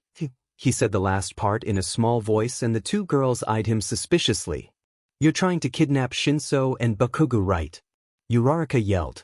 "We won't let you go and hurt our friends." It was a very heroic sentiment, except for the fact that Izuku didn't want to hurt anyone. He didn't reply and instead backed up farther. That caused Azui to shoot her tongue out, which narrowly missed Izuku. He leaped to the side and rolled to a stop in the bushes. He quickly hopped up to see Uraraka lunge at him with her quirk. He sent a weak energy pulse towards her, which made her lose her balance, and he quickly hopped to his feet. He turned to sprint away, but then Toga's voice rang out. "Oh, you didn't invite me to the fight, Maikon?" She whined. "She, not Toga." Izuku looked up at her sharply. "Don't call me that, especially here," he hissed. Toga blinked and laughed. "Oh, sorry, Phantom." She glanced at the two girls and brandished her knives. A maniacal giggle escaped her lips. "Ah, you guys are so cute. I can't wait to see you covered in blood." Toga threw herself at Uraraka, who jumped backwards to evade the attack. Azui tried to trap Toga with her tongue, but she slashed at her tongue and the girl retreated. Izuku frowned and felt his heart rate increase. "Toga!" he yelped, hoping that his rising panic wasn't evident in his voice. "They don't matter. Let's go find Bakugo and Shinso." She frowned at him and groaned loudly. "You're no fun, Phantom. Come on, just let me mess them up a little," she said eagerly. Izuku glanced at the two girls who seemed to be devising a plan together. He shook his head. To dash. But Uraraka and Azui launched an attack on the pair before he could finish. Izuku cursed under his breath and tried to dodge Azui's flurry of attacks. She managed to swipe out of his feet from under him and Izuku twisted himself midair to prevent crashing into the ground. He pushed off the ground with his hand and landed in a defensive position. A giggle from Toga made both Izuku and Azui look over to see Toga being restrained by Uraraka. "Stop laughing!" Uraraka yelled out. Izuku focused back on Azui and frowned. Should he let Azui take him down? He backed up a step and glanced at Toga. No, if he did, Toga would know if something wasn't right. He let out a short breath and jumped down to where Toga was. Azui darted after him and tried to pull him to the ground, but he managed to evade the attack. He sent an energy pulse at her which made him flinch as she hit the tree behind her with a thump. Uraraka was focused on him and she narrowed her eyes. "Don't come any closer, villain," she snarled. That caused a pang in Izuku's chest and he winced. His friend calling him that hurt more than he'd like to admit. While Uraraka was distracted by him, Toga took the time to stab her in the leg with her costume and began to SCK her blood. Uraraka yelped and tried to get her leg away from Toga's machine. Footsteps. Izuku's head jerked up and his eyes widened as he saw a group of 1A kids with Katsuki and Shinso in between them. The group yelled when they saw the villains, which made Izuku run at Toga and kick Uraraka off as gently as he could. He yanked Toga up by her arm and started to sprint away with her. Into. The two ran into the woods. Izuku glanced behind himself, but they weren't being followed. He let himself have a breath of relief and stopped running. Toga stopped as well and shook her machine in front of him. "I got Ochako-chan's blood." She cheered. Izuku didn't reply to her and just frowned. "Katsuki, Shinso, would they be okay? But I didn't get any other blood." She huffed in annoyance and kicked the leaves. "We should head to the collection point," he told her flatly, ignoring her earlier statements. She grinned and nodded. "Okay, Maikon. Let's go." Izuku dashed ahead, ignoring Toga's repeated attempts to talk while they navigated the forest. But his heart dropped when he heard Mr. Compress' voice. "The mission is done. We have 5 minutes to meet at the collection point." Izuku felt bile rise in his throat and he ran even faster. Damn it, this couldn't be happening. He felt like screaming, but he couldn't do that with Toga beside him. The two were quickly nearing the collection point. Izuku slid to a stop as he arrived at the clearing and surveyed the people there. Mr. Compress wasn't here yet. Dabi spoke up when he saw the two. "How'd your mission go?" he asked Toga. Toga hummed, "I got one person's blood." Dabi looked unimpressed. "Only one?" Toga huffed. "Well, she was cute, so it's okay. And I got to fight with Maikon." Izuku glanced at her. "Phantom." Toga sighed loudly and grinned towards Twice. "Did you guys' missions go well?" Twice nodded back at her, and the two began to have a conversation which Dabi quickly shushed. Toga glanced at him. "What is it?" He paused. "I see something coming towards us." Izuku blinked and looked up at where Dabi was staring. His eyes widened. Was that Todoroki, Mizo, and Fumikage? He leapt back right in time to see Mr. Compress be slammed into the ground by the trio. Dabi ground his teeth and hissed in annoyance. "Dodge, compress," he yelled. The man flung himself out of the way before a wall of flames rushed towards the hero students. Panic flared up in Izuku's chest again as he saw Mizo and Fumikage get hit. Todoroki managed to leap backwards and sent a pillar of ice rushing towards Mr. Compress. Izuku would have honestly been fine with not doing anything, but that might make everyone else suspicious. He leaped behind Todoroki and dodged a wave of ice he sent out. He kicked off a tree and feinted an attack which made the boy leap back. He glanced around and saw Mr. Compress walking over to Dabi.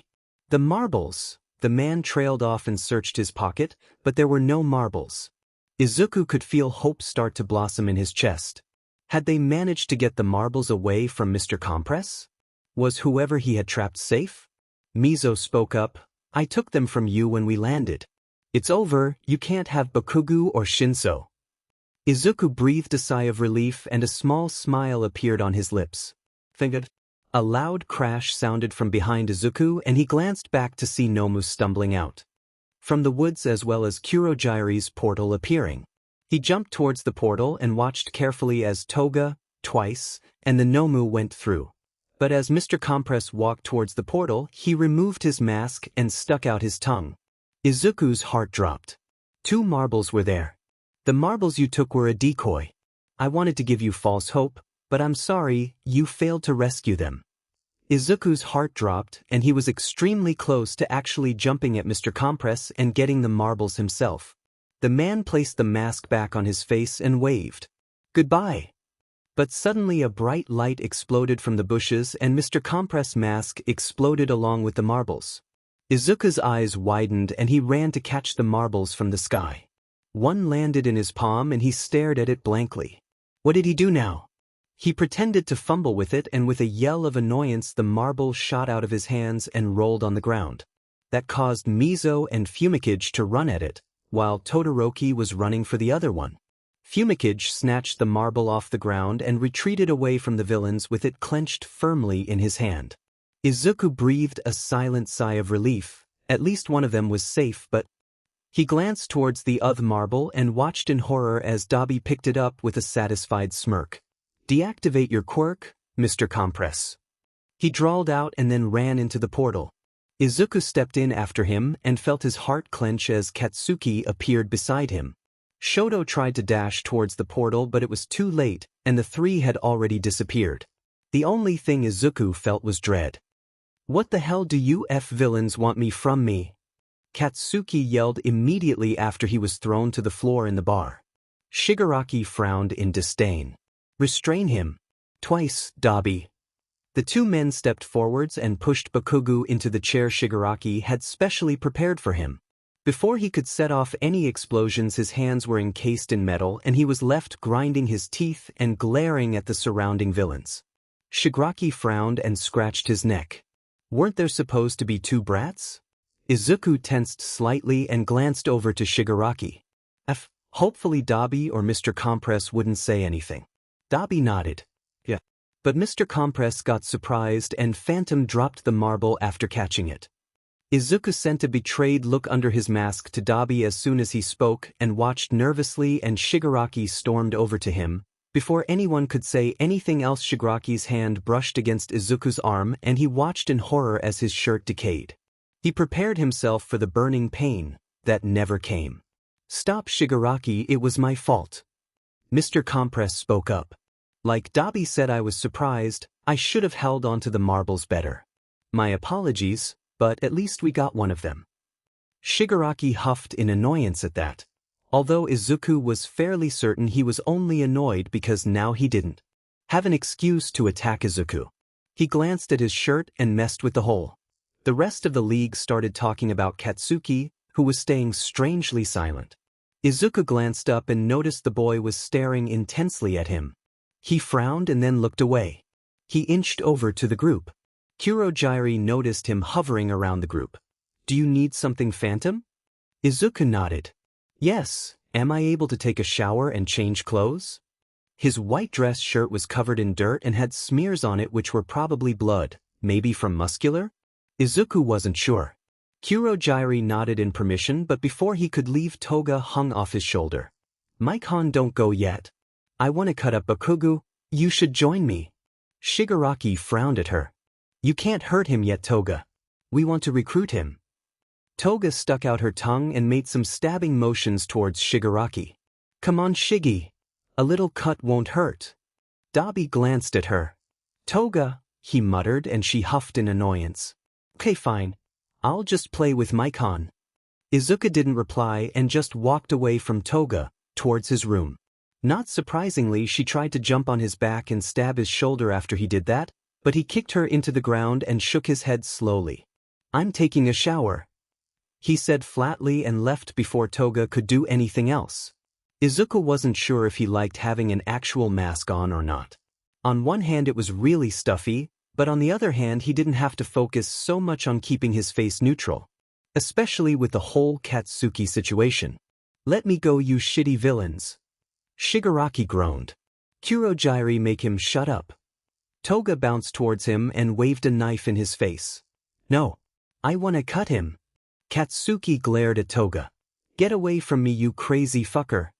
Toga just giggled and lightly drew her knife down his face, which made him fling his head around the knife and bang it into Toga's head. She stumbled backwards and huffed. "That hurt, Katsuki-chan." He snarled, "Don't call me that, you fucker, go die." Izuku glanced over at Katsuki. He really wanted to tell Toga to leave him alone. Luckily Kurogyari did it for him. "Toga, stop. Bakugo is a guest." Toga sighed and collapsed on the couch. "Okay, whatever," she mumbled and then glanced over at Izuku. Mike-han." Izuku glanced over at her and she bounced towards him. "Train with me, Mike-han." No, Izuku wasn't in the mood to have Toga try to cut him into pieces today. He was already worried enough about Katsuki, he didn't need anything else to worry about. Twice piped up, "I'll train with you, Toga." Toga looked over at him excitedly. "Really? Yay." She grinned and grabbed his arm. "Let's go Twice." She cheered and pulled him down the hallway. Izuku sighed in relief to have Toga out of his hair. Now only Shigaraki and Kurogyari remained in the room. Shigaraki decided to take this time to march over to Katsuki. "Katsuki Bakugo," he hummed, "you could be great, those heroes are just holding you back, but here you can let your true nature free, you don't have to change yourself to fit society." He grinned creepily and leaned towards Katsuki. What do you say, Bakugu? Katsuki replied by spitting directly into Shigaraki's eye. Izuku couldn't suppress a small snort and covered his mouth. Holy shit, Katsuki just did that. Shigaraki, however, was said. You F brat. We're trying to help you. Katsuki yelled back in stride, the F dash? By kidnapping me? I'd never join you disgusting villains. He paused and his voice got quieter. I'm gonna be a hero no matter what, for him. Izuku froze and glanced at Katsuki. He couldn't be talking about Izuku, right? Shigaraki scowled and seemed to be repressing the urge to disintegrate Katsuki's face. In the end he just growled in annoyance and stalked off to his room.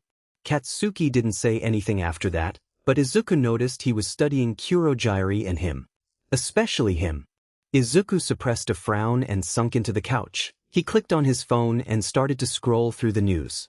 Izuku wasn't sure how much time had passed, but Kurogyari stopped shining glasses and looked towards him and Katsuki. Phantom, keep an eye on Bakugu while I'm gone. Izuku nodded in confirmation and watched as the man walked into the hallway. Well, now he was alone with Katsuki. He wasn't sure what to do. He looked at the boy to find him staring bullets into Izuku's head. Izuku froze. He muttered nervously, did you need anything? Katsuki frowned. Why are you a villain anyways? Izuku stared back at him, unsure of what to say. What kind of question is that? He trailed off and messed with the hem of his shirt. Katsuki huffed. Never mind. You just... He paused and seemed to be reconsidering his question. Do you actually want to be here? Izuku forgot how DMN perceptive Katsuki could be. He glanced towards the hallway nervously and cleared his throat. You shouldn't ask things like that, he hissed quietly. Katsuki glared at him. That's not a FING answer. Izuku glanced back at him. I'm a villain. That's all you need to know, he replied in his best monotone voice. Katsuki narrowed his eyes but didn't press the issue farther. The next time he and Katsuki were alone, the boy questioned Izuku again. Everyone else was either in their room, doing errands, or something else outside of the bar, so he'd given Katsuki a smoothie to drink. This better not be FNG poisoned. Katsuki growled. Izuku glanced at him. If I wanted to kill you, there's easier ways. Katsuki glared at him. The heroes are gonna find you guys. You can't keep me here forever, you fucker. Izuku sat down on the couch and stared at the table. I hope they hurry up. He muttered under his breath. Katsuki gave him a weird look and shook his head slightly. You never answered my question about why you're a villain. Why do you keep trying to have a conversation with a villain? Izuku retorted. Katsuki was silent for a minute. You don't act like the others. You seem scared. That hand BSTRD is always harassing you too. Izuku frowned slightly. Shigaraki is just making sure I stay in line, he muttered half-heartedly. Katsuki snorted. Well, he's a hole. He grinned to himself. I heard you laugh when I spat in his eye earlier. I didn't laugh. Izuku protested and shook his head quickly. Seriously, why do you keep talking to me? You just yell at everyone else. Katsuki paused. During the training camp, you dropped Shinsu's marble on purpose, didn't you? Izuku's head snapped around. What? No, of course I didn't. He sounded like he was lying, though it made Izuku wince. Damn it, why couldn't he stay composed around Katsuki like he could with everyone in the league? Katsuki scoffed, sure. He looked at Izuku seriously. Hey, Phantom. When I get out of here I'm going to help you. Izuku sunk into the couch. Help me? What does that mean? You don't want to be a villain dash. He cut Izuku off as he was about to protest. Oh, cut that iffy bullshit. I'll get you out of here too. I'm sure the heroes will help you dash. Izuku laughed humorlessly. I don't deserve help. I'm not a good person. The heroes would just throw me in Tartarus and never let me see the light of day again. You don't know anything about me. Katsuki stared at him after that. Whatever. Izuku glanced back at his childhood friend and sighed quietly. He stood up and pointed to the smoothie. You should drink that, you'll be too weak to do anything if you don't. Katsuki huffed angrily but realized Izuku was right and fumbled with the straw while restrained. Izuku watched him carefully. Izuku glanced around the area to make sure no one was around. When the heroes come, I'll make sure you can get out of here, he paused. I don't want you to end up in the lab. Katsuki's head snapped up and he narrowed his eyes. The lab? The F is that? Izuku was silent for a long time. You know those nomas? That's where they make them. Katsuki stared at him, his face flashed with conflicting emotions. Izuku nodded slightly. Yeah, F dash dot. He sighed and grabbed the empty smoothie glass. Sorry. Katsuki stared at him silently and Izuku continued, sorry for letting you get caught. I should have done more. He sighed softly and looked back at Katsuki seriously.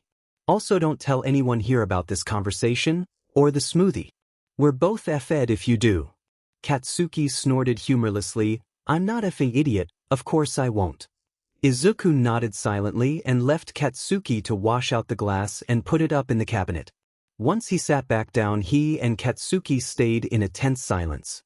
Both had too much on their minds now. The third conversation he and Katsuki happened when they were once again alone. They seemed to be ending up alone together a lot. Izuku figured it was because everyone else was done with Katsuki's constant yelling. Katsuki glanced over to Izuku and hummed. Why the hell do you always have that shitty mask on? First it was the motorcycle helmet and now it's that. Izuku shrugged.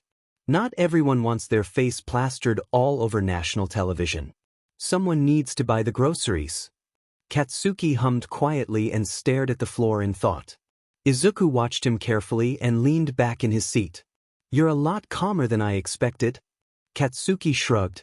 Yeah well, you're not as FING annoying as everyone else here. I'm still a villain though. Katsuki didn't reply to that and Izuku sighed softly.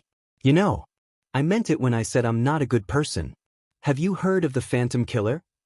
Katsuki nodded and Izuku continued. That's me. So you should give me just as much shit as everyone else here. Katsuki seemed to consider that for a moment. I kind of figured that already with the name Phantom. He stared at Izuku. You're effing weird, you know that? You get all quiet and robotic whenever anyone else is around, but you don't seem to care about that much around me. You're scared of something. Do you even want to be a villain? Izuku breathed out a laugh. Scared of something, huh? I'm scared of a lot of things. But that doesn't change the fact that I'm a scumbag, that I've killed people. He couldn't keep the bitterness from leaking into his voice. What are you so scared of? You're strong, you could definitely get out of here. Izuku frowned. Maybe I don't want to leave. Bullshit, Katsuki hissed. Stop trying to be nice to me. Izuku growled, I am a villain all right. You should hate me. I don't deserve help. I don't deserve redemption. I don't deserve anything.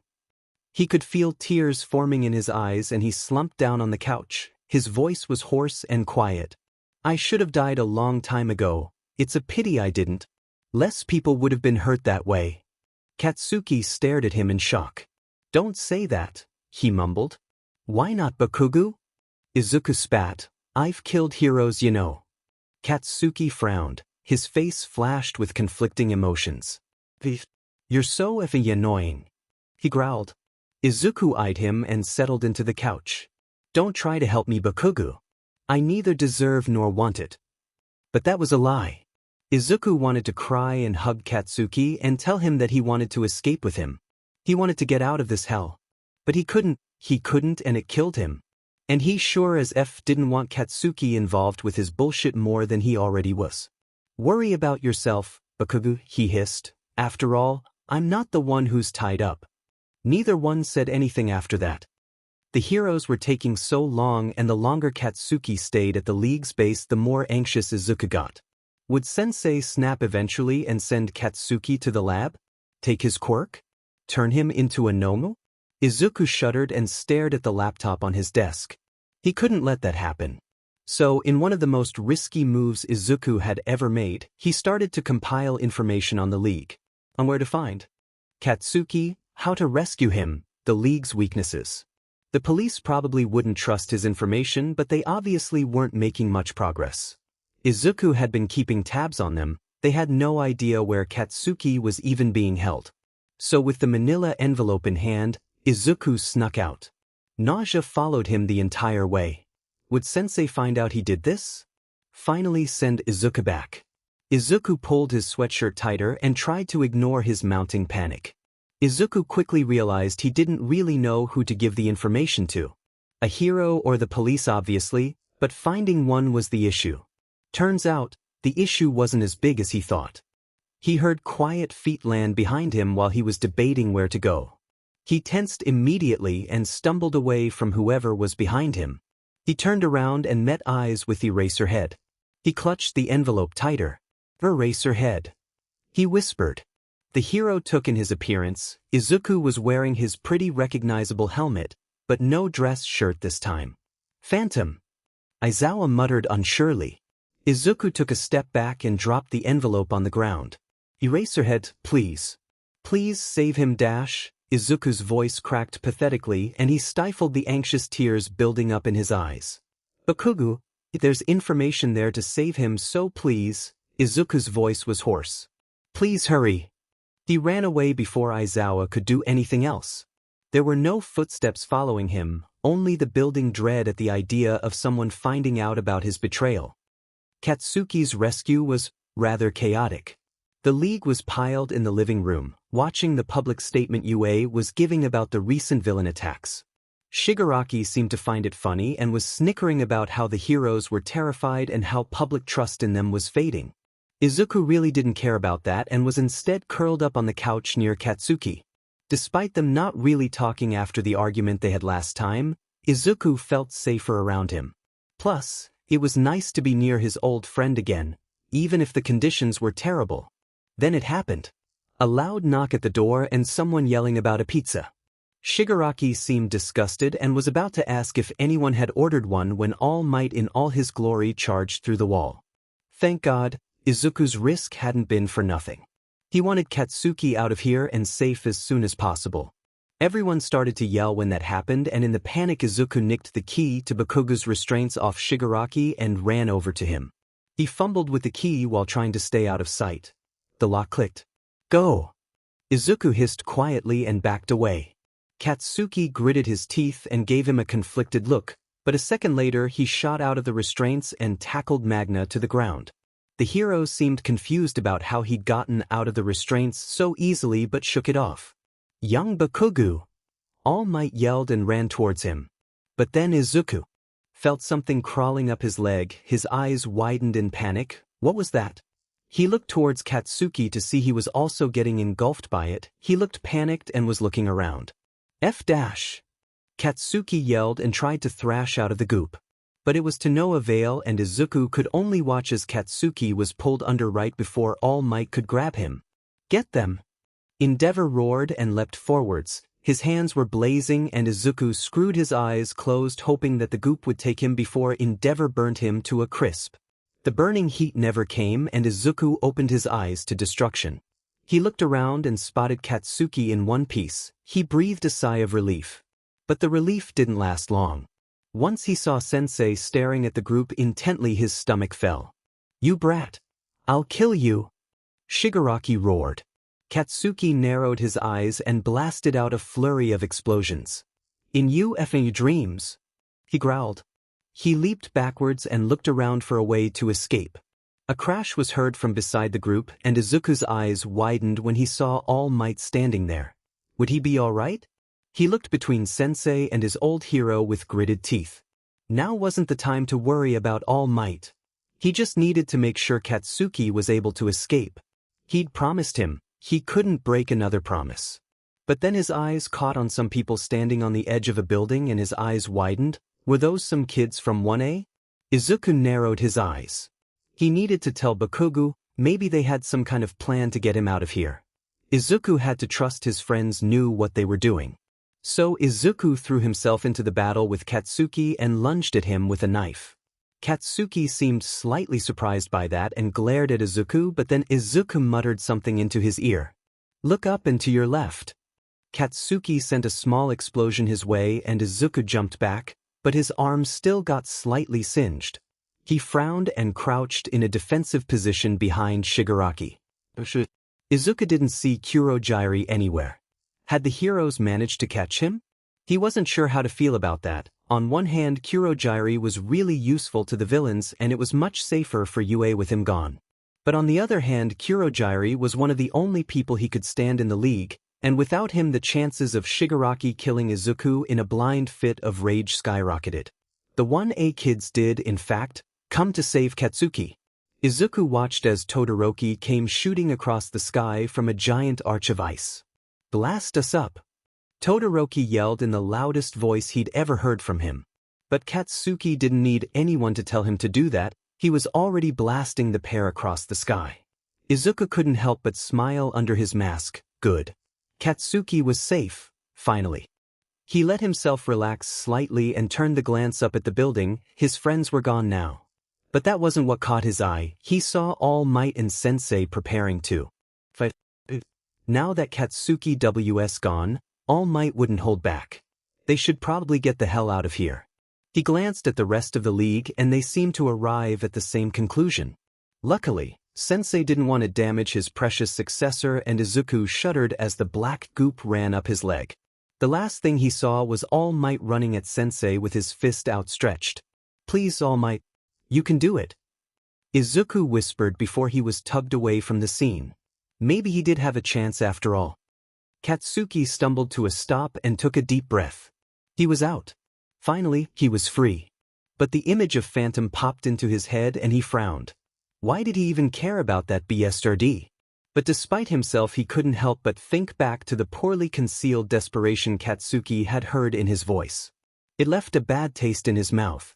"Bakugo, are you all right?" Todoroki spoke and looked around the alley. "We should contact the police and let them know you're safe." Katsuki frowned. "Okay. Where are the other idiots?" Todoroki shrugged. "They should be coming over here, let's get somewhere more populated." Katsuki nodded and trailed after Todoroki. His mind was buzzing with thoughts. Being kidnapped definitely was affecting him more than he'd care to admit. "Bakubro!" Kirishima's voice rang out and suddenly Katsuki was being crushed in a hug. He groaned loudly. "Let go of me, you idiot." He pushed the boy off and looked at the group who was now surrounding him. Momo, Kirishima, Todoroki, Mina, and, surprisingly, Ida, were all gathered around him.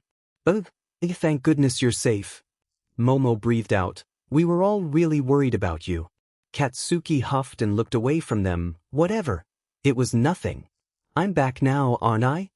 The group didn't really seem to believe him being unbothered but didn't say anything. It was Mina who broke the silence. "All Might?" she muttered quietly. The group turned to look at the TV. It was a live feed of All Might fighting a villain Katsuki had never seen before. Maybe this was the person Phantom was scared of? There was a large crowd gathered by the screen and Katsuki could hear them all breathing in anticipation. Katsuki couldn't tear his eyes away from the screen and muttered to himself. "Come on, All Might." The fight seemed to last ages. All Might and the villain were exchanging blow and blow. Neither was coming out on top. But All Might looked like he was getting tired. Katsuki was right, and watched in horror as the hero was tossed backwards and slammed into a pile of rubble behind him. The reporter gasped in horror and the crowd started to anxiously chatter. None of them could look away though. All Might had to be all right. He had to be. The man emerged but he looked weaker. The crowd gasped but Katsuki was focused on the TV. Come on," he growled. Kirishima glanced at Katsuki and took a deep breath. "Come on, All Might," he yelled at the top of his lungs. Everyone paused for a moment, but then the cheers started. "All Might. You can do it. We believe in you, All Might. All Might. All Might. All Might." Katsuki knew the hero couldn't hear them, but when the hero clenched his fist and leaped into action everyone cheered. With one last smash All Might yelled as loud as he could, and the fight was over. Katsuki let out a breath he didn't know he was holding and the entire crowd let out a loud cheer. All Might had done it. Katsuki felt a small smile slide onto his face. Of course he'd won. He was All Might after all. As he was standing with his fist up he slowly started to deflate, which everyone started to chatter about, but then he began to talk. "Citizens, this will be my last fight," he said slowly. "But do not fear, because evil will never win. It's your turn now." He smiled at the camera. Go beyond, plus ultra. He held up his fist with a final cheer and the crowd erupted into yells. They had lost their hero, but they had gained hope for the future. Katsuki hoped everyone would be able to have that hope. Katsuki frowned at the table. The villains, there was the hand guy, the portal guy, this girl who kept wanting to stab me, some girl, the magician-looking beardy and turtle man, scar dude. He trailed off, Phantom. He muttered the last one quieter than the rest. Detective Tsukachi hummed. Alright. Thank you, Bakugo. You don't have to answer all these questions if you're not comfortable, alrights. Katsuki nodded silently. Did they ever hurt you or attempt to hurt you? Not really. The stabby girl, I think her name was Toga or some sheet, she kept saying she wanted to see me covered in blood. Katsuki shuddered. But everyone else kept telling her not to hurt me. Alright, did they ever state their purpose for kidnapping you? Katsuki nodded. Yeah, apparently they wanted to recruit me. He scoffed. Like I'd ever join villain scum like them. Tsukachi scribbled something down and nodded. Alright, did they ever drag you or did you feel strange while you were there? Katsuki shook his head. No one gave me any food either, he trailed off. Except Phantom and he didn't drag it. Tsukachi hummed and noted something down. Phantom, do you know if he's the Phantom killer? Katsuki nodded at that. Yeah, he said he was. He frowned after that, remembering their conversation. Should he tell Tsukachi about his suspicion? Would Tsukachi even care? The detective frowned slightly. Did you happen to see his face? He's been pretty anonymous. He had on a mask the whole time, so no. Tsukachi seemed slightly disappointed but nodded. Alright, Bakugo, thank you for your cooperation. We'll probably have some more questions for you later, but right now you should get some rest. Tsukachi stood up to leave, but despite himself, Katsuki called out. Wait, The detective glanced at him. Is something wrong? Katsuki frowned. No, it's just about Phantom. Tsukachi blinked and sat down again. What about him, Bakugo? Katsuki stared at the table. He helped me escape. Tsukachi seemed strangely unsurprised by that and he tilted his head. Did he? Katsuki was silent. I know why. At least what he told me was the reason. They had a few conversations while I was there. Tsukachi seemed intrigued by that. About what? If you're comfortable sharing. Katsuki nodded. Well, like I said, he told me he was going to help me escape. He said that he didn't want me to end up in the lab. Apparently they make nomis there. Tsukachi blinked at that and Katsuki noted that he looked concerned. We'll look into that. Katsuki nodded. Also, me and Shinso were both in those marble things, but I think he dropped Shinsu's on purpose after he caught it. And then after that he started apologizing for letting me get caught and saying he should have done more to prevent it. Katsuki paused for a moment. He just seemed different from the rest of them. He always seemed on edge around the League members and was super robotic and emotionless, but when it was just us two he kind of let that go. He was scared. The blonde continued. I told him when I left I would help him, because I really don't think he wanted to be there. But whenever I did he got upset and started talking about how he was a bad person and didn't want any help. Katsuki gritted his teeth. He was so annoying. FINGBSTRD. Tsukachi nodded slowly and wrote something down. Did you notice anything else about his behavior or appearance? Katsuki frowned. Well, he was small and I dunno. He just seemed young. He fixed Tsukachi with a hard stare. I know this sounds weird as hell, but he helped me. And I want to repay him. Please at least look into it. Tsukachi took a deep breath and nodded. Alright, Bakugo, we've already had some suspicions about Phantom. If we find anything out I'll try to update you the best I can. Katsuki wondered what the man meant by suspicions. He just hoped the man would actually look into Phantom. He knew it was stupid, but still, he couldn't shake that feeling of dread out of his stomach. As soon as Shigaraki heard about the dorms he pitched a fit. That's no fair. He whined loudly. Sensei is gone and now they want to make it even harder for us to get information. I need to hurry up and figure out who All Might's successor is.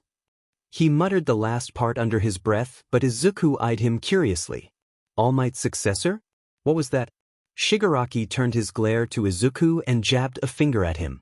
I still expect reports on UA from you, brat. And for you to keep killing heroes every few weeks. He grinned to himself.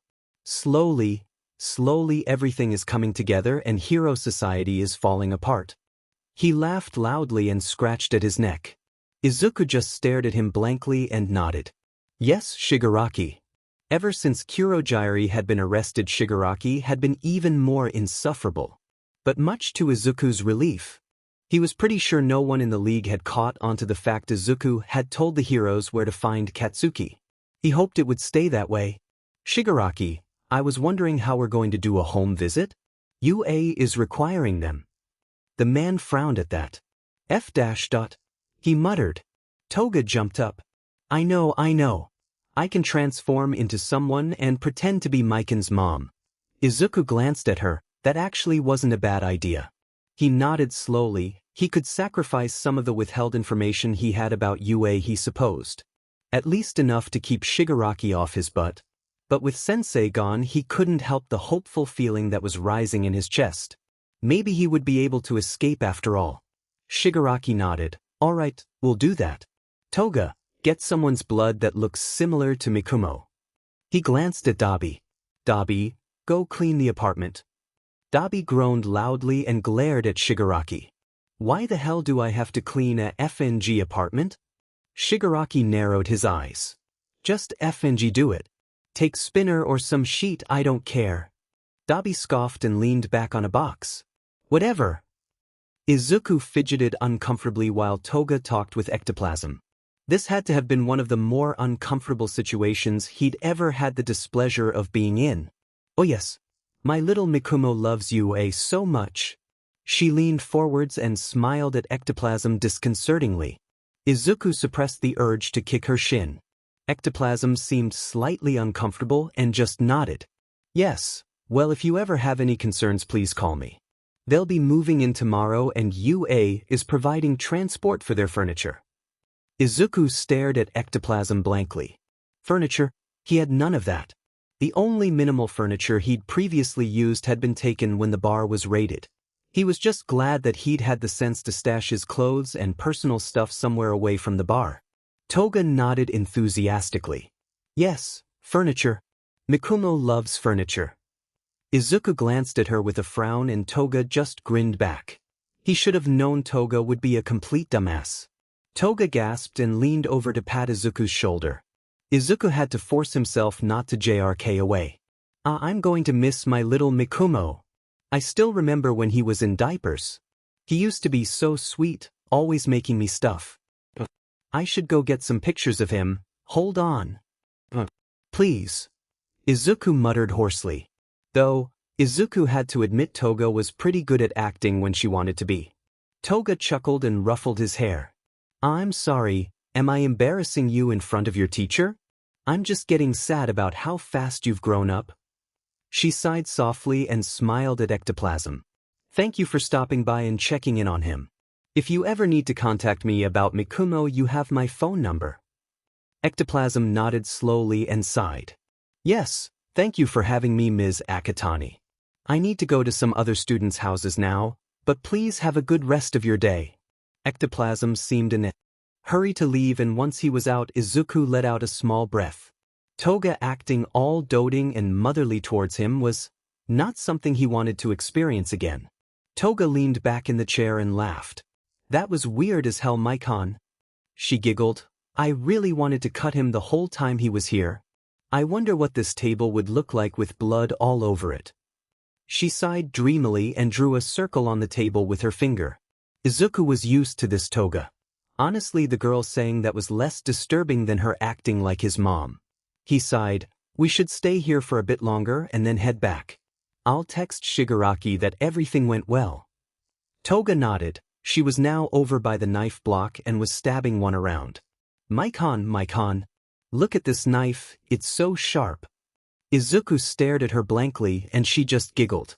Maybe the dorms were a good thing, he wouldn't have to deal with any of the league's shit while he was there. And he'd be away from them if they happened to find out about his betrayal, which lessened his anxiety around the whole situation a little bit. Yeah, things were looking up for him. Maybe everything would finally get better too. Izuku stared at the bare walls of his dorm. He had one single decoration, a poster of All Might. He'd bought it out of pure spite. Shigaraki would kill him if he ever found out Izuku had it. It felt good. He collapsed on the bed and clicked on his phone. There was a text from Shigaraki.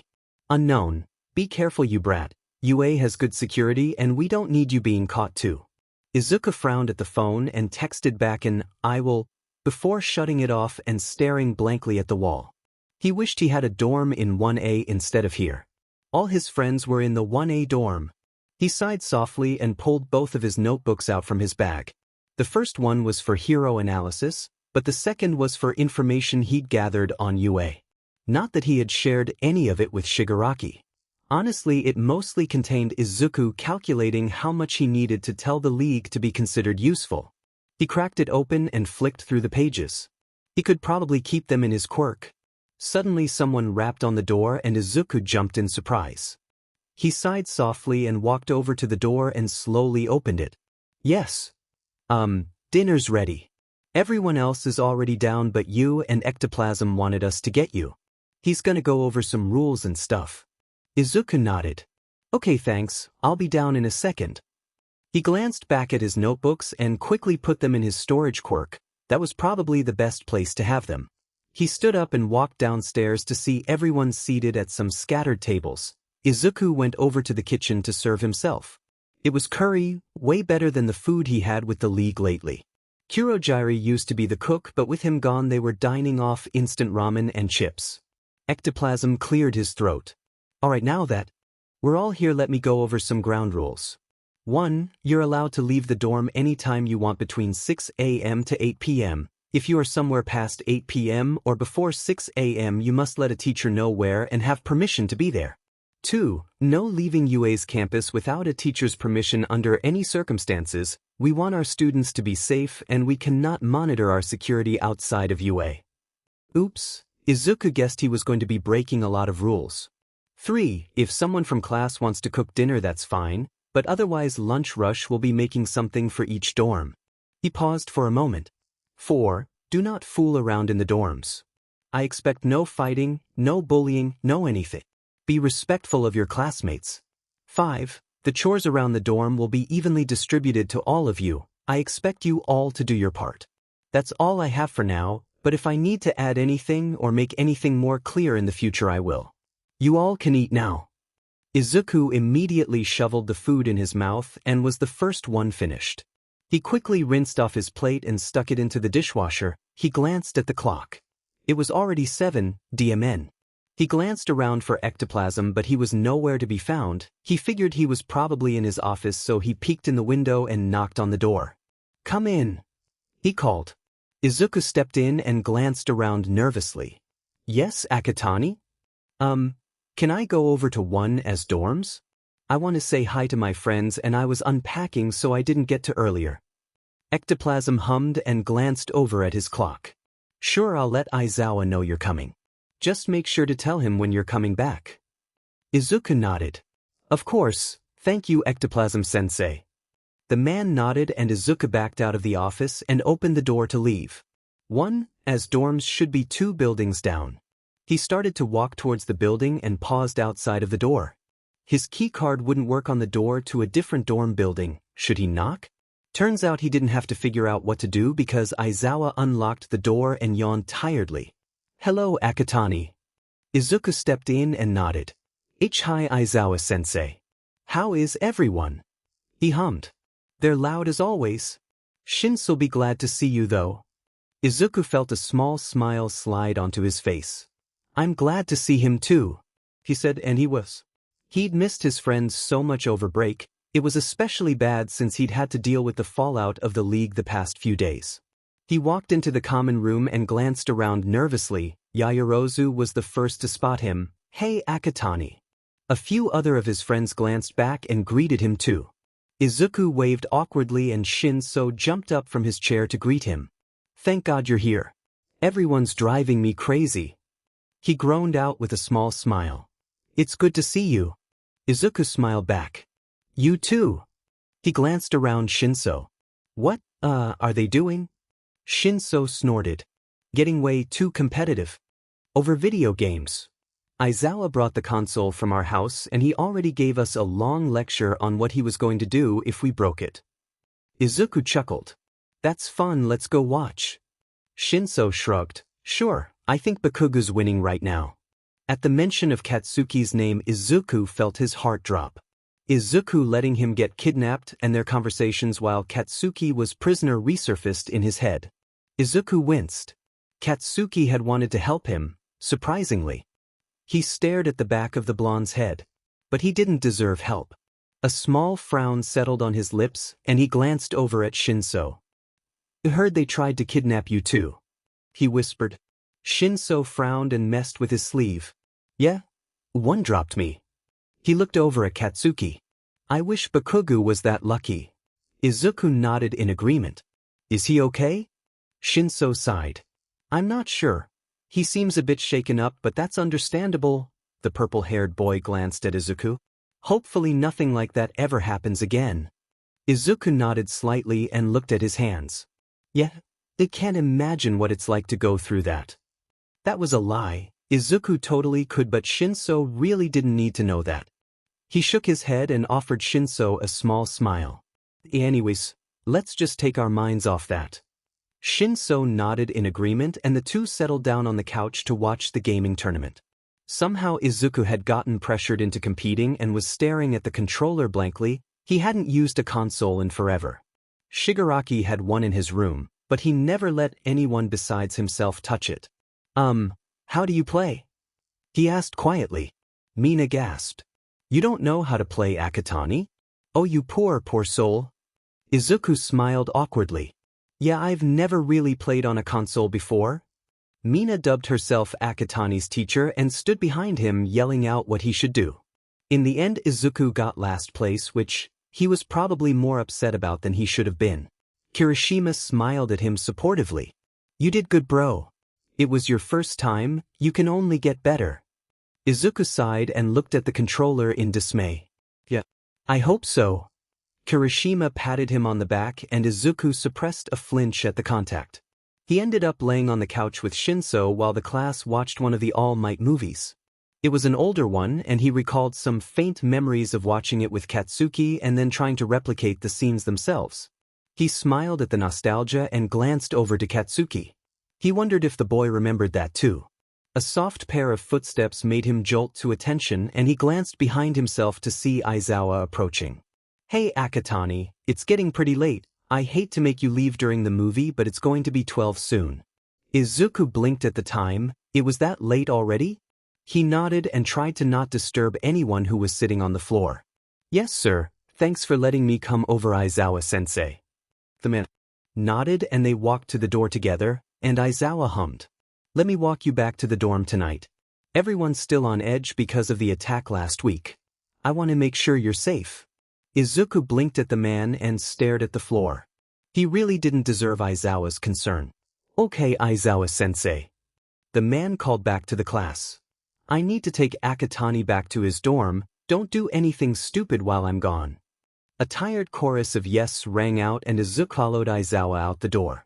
They walked down the street lamp-lit sidewalk together and Izuku glanced over at Aizawa and debated if he should say something. Aizawa noticed Izuku looking at him and raised an eyebrow. Yes. Oh, sorry I made you walk all the way out here with me. Aizawa shrugged. It's fine, kid. I don't mind. Izuku nodded slightly and looked back at the path ahead of him. The two quickly reached Izuku's dorm, but before he entered Aizawa spoke up. By the way, you can come over to the 1A dorm anytime you want. Don't feel bad. Izuku glanced back at him and offered a small smile. Thank you, Aizawa-sensei. I appreciate it. The man nodded slightly and the two parted ways. Izuku half-heartedly waved to some of his classmates who were still in the common room and walked back up the stairs to his dorm room. He flopped onto the bed as a loud sigh and stared up at the ceiling. He smiled despite himself and held a hand above his head. Was it bad he wished he could stay like this forever? No Shigaraki to worry about, no league, no phantom killer. Just him being a normal teenager and hanging out with his friends. It was nice. But did Izuku even deserve it? He sighed softly. No, after all, he was a villain, and he deserved no forgiveness for the things he had done. Izuku stared at his phone in disgust. Shigaraki wanted to meet with him. For what? Izuku really hoped Shigaraki hadn't finally decided to kill him. Plus this was so short notice.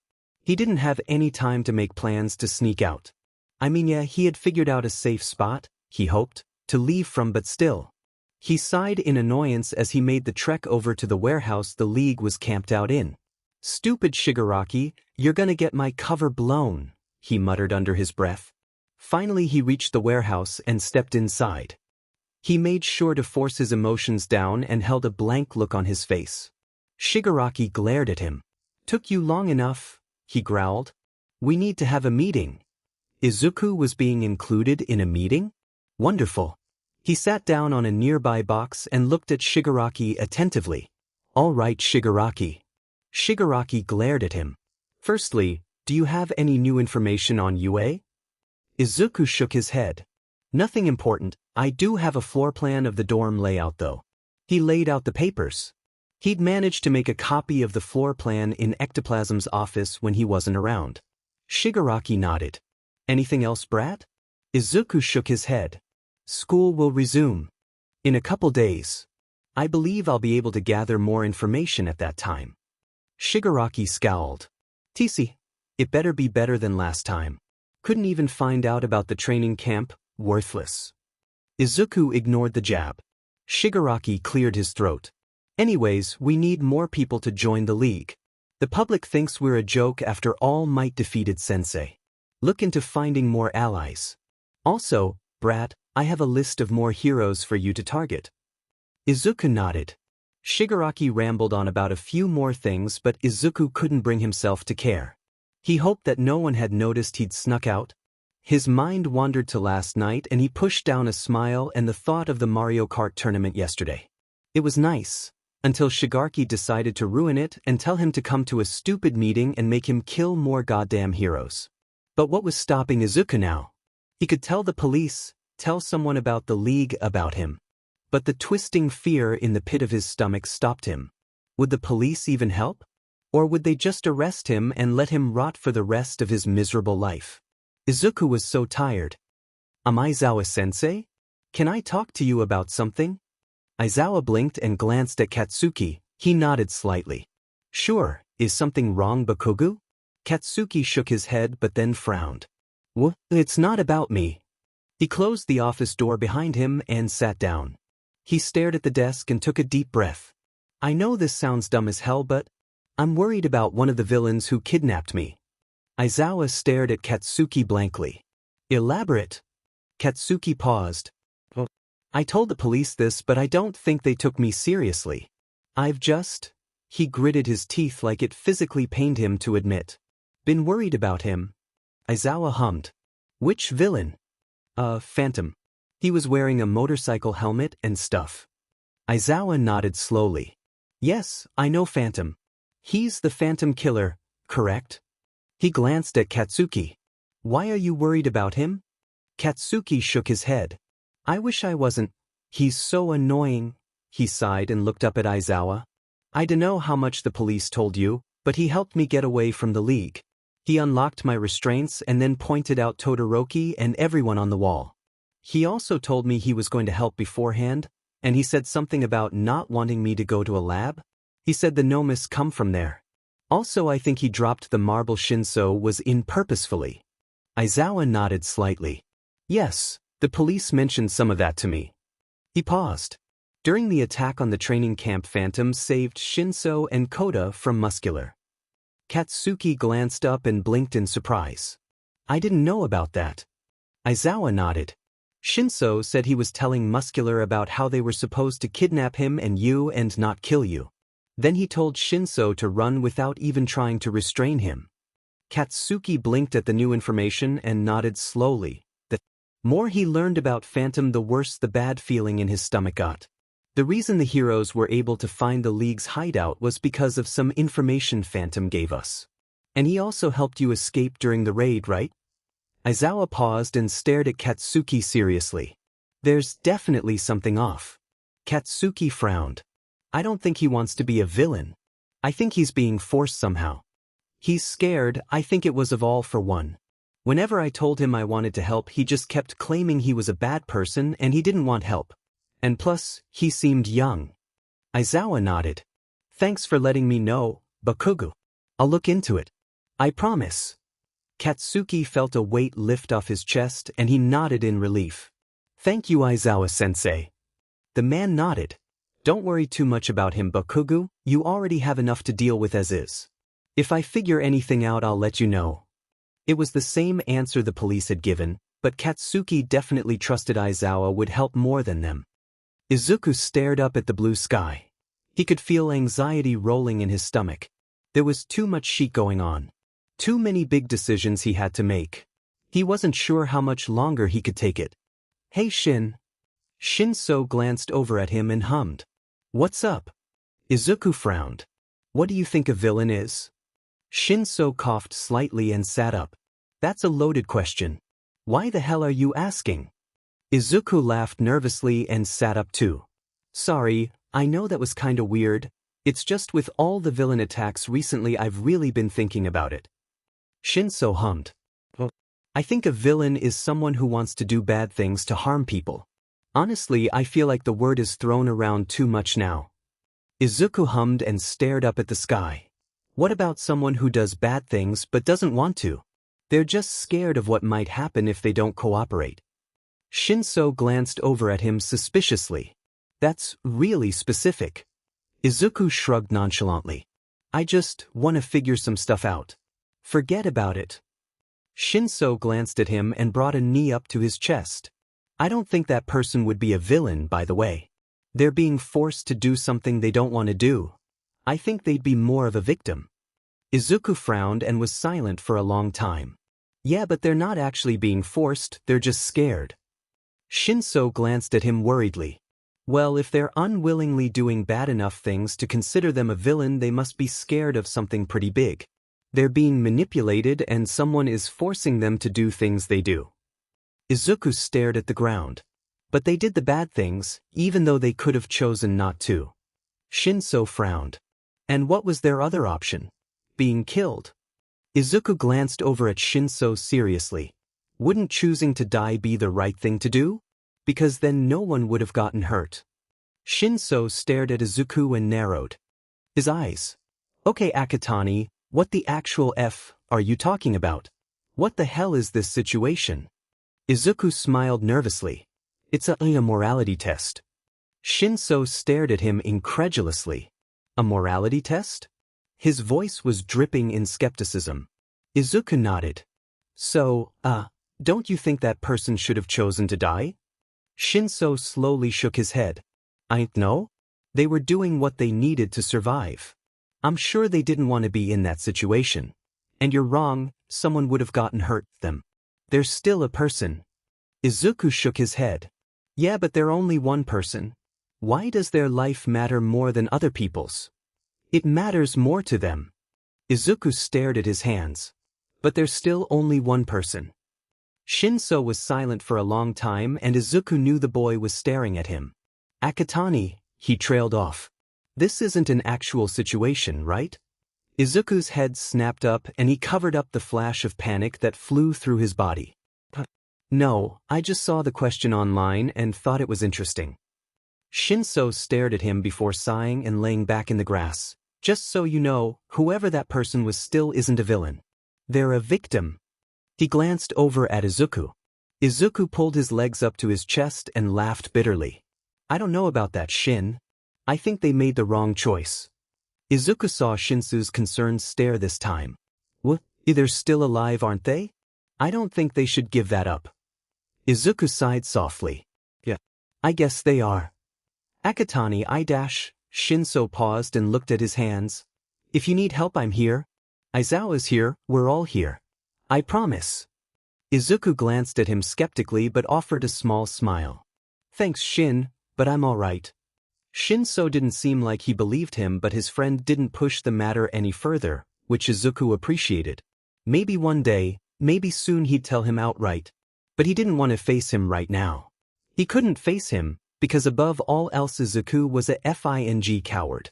I think there's something going on with Akatani, Shinso announced seriously. He shifted on Aizawa's couch and frowned at the floor. He started saying all this weird stuff yesterday. And before that there's always been something off. Shinso wrung his hands. I don't know. I feel like I should have noticed sooner. Something's really wrong. He needs help. Aizawa frowned in concern. Weird stuff? Like what? Shinso shook his head. Like, he asked me this question about what I thought was a villain, right? And it was if a person was being threatened into being a villain, would they still be a villain? Aizawa nodded slowly and furrowed his eyebrows. Well, Akatani was like, insisting that the person should have killed themselves or something. And there's so many little things I should have noticed. He always seems so nervous and dash, Shinso groaned. I don't know. Something's wrong. Aizawa seemed concerned as well and tapped his leg thoughtfully. Do you know where he lives? Ever met his parents? Shinso shook his head and Aizawa's frown deepened. Alright, thanks for telling me, Shinso. I'll look into this. Shinso nodded and stared at him seriously. Aizawa, please help him. He stared at the ground. Please, he's my friend, so, no matter what's going on, do you promise to help him? Aizawa was quiet for a moment. I promise, kid. I'll help him. Shinso nodded and clenched his fist. Aizawa wasn't going to be the only one looking into Akatani. He would too, and he promised himself that he would help Akatani. Akatani was his friend, his first real friend. And friends helped each other. Shinso was going to find out what was wrong with Akatani, and he was going to help him. It's not that he didn't trust Aizawa, he did, but Akatani was his friend and he wanted to make sure he was alright. So after the first day of school, he decided to do some subtle investigations of his own. Hey Akatani. Akatani smiled back at him. Hey Shinso. What's up? I don't think I've seen your dorm yet. Akatani blinked at that. Oh yeah, you haven't, have you? It's pretty boring, so I dunno if you even want to see it. Shinso shook his head. You've been to my dorm, and I don't care if it's boring as long as it's quiet. I think I can hear my classmates yelling through the walls in my dorm. That made Akatani chuckle quietly. If you're sure. The pair walked over to Akatani's room in a comfortable silence and only stopped when Akatani fumbled to unlock his door. Welcome. Akatani said lamely and stepped to the side. The room was basically empty.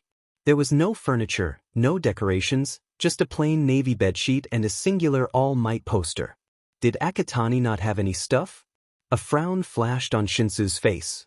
Maybe Akatani was in foster care too. You like All Might? Huh. Akatani looked up towards the poster. Oh yeah. He's super cool. I love heroes. His voice was wistful as he talked.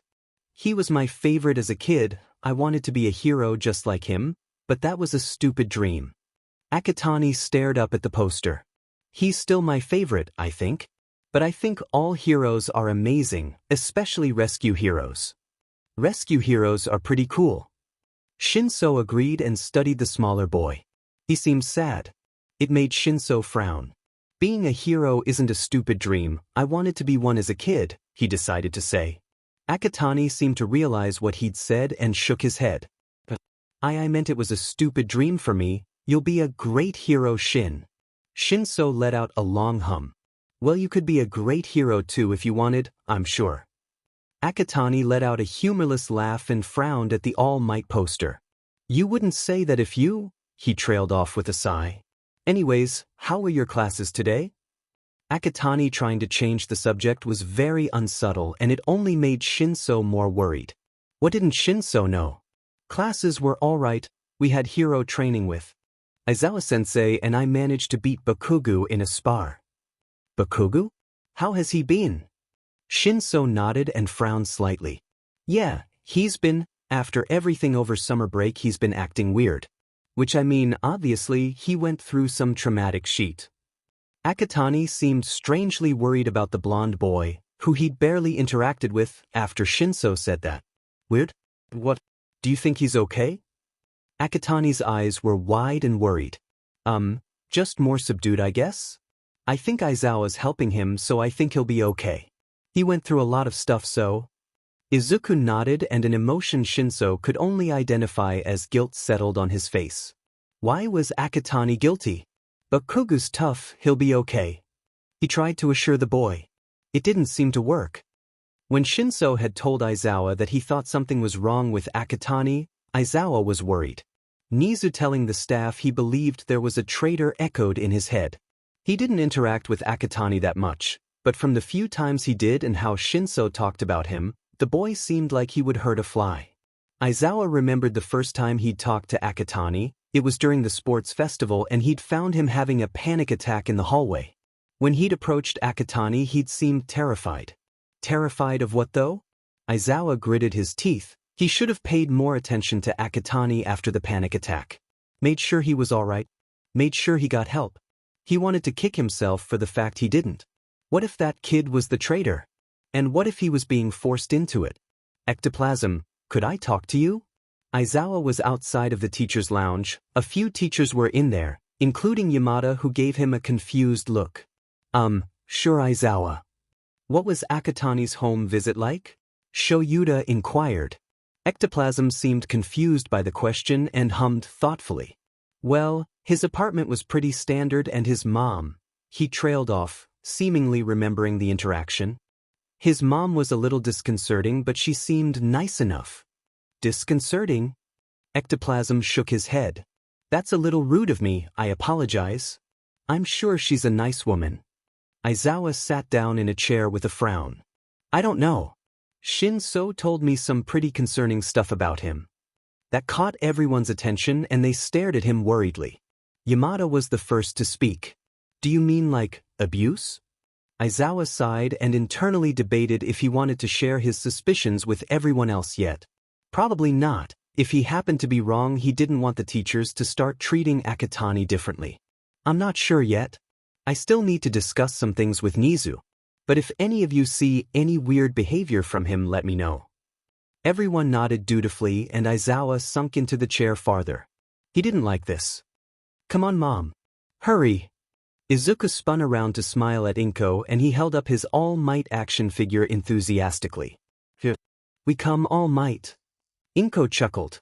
Don't be so hard on your poor mother, Izuku, I'm going as fast as I can. Izuku bounced on his feet.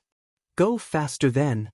Inko smiled kindly at her son. She was so happy to see him excited over the movie.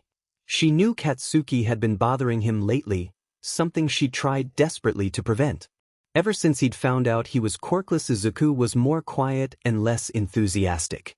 But finally, after a few years had passed, that enthusiasm was starting to come back. Inko couldn't be happier. Izuku blinked. What? Inko shook her head and stepped forwards to ruffle his hair. I just love you so much. I don't know what I'd do without you. Izuku grinned at her. I love you too, Mom, but the movie. That made Inko laugh. Right, we can't be late. Let's go. The peaceful environment was ruined a moment later though. The air turned dark and Inko felt panic shoot through her chest. That wasn't good.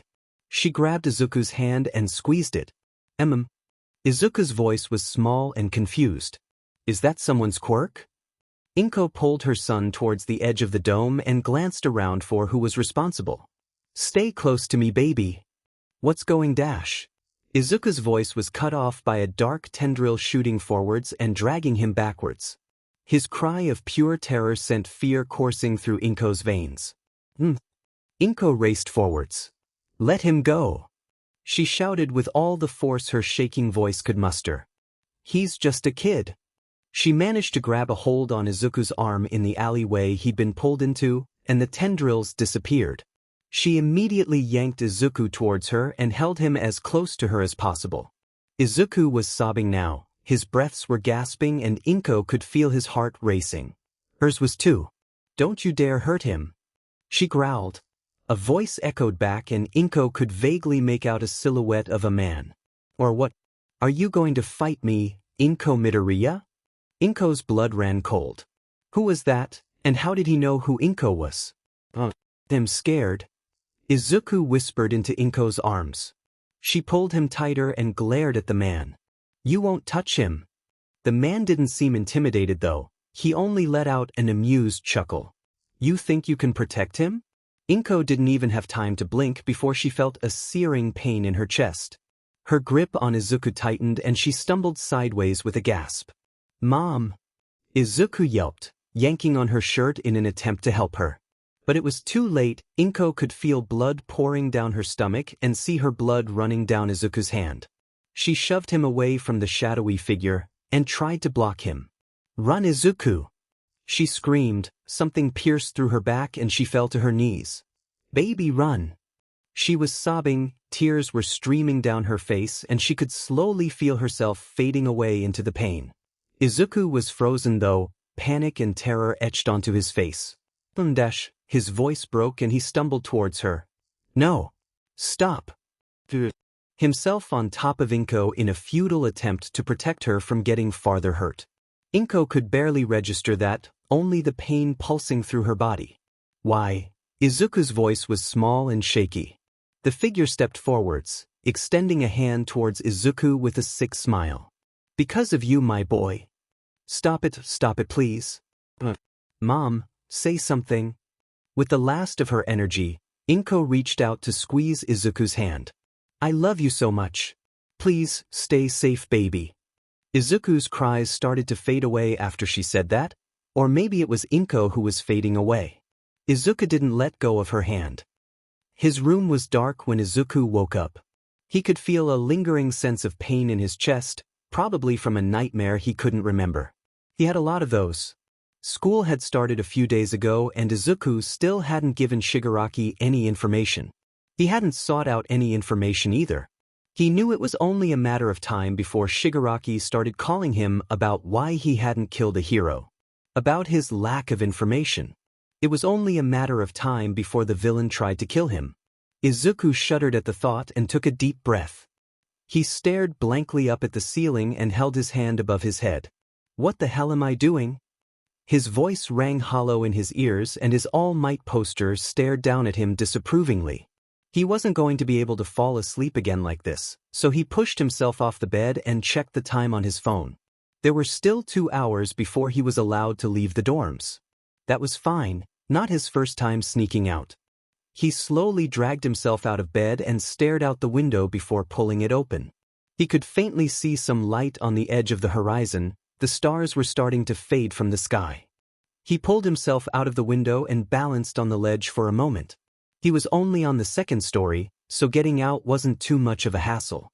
His feet hit the grass and he took a deep breath. It was quiet, peaceful. He loved this time of day.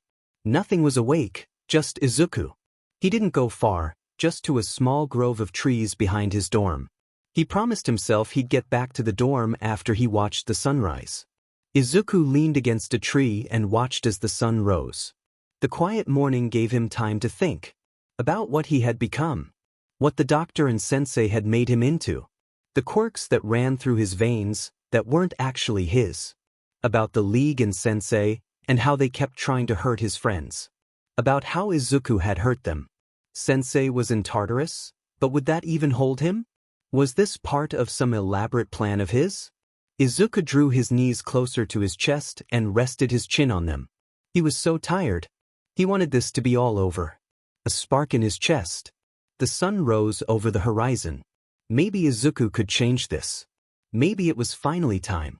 Izuku had always wanted to be a hero as a kid.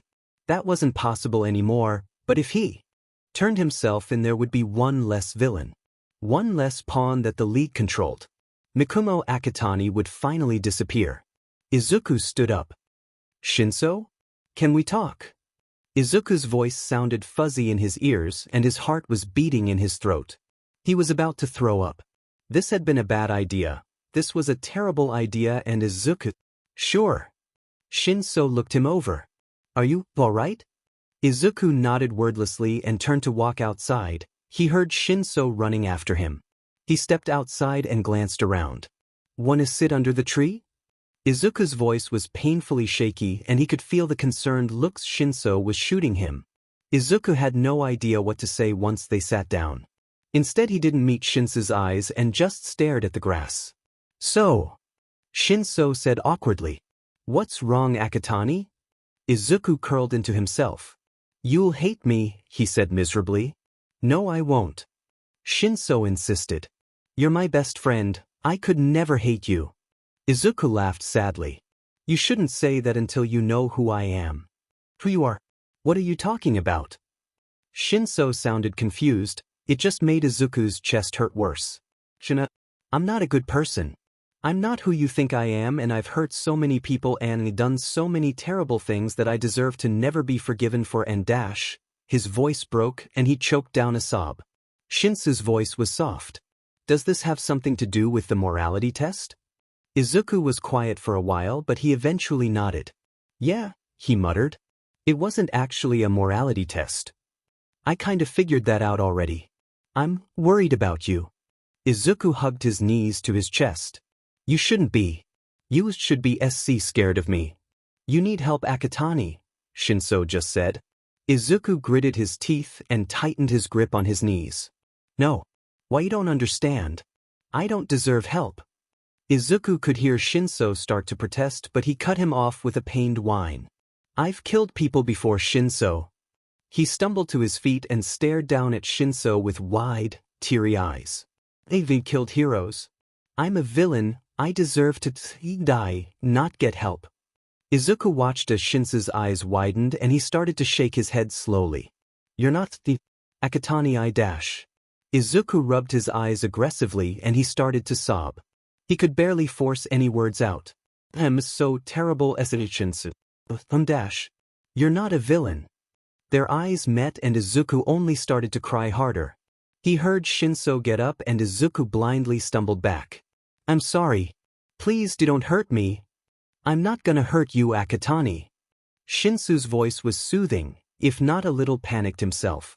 We were gonna figure this out, okay? I'm gonna help you. You're not a villain, you can't be. Izuku shook his head aggressively. Stop it. You should hurt me. Shinso's voice was a horrified whisper. The morality test was about you, wasn't it? I thought it might have been about someone you knew but it was about you. Izuku could only nod pathetically. Remember what I told you then? I said you weren't a villain, you're not a villain. Izuku felt terrible. He'd somehow manipulated Shinso into thinking he wasn't a villain. Why did he keep insisting that he wasn't a villain? Maybe it was because he hadn't told Shinso the full extent of what he'd done. Shinso probably thought he was exaggerating. I'm Phantom. He blurted out without thinking. Shinso definitely flinched back when he said that. Shinso finally realized he was a terrible person and was gonna attack him for being a villain like he should. You're Phantom? A strange combination of emotions flickered over Shinso's face. You're working with the League? Izuku nodded weakly and stared at his shoes. Now Shinso definitely hated him. Okay. Shinso muttered anxiously. Still not a villain. He paused for a while, suddenly realizing something. You dropped my marble on purpose, didn't you? And muscular, you saved me from him to help. Izuku sniffled. Yeah, I guess, but I still let them attack you guys. I should have hid the camp better. I should have been less of a coward. I promised I wouldn't let anyone get hurt, but I didn't, and Bakugo got kidnapped and you almost did too, and dash. Hey Akatani, it's alright. You didn't give them information about the training camp? You tried to hide it. Izuku nodded. Shinso's voice was soothing as it could be in this situation. Then it's not your fault, okay? Just because you've done bad things unwillingly means you're a villain. You tried your best to help us. Izuku felt Shinso's hand brush against his arm, which made Izuku flinch back. Izuku shook his head. Wasn't good enough, he mumbled. Shinso sighed. Look, Akatani, I don't know the full story, but you were forced into this, right? You're one, as friend and my friend, and I don't think you'd ever want to hurt us, right? Shinso sounded like he was trying to reassure himself just as much as Izuku. I could have just died. Izuku suggested sullenly. But the doctor, he cringed at that. He'd seen a lot of the shit the doctor did. Even if Izuku had died, what if the doctor somehow brought him back to life? Or used him to make an actual Nomu? He shuddered. Don't say that, Shinso said. Izuku could tell his head was still reeling from all the information Izuku had unloaded on him. And despite what he kept insisting, Izuku could tell he was nervous, scared of Izuku. We should tell Aizawa, Shinso said finally. He promised he'd help you and he helped me, so… Izuku's shoulders slumped. Yeah. We should. He sounded miserable. He was definitely going to Tartarus, wasn't he? Either that or Shigaraki or maybe even Aizawa would kill him. After all, he'd lied to the hero and helped the League. The walk to Aizawa's office was painful and Izuku didn't miss the nervous stares Shinso was giving him. I'm sorry, he muttered weakly. Shinso stared at him for a moment. It's not your fault, Akatani. Izuku looked away from him and shook his head. My name. It's… Izuku trailed off and stared at UA's campus. Izuku Midoriya, that was his name, his real name. He wasn't supposed to know it anymore, but… Izuku? Then that's my name. The words felt funny on his lips, but it felt correct. It reminded him of when he was a kid. Of Katsuki and his mom and how happy he was before his quirk didn't come in and everything went to shit. Shinso blinked back at him. Izuku. The name made his eyes tear up again and he rubbed them aggressively. Thank you, that's yeah. They got to Aizawa's office all too soon and all of Izuku's panic hit him like a truck again. Without meaning he grabbed onto Shinsu's sleeve, which made the boy flinch and stare at him with wide eyes. Izuku immediately felt bad and backed away. Sorry he's gonna hurt me Shinso shook his head.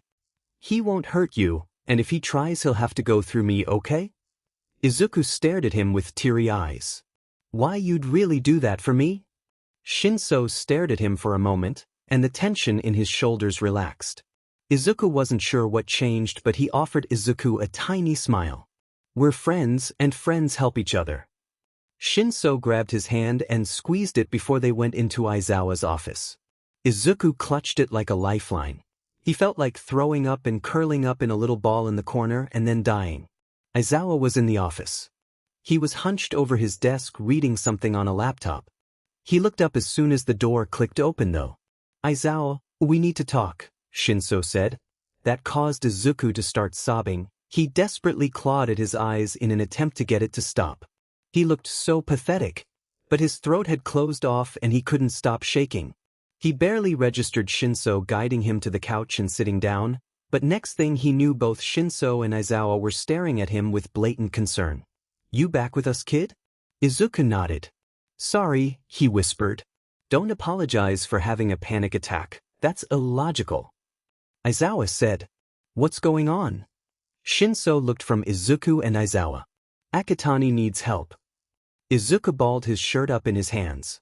I don't deserve help. Izuku trailed off and sighed. Yes you do. Shinso protested. Izuku shook his head and refused to meet Aizawa's eyes. Why you're gonna hurt me and hate me and in a dash? Aizawa sighed quietly. Before jumping to conclusions, tell me what's going on. Izuku frowned. Aizawa-sensei, I'm sorry, he whispered. I'm so sorry, I didn't want to, but I'm a dash. The word got stuck in his throat and he barely managed to squeeze it out. Villain. Izuku waited for the inevitable. For Aizawa to lunge at him, to start attacking him, to tell Izuku he was terrible and deserved to die. But that didn't happen. Instead, Aizawa just said a simple word. Okay. Izuku stared at Aizawa in confusion. What? Okay? You aren't gonna try to hurt me? Aizawa stared right back. Should I? Izuku blinked a few times incredulously.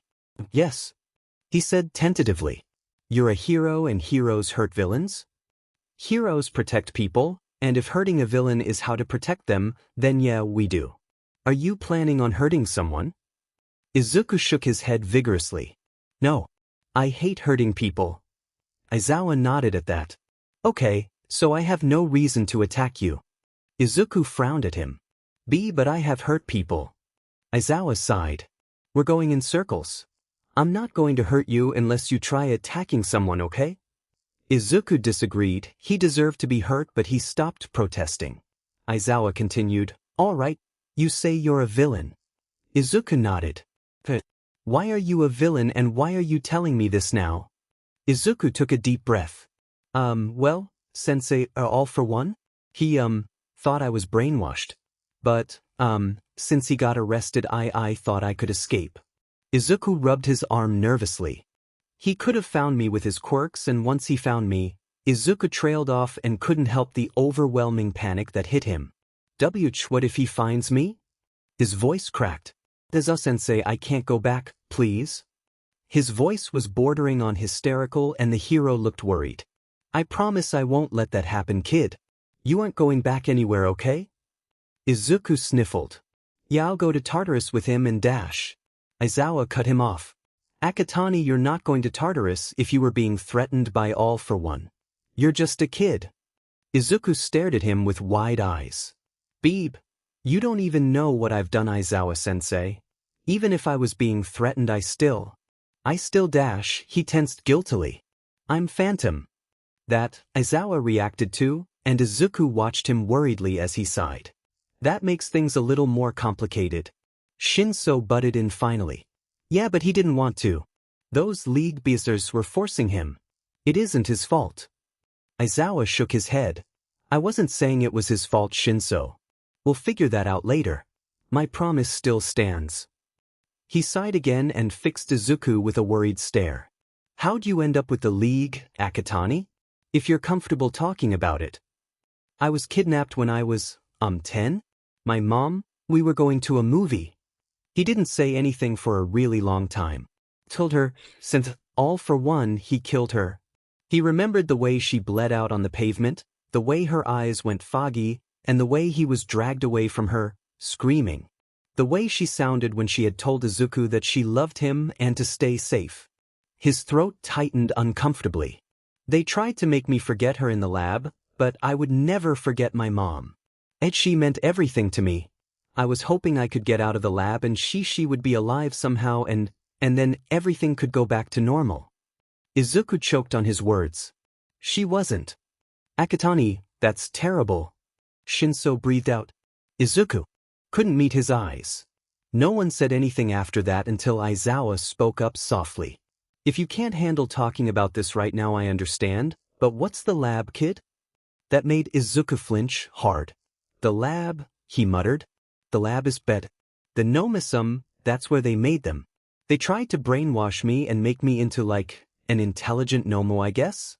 It, didn't really work, but if they knew that the doctor would have taken me back and dash, Izuku's voice cracked and he whimpered. If that's worse than dying, Aizawa-sensei. Both Aizawa and Shinso kept looking more and more horrified. Illegal human experimentation? Aizawa muttered under his breath. Kid, he couldn't seem to find any words. There's still people there, I think. Izuku said softly. They're still suffering there. I don't know where they are though. That's all right, we'll find them and help them. We know about it now because of you, Aizawa assured him. Izuku nodded. Sensei, All for One eventually gave me to Shigaraki because he thought I was brainwashed. They started making me kill heroes and he started to tear up and rubbed his eyes aggressively. I'm so sorry. He curled into himself and he couldn't stop himself from sobbing. His breaths were getting shallower and he desperately grabbed at his throat in a blind panic. Akatani, calm down. Breathe with me, 1, 2, 3. Aizawa's voice was kind, too kind for what Izuku had just admitted to him. Izuku stared at Aizawa guiltily. Aizawa-sensei, I'm so sorry. I should have just killed myself. No, you shouldn't have. Shinso yelped from beside him. Aizawa nodded in agreement. Akatani, please don't say that. I don't know your whole situation, but you're just a kid. You were scared and you were just trying to stay alive. Trying to stay away from something that you called worse than death. This is All for One's fault, the League's, not yours. You didn't want any of this, right? Izuku nodded mutely. You're just a kid. You shouldn't have been in this situation in the first place. Someone should have helped you. Izuku sighed and sank farther into the couch. I'm still sorry. It's my fault you were hurt at USJ and I hurt my friends.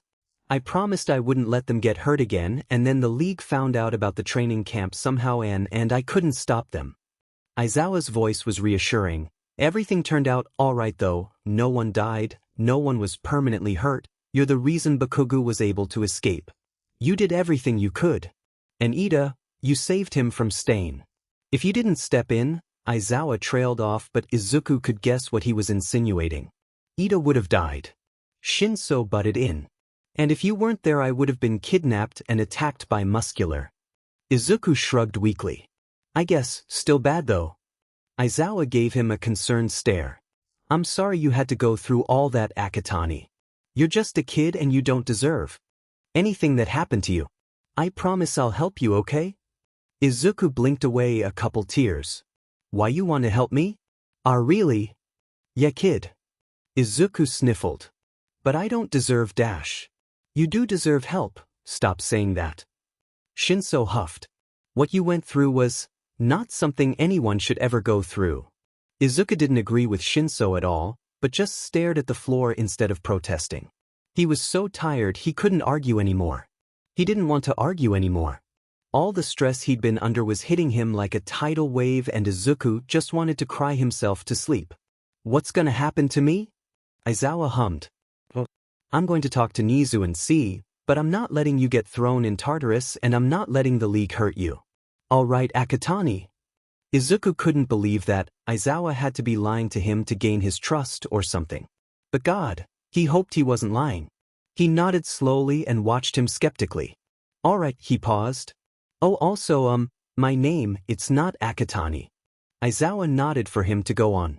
Izuku, I'm Izuku Midoriya. Mikumo Akatani was finally gone, and maybe someone would finally help Izuku Midoriya.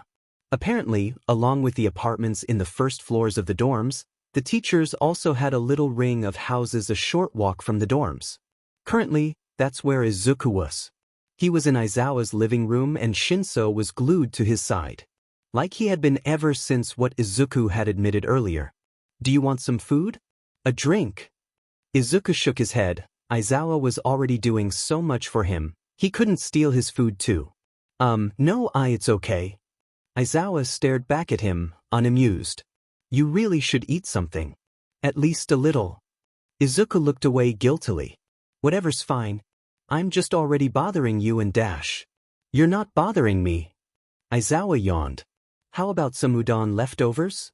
Izuku nodded and watched Aizawa walk out of the living room. The microwave started and he heard a long beep a minute later. Aizawa sat the bowl in front of him. Here you go, Midoriya. Thanks. Izuku whispered and stared into the bowl. Have you called the police? Aizawa hummed quietly. I've been talking with Nizu and we decided not to contact the police yet. Izuku blinked at him. See, can you even do that? Aizawa shrugged. Why not? We're both pro-heroes. I'm not sure when because he's looking into things right now, but Nizu is going to come talk with you at some point. Izuku nodded and took a bite of udon. It tasted nice. It was warm and eased the hungry ache that had been rolling in Izuku's stomach all day. This was the first time he'd eaten today, wasn't it? Izuku spoke up hesitantly after a few more bites. So you're just gonna let me hang out here? Yes. Aizawa said like it should have been obvious. Izuku just stared back at him in confusion. But I'm a villain. That's up for debate. Yes, you've done some bad things but you were under duress. Right? Izuku muttered. Skeptically. It was weird how nice Aizawa and Shinso were being to him. He just admitted he was a villain that had killed multiple people and here they were, acting all concerned about him. Izuku didn't get it. He stared at his udon with a frown. Everything was so overwhelming today. He was so unsure. Aizawa had said he wouldn't let Izuku be arrested, but could he really keep that promise? Izuku wasn't stupid, even if he was under duress the things he had done were bad. Shinso seemed to read his mind and bumped Izuku's shoulder lightly. You're not a bad person, Izuku. Izuku's shoulders slumped. You guys keep saying that but he rubbed his eyes. I don't get it. I don't know if I ever will. That's alright, kid. You don't have to forgive yourself right now. I understand that you're going through a lot of different emotions and that's completely okay. You'll figure everything out eventually, kid. Healing takes time. Just don't be scared to talk to people, you need the support. Izuku nodded hesitantly. Okay, Aizawa-sensei. Aizawa sighed softly and nodded to the couch. Can I sit? Only if you're comfortable with that. Izuku finished the bowl on udon and set it on the coffee table with a clink. And no, you can sit. That's fine. Aizawa sunk down on the couch beside him, making sure to give Izuku some space between them. I'm sure everything is really overwhelming right now, but I promise me and Nizu are doing our best to figure out how best to help you. Just try to relax for the rest of the day. We can put on some TV or play some video games, whatever you want. Try not to worry too much, kid. Izuku nodded meekly. Some TV sounds nice. Do you have any good movies? The trio flipped through their options until they finally settled on a light-hearted comedy. It wasn't a masterpiece or anything, but it didn't have any stressful scenes or high-paced action. It was just what Izuku needed to calm down, at least a little bit. He felt a little better as the movie progressed, even if there was still a tightness in his chest and a shake in his hands that Izuku wasn't sure would ever completely disappear. By the time the movie ended, it was nearing 8:30 at night and Izuku was so close to falling asleep. He felt safe. Maybe not completely, but compared to when he was with the League or when he was forced to spy on his friends, this was worlds better. Honestly, this was the best Izuku had felt in years. He was still guilty though. He didn't deserve Shinso and Aizawa's concern. He didn't deserve their help. But for some reason they keep insisting and reassuring Izuku that he wasn't a bad person. Izuku curled closer to Shinso with a small sigh. He didn't understand. So was it selfish that he was enjoying this? Was it selfish that he was happy that someone finally wanted to help him, to save him? Izuku wasn't sure. Izuku woke up in a room that wasn't his dorm. There was no All Might poster staring down at him. Instead, the walls were mostly bare. The spare room in Aizawa's apartment, Izuku quickly remembered and rolled out of the bed. He crept towards the bedroom door and peeked his head around the corner. Aizawa was sitting at the kitchen table with his laptop pulled in front of him and Nizu was across from him, sorting through some papers. There was no police, no villains, and no one demanding for Izuku to be thrown in prison. Nizu noticed him first, his ears twitched and he turned to give Izuku a soft smile. Midoriya, you're awake. Good morning. His cheerful voice caught Izuku off guard and he waved hesitantly. Good morning Nizu-sensei, Aizawa-sensei. Aizawa glanced up from his laptop. Did you sleep all right, kid? You were pretty tired last night. Izuku nodded. I slept good. Thank you again. For it. Nizu dipped his head. Of course, Midoriya, I always want the best for my students. How about you come sit down and we can discuss some things? Only if you're feeling up to it, of course. I'm okay to talk, Nizu-sensei. Izuku hesitantly sat down at the table and glanced at the documents Nizu was rifling through. The top sheet was a missing persons report for Izuku from 5 years ago. He winced. Aizawa closed his laptop and glanced towards the kitchen. Want anything to eat? Izuku shook his head. It's okay. Izuku wasn't used to being able to eat whenever he wanted. Meals with the League were inconsistent, especially of late. Plus, that was Aizawa's food, he couldn't just steal it. Aizawa just hummed. Then I'll get Lunch Rush to make you some food for lunch later. Anything in particular you like? Izuku messed with his hands awkwardly. I don't want to inconvenience anyone, it's really all right. Midoriya, you need food so you have enough nutrients to stay healthy. You're not inconveniencing anyone by eating, I promise. Izuku stared at the table. If you're sure. Nizu clapped his paws together.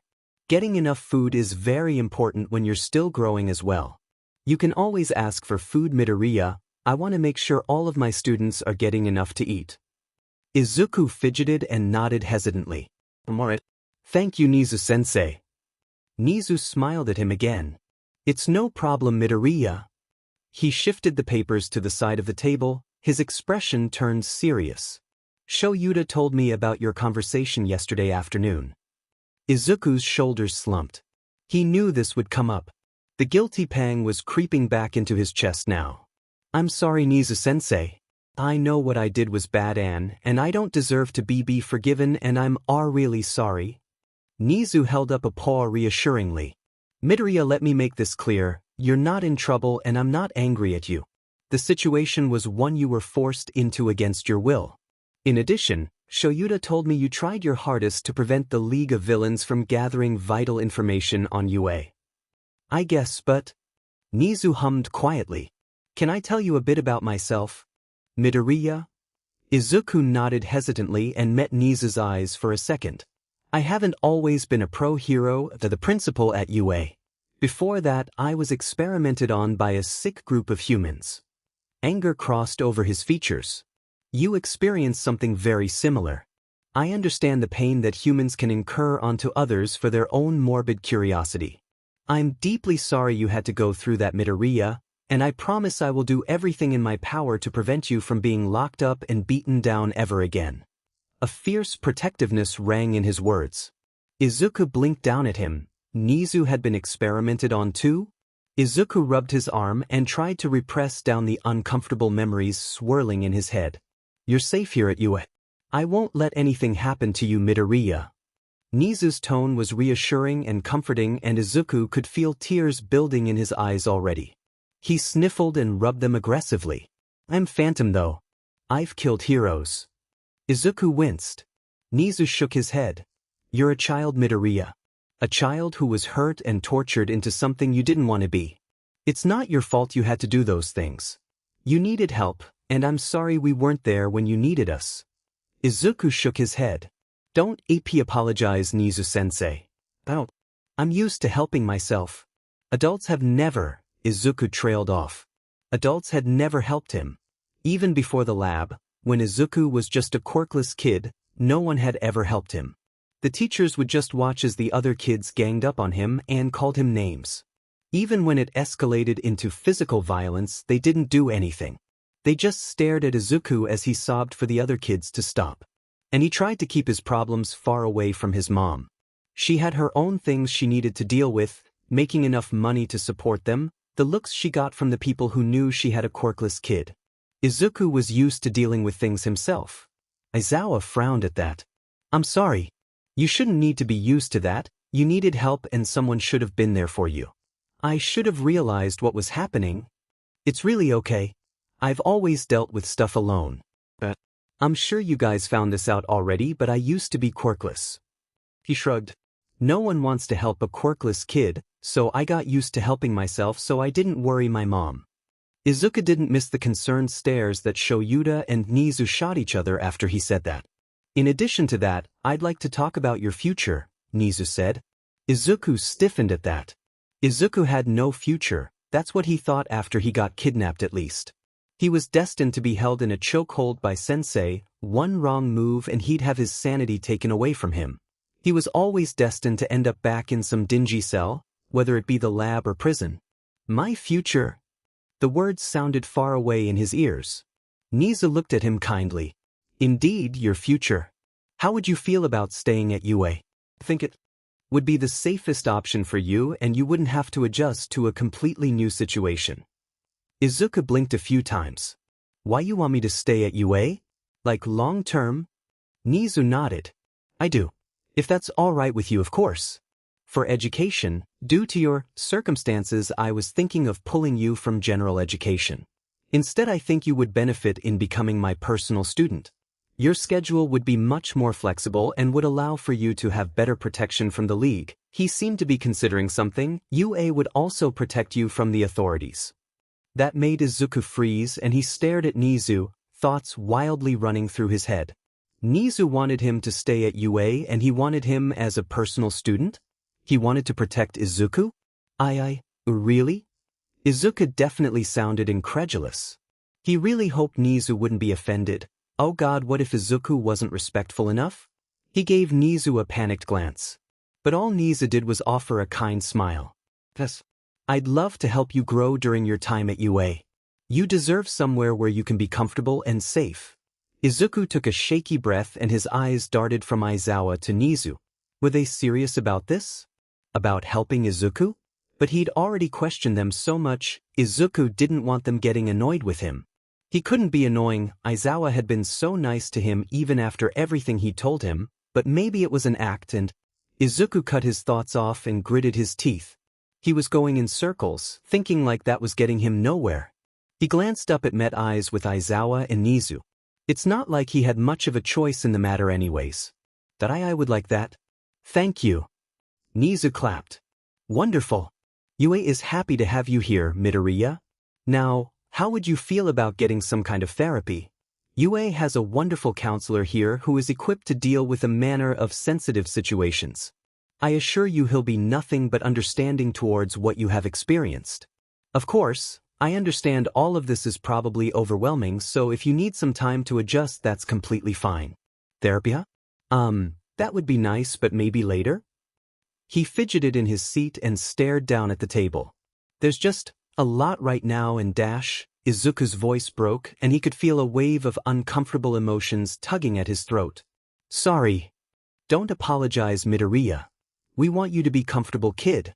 We can get settled into this and figure it out as we go, alright? Aizawa said. Izuku blinked back at him and nodded hesitantly. Well, now that we've discussed that, I have some things I need to deal with. Shoyuta can get you up to date with everything else if there's nothing more I'm needed for. Aizawa shook his head and looked at Izuku, who furrowed his eyebrows. Izuku felt like he was forgetting something. He sat up quickly and looked at Nizu. Before you go, I have some stuff in my storage quirk and Izuku stood up to find a good, clear space. Why, you won't be mad, right? Aizawa shook his head and stood up slowly. We won't be mad. Nizu nodded in agreement and Izuku bit his lip. Okay. He activated his quirk and a pile of objects materialized on the floor in front of him. My, costumes there with the weapons and stuff? He trailed off and stared at the pile. And the notebooks. Izuku stepped back from the pile, trying to show that he wasn't trying to grab a weapon or something. Nizu scurried over and picked through the clothes. Izuku saw him removing all the weapons from the pile cautiously. What are the notebooks? Nizu's voice was curious. It made Izuku flinch. One is some notes I made on you. Faleague never saw them, I swear. I was just trying to figure out how to give them information that wouldn't harm Yue. And the other one?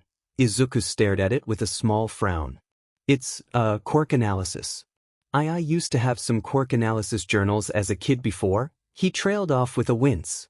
In the league, I used it for killing heroes. Izuku didn't want to say that out loud.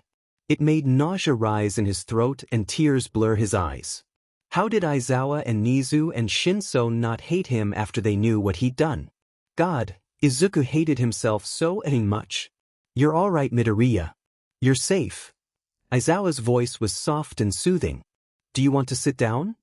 Izuku nodded stiffly and let Aizawa guide him over to the couch. He curled his legs into his chest. Sorry, he managed to breath out. You have nothing to apologize for, Aizawa assured him and glanced over at Nizu. Izuku was pretty sure they gave each other some kind of look because Nizu called out a moment later. I'll be going now, please let me know if you need anything, Midoriya. You have mine and Yue's full support. I will. Izuku would not. He didn't want to hassle anyone any more than he already was. They were doing so much for him and going out of their way to support a villain.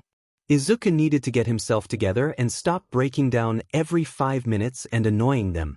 Nizu shut the door and the new silence that overcame the room burned his ears. Izuku frowned at the floor. Hey kid. Izuku made a small noise of acknowledgement and looked up at Aizawa, who was now sitting in a chair a fair distance from Izuku. Nizu didn't bring this up, so I figure I should. We think it's best for you to move out of your dorm room. You can live here with me, or with another teacher if you're more comfortable. They didn't trust Izuku on his own then?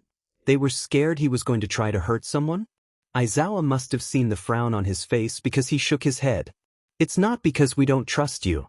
It's just a really sensitive situation, and for your safety and everyone else's, living with an adult would be best. And it doesn't have to be permanent. If everything goes well, you'll be allowed to live in the dorms again if you want. That made sense, he guessed. This wasn't a great situation. Even if Nizu and Aizawa were trying to downplay it to make him feel better. No, that makes sense. I guess I wouldn't mind staying here, but I'll be bothering you and Dash. You're not bothering me, Midoriya. I promise. Izuku didn't believe that one bit, but he decided to stay quiet. If he kept arguing with him, Aizawa might get mad, and Izuku didn't want Aizawa to get mad. He could handle this. He looked at Aizawa again, he just didn't get any of this. Why were they being nice to Izuku? This couldn't be a good look for Yua, harboring a villain. But yet, Aizawa and Nizu had inconvenienced themselves for Izuku. He couldn't decide if this was all some elaborate trick to keep him in one place until the authorities could figure out what prison to throw him into. Or if for some godforsaken reason, they actually trusted Izuku and wanted to help him. He wanted to trust them though. He really did. He wanted to trust Aizawa's gruff smiles and Nizu's comforting words. But he couldn't.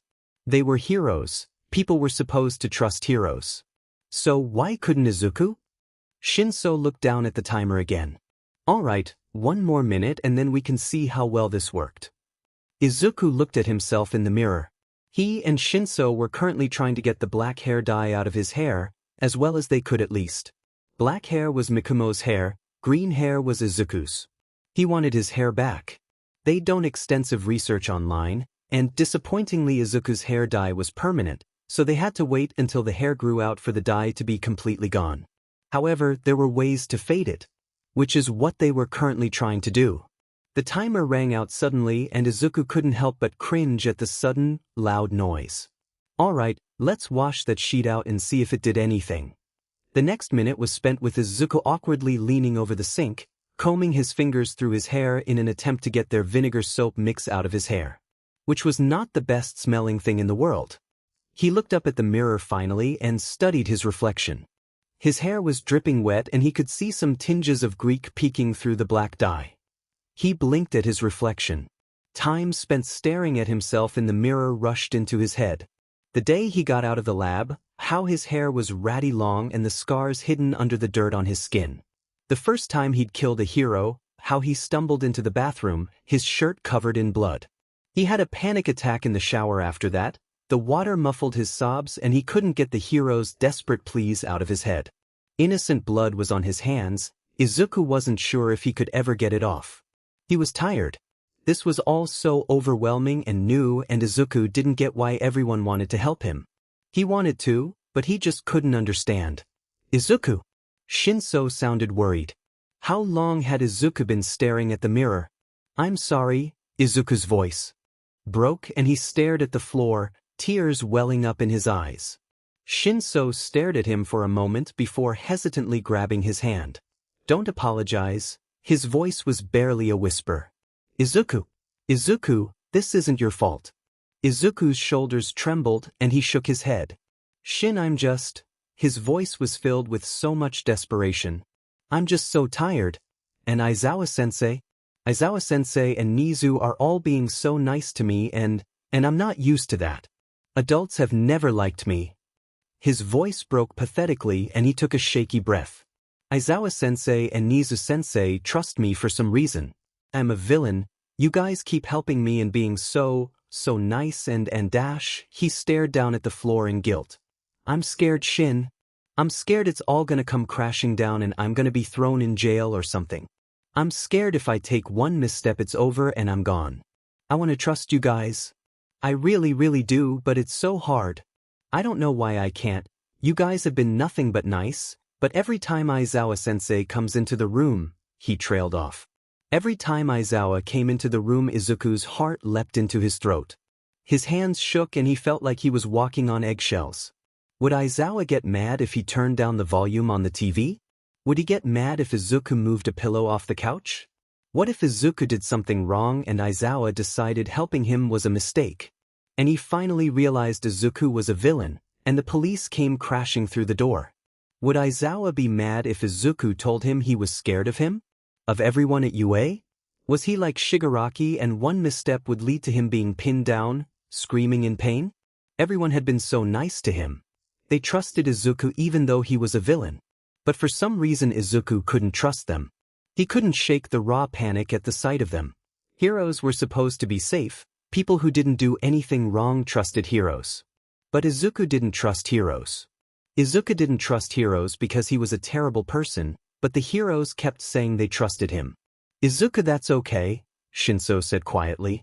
I promise no one is going to do any of that, but you don't have to trust anyone. I get it. I was in the foster system, right? Izuku nodded and watched Shinso carefully. Well, I've been there since I was younger. My parents, he shrugged. Yeah. But I grew up there. People didn't like me, adults were never there for me.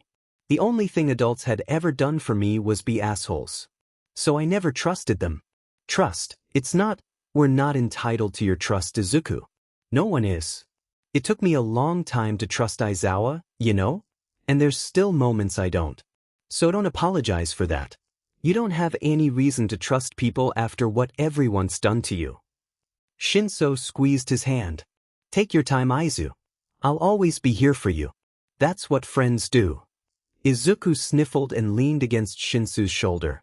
What if Aizawa-sensei and Nizu-sensei decide that I don't deserve to be here?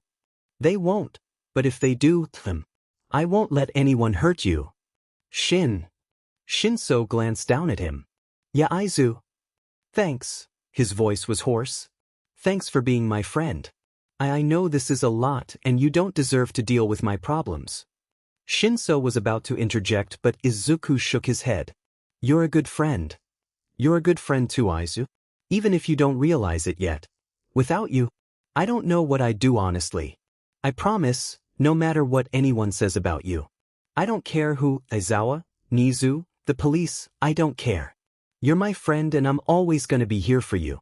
'Cause you deserve that. But you're gonna be a hero and… Shinso shook his head. You're my best friend. No matter what happens, I'm right there with you. No stupid adults or laws or whatever is gonna change that. Really? Izuku breathed out. How could Shinso say something like that? What if Izuku got him in trouble? It couldn't be good for a future hero to be friends with a villain. Yeah, no matter what. The government, you're my best friend. And, you haven't done anything wrong. You're like, the nicest person I've ever met. Izuku furrowed his eyebrows at that. No way. Shin, you know what I've done. Shinso shook his head. You didn't do those things. Izuku didn't. Izuku's my friend, and Izuku's the only person in my class who wanted to be my friend after hearing my quirk. Shinso paused for a moment and stared at the ground. You're the first person who ever wanted to be my friend after my quirk came in. Izuku stared at Shinso for a moment and shook his head. That doesn't make me a good person, he paused. I get it though. When I was diagnosed quirkless as a kid, he shrugged. No one wanted to be my friend either. It's stupid. They're just stupid. Shinso nudged Izuku. Yeah, and you're not stupid. You're great. Izuku smiled sadly. Shin, I'm not. I don't care what you think, you're the greatest person ever in my book. Izuku tried to blink the tears that were rapidly forming in his eyes away, but he couldn't. He couldn't stop the tears from running down his face and his shoulders shaking from just how nice everyone was being. From how nice Shinso was. Izuku? Are you okay? Did I say something wrong? Izuku shook his head and tentatively reached out to hug Shinso. No, Thank you. His voice was soft and he couldn't meet Shinso's eyes. Thank you so much, Shin. His voice broke at the end from emotion, but Shinso didn't care. Shinso returned the hug and didn't say anything even as Izuku got snot on his shirt. He didn't say that Izuku needed to stop crying, stop showing emotion. They just sat there, together with Izuku sobbing into his shoulder. It'll be okay. Shinso finally whispers, to try to reassure both of them. I'll make sure of that. Izuku tensed for a moment, about to protest, but then he relaxed. Shinso had always been nice to him no matter what. Even after all this, Shinso was still stuck by his side. Shinso was a constant, Shinso was his friend. Okay, Izuku said quietly. I trust you. His voice was hesitant but he meant it. Maybe he still didn't trust Aizawa or Nizu or anyone else really, but he trusted Shinso. And for now that was all he needed. When Aizawa called Katsuki to his office after class, Katsuki figured it was just another thing about being kidnapped. For some reason everyone seemed extra concerned for him after all of that. Which he guessed was warranted, but Katsuki really didn't like other people worrying about him, it made him feel weak. So he was doing his very best to act fine. Katsuki trailed after Aizawa awkwardly. The man hadn't said anything at all on their trip to his office. It was starting to feel weird. When the office door closed behind Katsuki, he finally spoke up. Look, Aizawa-sensei, I really am okay. I'm not letting what happened stop me from being a hero. Aizawa shook his head slightly. That's not what this is about, Bakugo. That made Katsuki confused. If that wasn't what was going on, then what was? His confusion was apparently obvious, and Aizawa looked at him seriously. Firstly, you have to promise to keep this under wraps. Don't go telling your classmates or anyone else. What I'm going to tell you can't get out, at least not yet. That made Katsuki furrow his eyebrows. What kind of information was Aizawa about to tell him that was this secretive? Why tell Katsuki of all people? A request he made to Aizawa a few days ago sprung into his head though. Is this about Phantom? Aizawa hesitated for a moment before nodding. I'm serious, Bakugo. This can't get out yet. Katsuki was still for a moment, before nodding. Is Phantom all right? Did you figure out what was going on with him? Aizawa nodded. He's all right. He wanted to meet with you, if that's all right. There's some things he wants to talk about that he wants to tell you himself. Where is he? With the police. Aizawa made a small noise under his breath. No, he's staying at UA currently. There's a lot of delicate circumstances surrounding him. He's not dangerous and he's not a bad kid. I don't want to say too much because I promised him he could tell you himself. So he is young. That made Katsuki frown. I'll talk to him. That led to Katsuki following Aizawa on yet another awkwardly silent trip, but this time across campus. Apparently the teachers had houses apart from the apartments in the dorm. Katsuki didn't even know these was a thing before now. Aizawa stopped in front of one and unlocked the door. Bakugo's here. Aizawa called out. Katsuki heard some rustling and Shinso peered around the corner with narrowed eyes. If you do anything to upset him, I swear to God dash. Sichin. Don't threaten him, it's okay, a voice yelped from around the corner. Katsuki couldn't see the owner, but he heard someone closing a door. That caused Shinso to stop talking and just give Katsuki a hard glare. Katsuki heard the voice, presumably Phantom, whisper something and Shinso walked back into the hallway. Katsuki felt very awkward yet again. How did Phantom know Shinso? What the hell was going on? That was very quickly answered when a trembling kid followed Shinso around the corner. Katsuki locked eyes with him. Wait of dash, he knew that kid. Akatani, he was pretty sure, from the general education course who always hung out around one. He was Phantom? Holy shit, Katsuki had been right next to Phantom this whole time and he didn't even know. Akatani's shoulders dropped and he started at the ground. Ka. The word died on his lips and he looked over to the couch. Let's sit down. His voice was barely a whisper and Katsuki could see him physically shaking. This was the villain who had killed multiple pro heroes? He looked like he was about to peel over and start sobbing on the floor.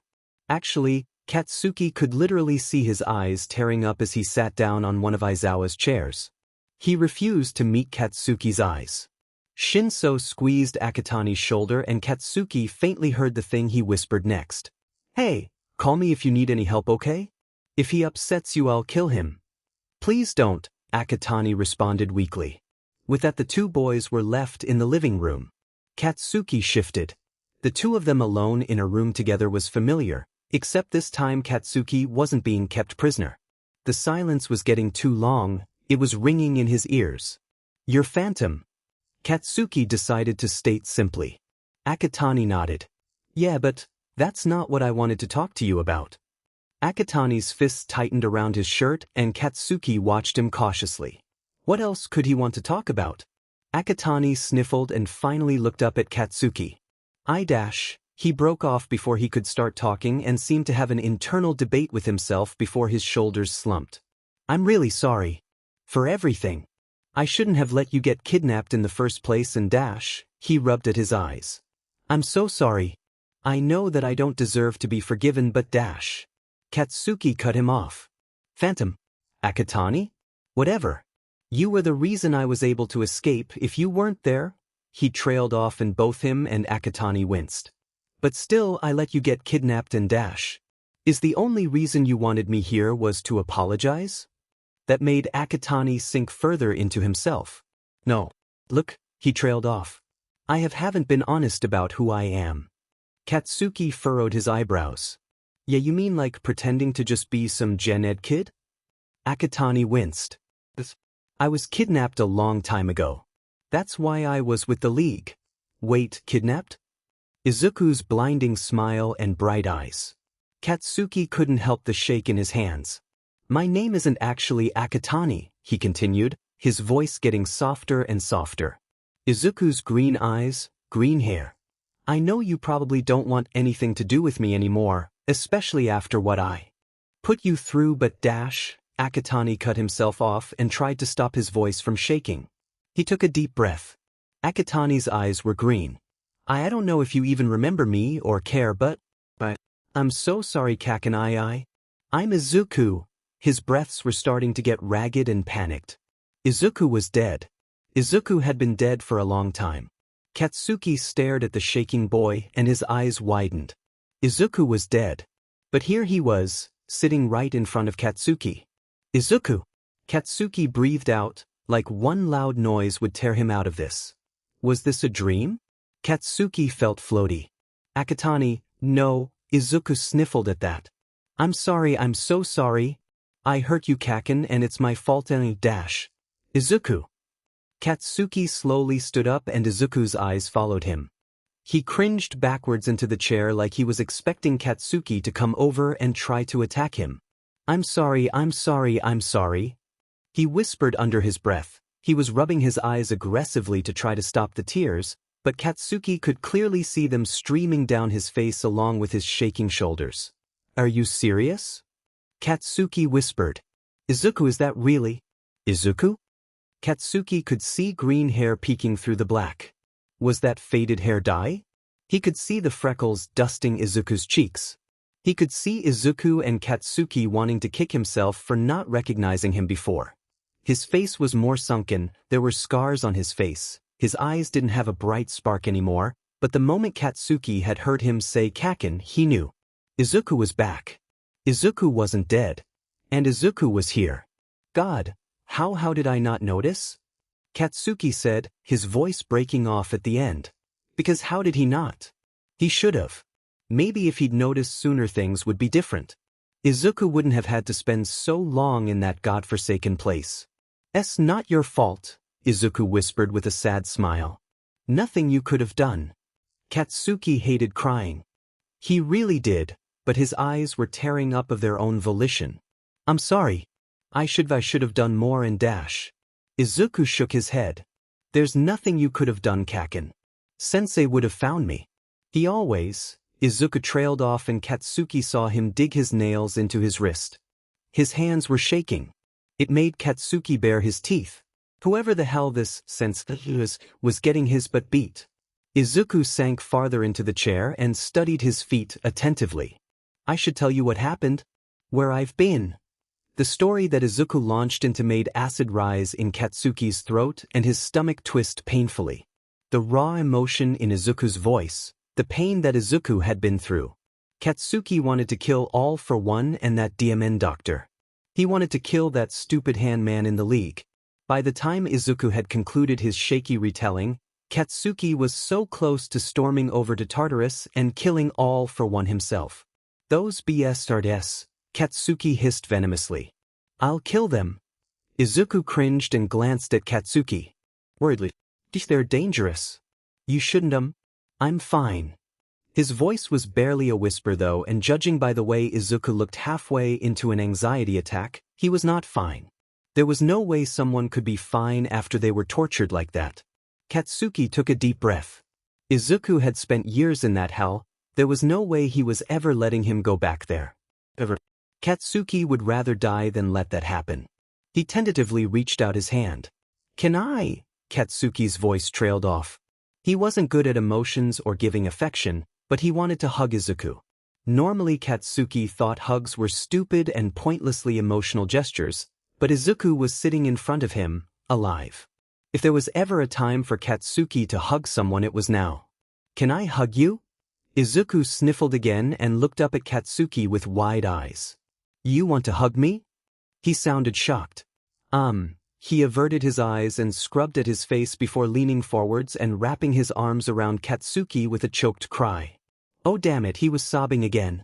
Katsuki hadn't meant to make him cry again.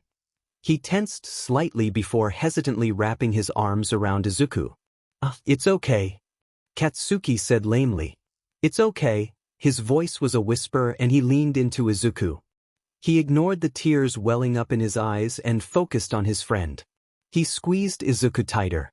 Izuku was back, Izuku was alive. And Katsuki swore he wouldn't let him get hurt again. He'd make it up to Izuku for what he did to them as kids. Izuku felt like he was staring at Katsuki too much, but it was just so surreal.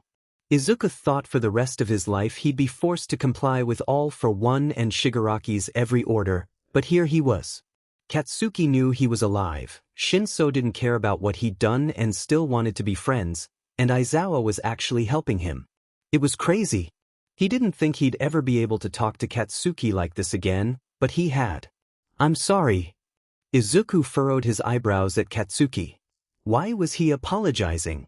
If anything, Izuku should be the one apologizing. It was his fault Katsuki got kidnapped and his fault Wane had been attacked and he'd done so many terrible things Izuku would never be able to forgive himself for.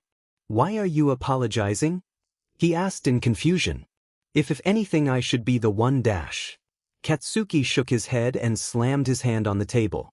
Izuku flinched backwards and Katsuki stared at him with wide, guilty eyes. Sheet. I'm so bad at this, I'm sorry. Katsuki seemed so unsure of himself, something that Izuku was really unfamiliar with in the fiery and confident boy. I was an a-hole to you. Izuku was about to protest and tell him that compared to All for One and the doctor and Shigaraki, what he'd done was nothing. But Katsuki shook his head. And don't say some bullshit about how it wasn't that bad. That doesn't change the fact I was an a-hole, okay? I shouldn't have done all those things to you as a kid. You didn't deserve any of that, and by the time I realized how wrong I was, I thought you were dead. Both of them cringed at that. Kitten, it's okay, I forgive you. Katsuki stared up at him. Are you sure? Because if I ever do that kind of shit again, even by accident, tell me. I've spent so long regretting what I've done, and if you don't want to forgive me dash. Kaken, Izuku said softly. I've spent a long time thinking. Yeah, maybe you were mean to me as a kid. But you changed. So have I. Izuku frowned. Neither of us are the same person anymore and I've done way worse things to you. Katsuki narrowed his eyes. We aren't making this a blame game. None of the shit that happened with the League was your fault. But dash. Nope. Kaken dash. Not listening. You didn't want to do any of that, Izuku. You tried to stop them from finding out about the training camp. Hell, you were the reason I escaped at Kamino. But still. Katsuki shook his head. I still don't think you did anything wrong, but if it makes you feel better, I forgive you. Izuku stared at him with teary eyes. He didn't get how everyone was just overlooking all the shit he'd done. He killed people for FS sake. How was everyone forgiving him when he couldn't even forgive himself? Katsuki seemed to notice his turmoil. Izuku, he sighed softly. None of what you did was you FNG fault, okay? I hope you can see that one day. Izuku's shoulders slumped and he looked at Katsuki tearily. Kakenai dash. Izuku wasn't sure if he'd ever be able to do that. Because right now everything was too big and smothering. Too fresh, too painful. I hope so too, Izuku said hoarsely.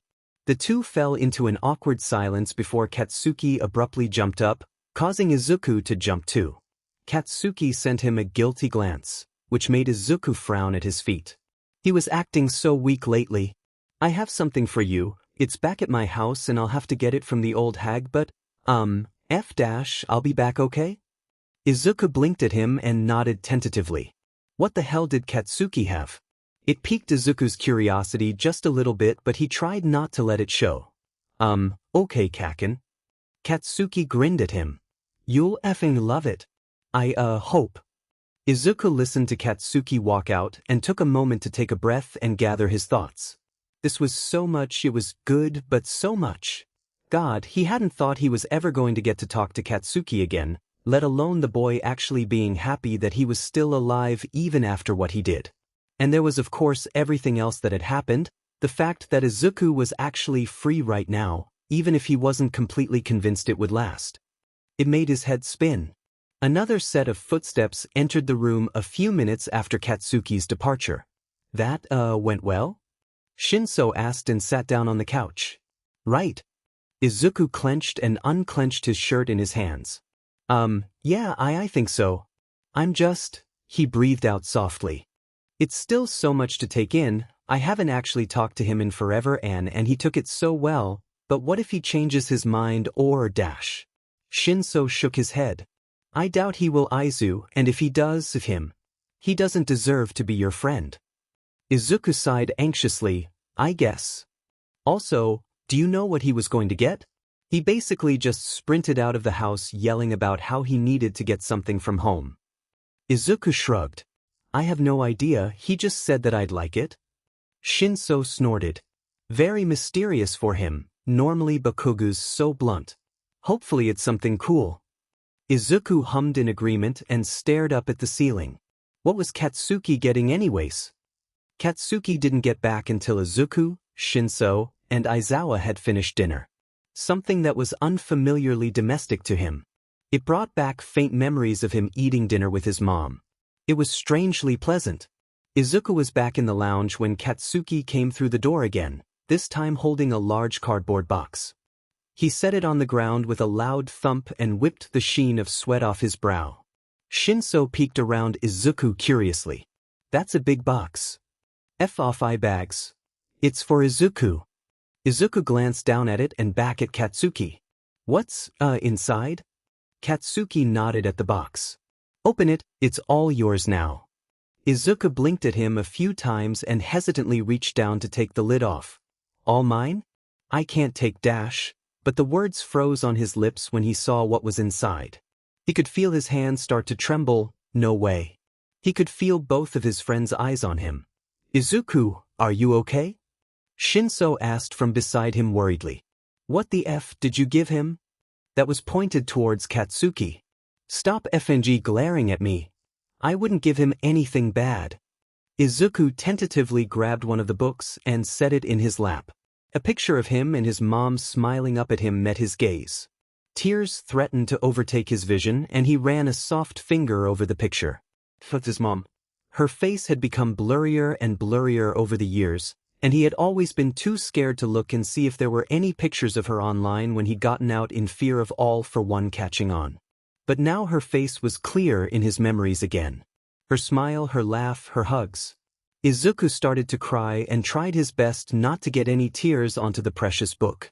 The book that was filled with pictures of his mom. Kaken, he glanced at him with a loud sniffle. I dash. Katsuki looked uncharacteristically worried. Oh shit, do you not like it? Izuku shook his head wildly. No way. I love it. I thank you, he hugged the book to his chest. Thank you. The box had other things besides photo albums in it too, Izuku found out when he was able to stop sobbing. There were small mementos of his mom, some of Izuku's hero merch collection, his old her analysis journals. There was so much. The more Izuku looked at it all, the more it felt like everything had come from a different life. Everything was so different now after all, but yet, they still held a warm familiarity and comfort to him. The pictures in the album all felt like that too. They brought back good memories of him and his mom and his old life. It was bittersweet and made him miss those times. It was bittersweet yet warm. Your mom seems really great, Shinso murmured over his shoulder. You look like her. She was the effing best, Katsuki declared. Auntie Inko always made the best food, way better than my old hags. Izuku laughed wetly and rubbed his eyes. Yeah, she did. She always made things extra spicy for Kaken too. He ran his finger over a page. I miss her. The three sat in a solemn, respectful silence for a while after that. I wish I could have met her, but I know she's proud of you. That just made Izuku glance at Shinso skeptically. I agree with Eyebags, Auntie Inko's definitely proud of you. Izuku doubted that what mother would be proud of a murderer. Right? He ended up muttering. I'm serious, Izu. Shinso said. Izuku knew they were, but he didn't understand it. He didn't know if he ever would. So instead of protesting more, he continued looking through the album. He scoured the pictures for a while longer, looking at every detail on his mom's face, and pulling at memories he'd forgotten existed. But looking at the pictures, while amazing, was still exhausting, and by the time Izuku got through everything in the box, his ever-encompassing tiredness and dread had returned. Apparently, though, Izuku was getting bad at hiding his emotions. He was getting too comfortable, because he noticed Katsuki and Shinso exchange a small glance. "How about we watch a movie or something?" Shinso suggested, probably to lighten the tension and attempt to make Izuku comfortable. He felt a warm bit of appreciation settle into his chest. So Izuku curled onto the couch and gingerly put one of the photo albums on the side table. "A movie? Okay, maybe not anything serious though?" Shinso nodded. "Not serious sounds good." He started to flick through a bunch of movies, but was having trouble settling on one. Except this was taking too long for Katsuki, because he reached up and snatched the remote out of Shinso's hand. "You're taking too effing long." Shinso groaned. "I was looking for a good one. But whatever, go ahead, let's see how good you'll do." Katsuki snorted and selected a movie which Izuku was 99% sure he didn't even look at the description for before choosing it. "My choice'll be the Diamond Best. Just you wait, eyebags." "The anticipation is killing me," Shinso responded dryly. In the end, the movie was bad. Laughably so. But the dumb comedy was just what Izuku needed. The box of his stuff Katsuki had brought was at his feet, a photo album open on the side table. Shinso was curled up beside him, keeping Izuku warm like a big, purple heated blanket. Katsuki was sitting on the ground, in front of Izuku, and kept looking up at him, like if he didn't Izuku would disappear again. And Izuku, he was happy. Really, truly happy. He let himself smile and closed his eyes slowly. He was happy, and finally he could finally relax. Izuku leaned closer into Shinso's side and let out a content breath. Yeah, maybe everything wasn't okay, but for tonight he could pretend it was. Tonight, Izuku would be okay. Tonight he was happy.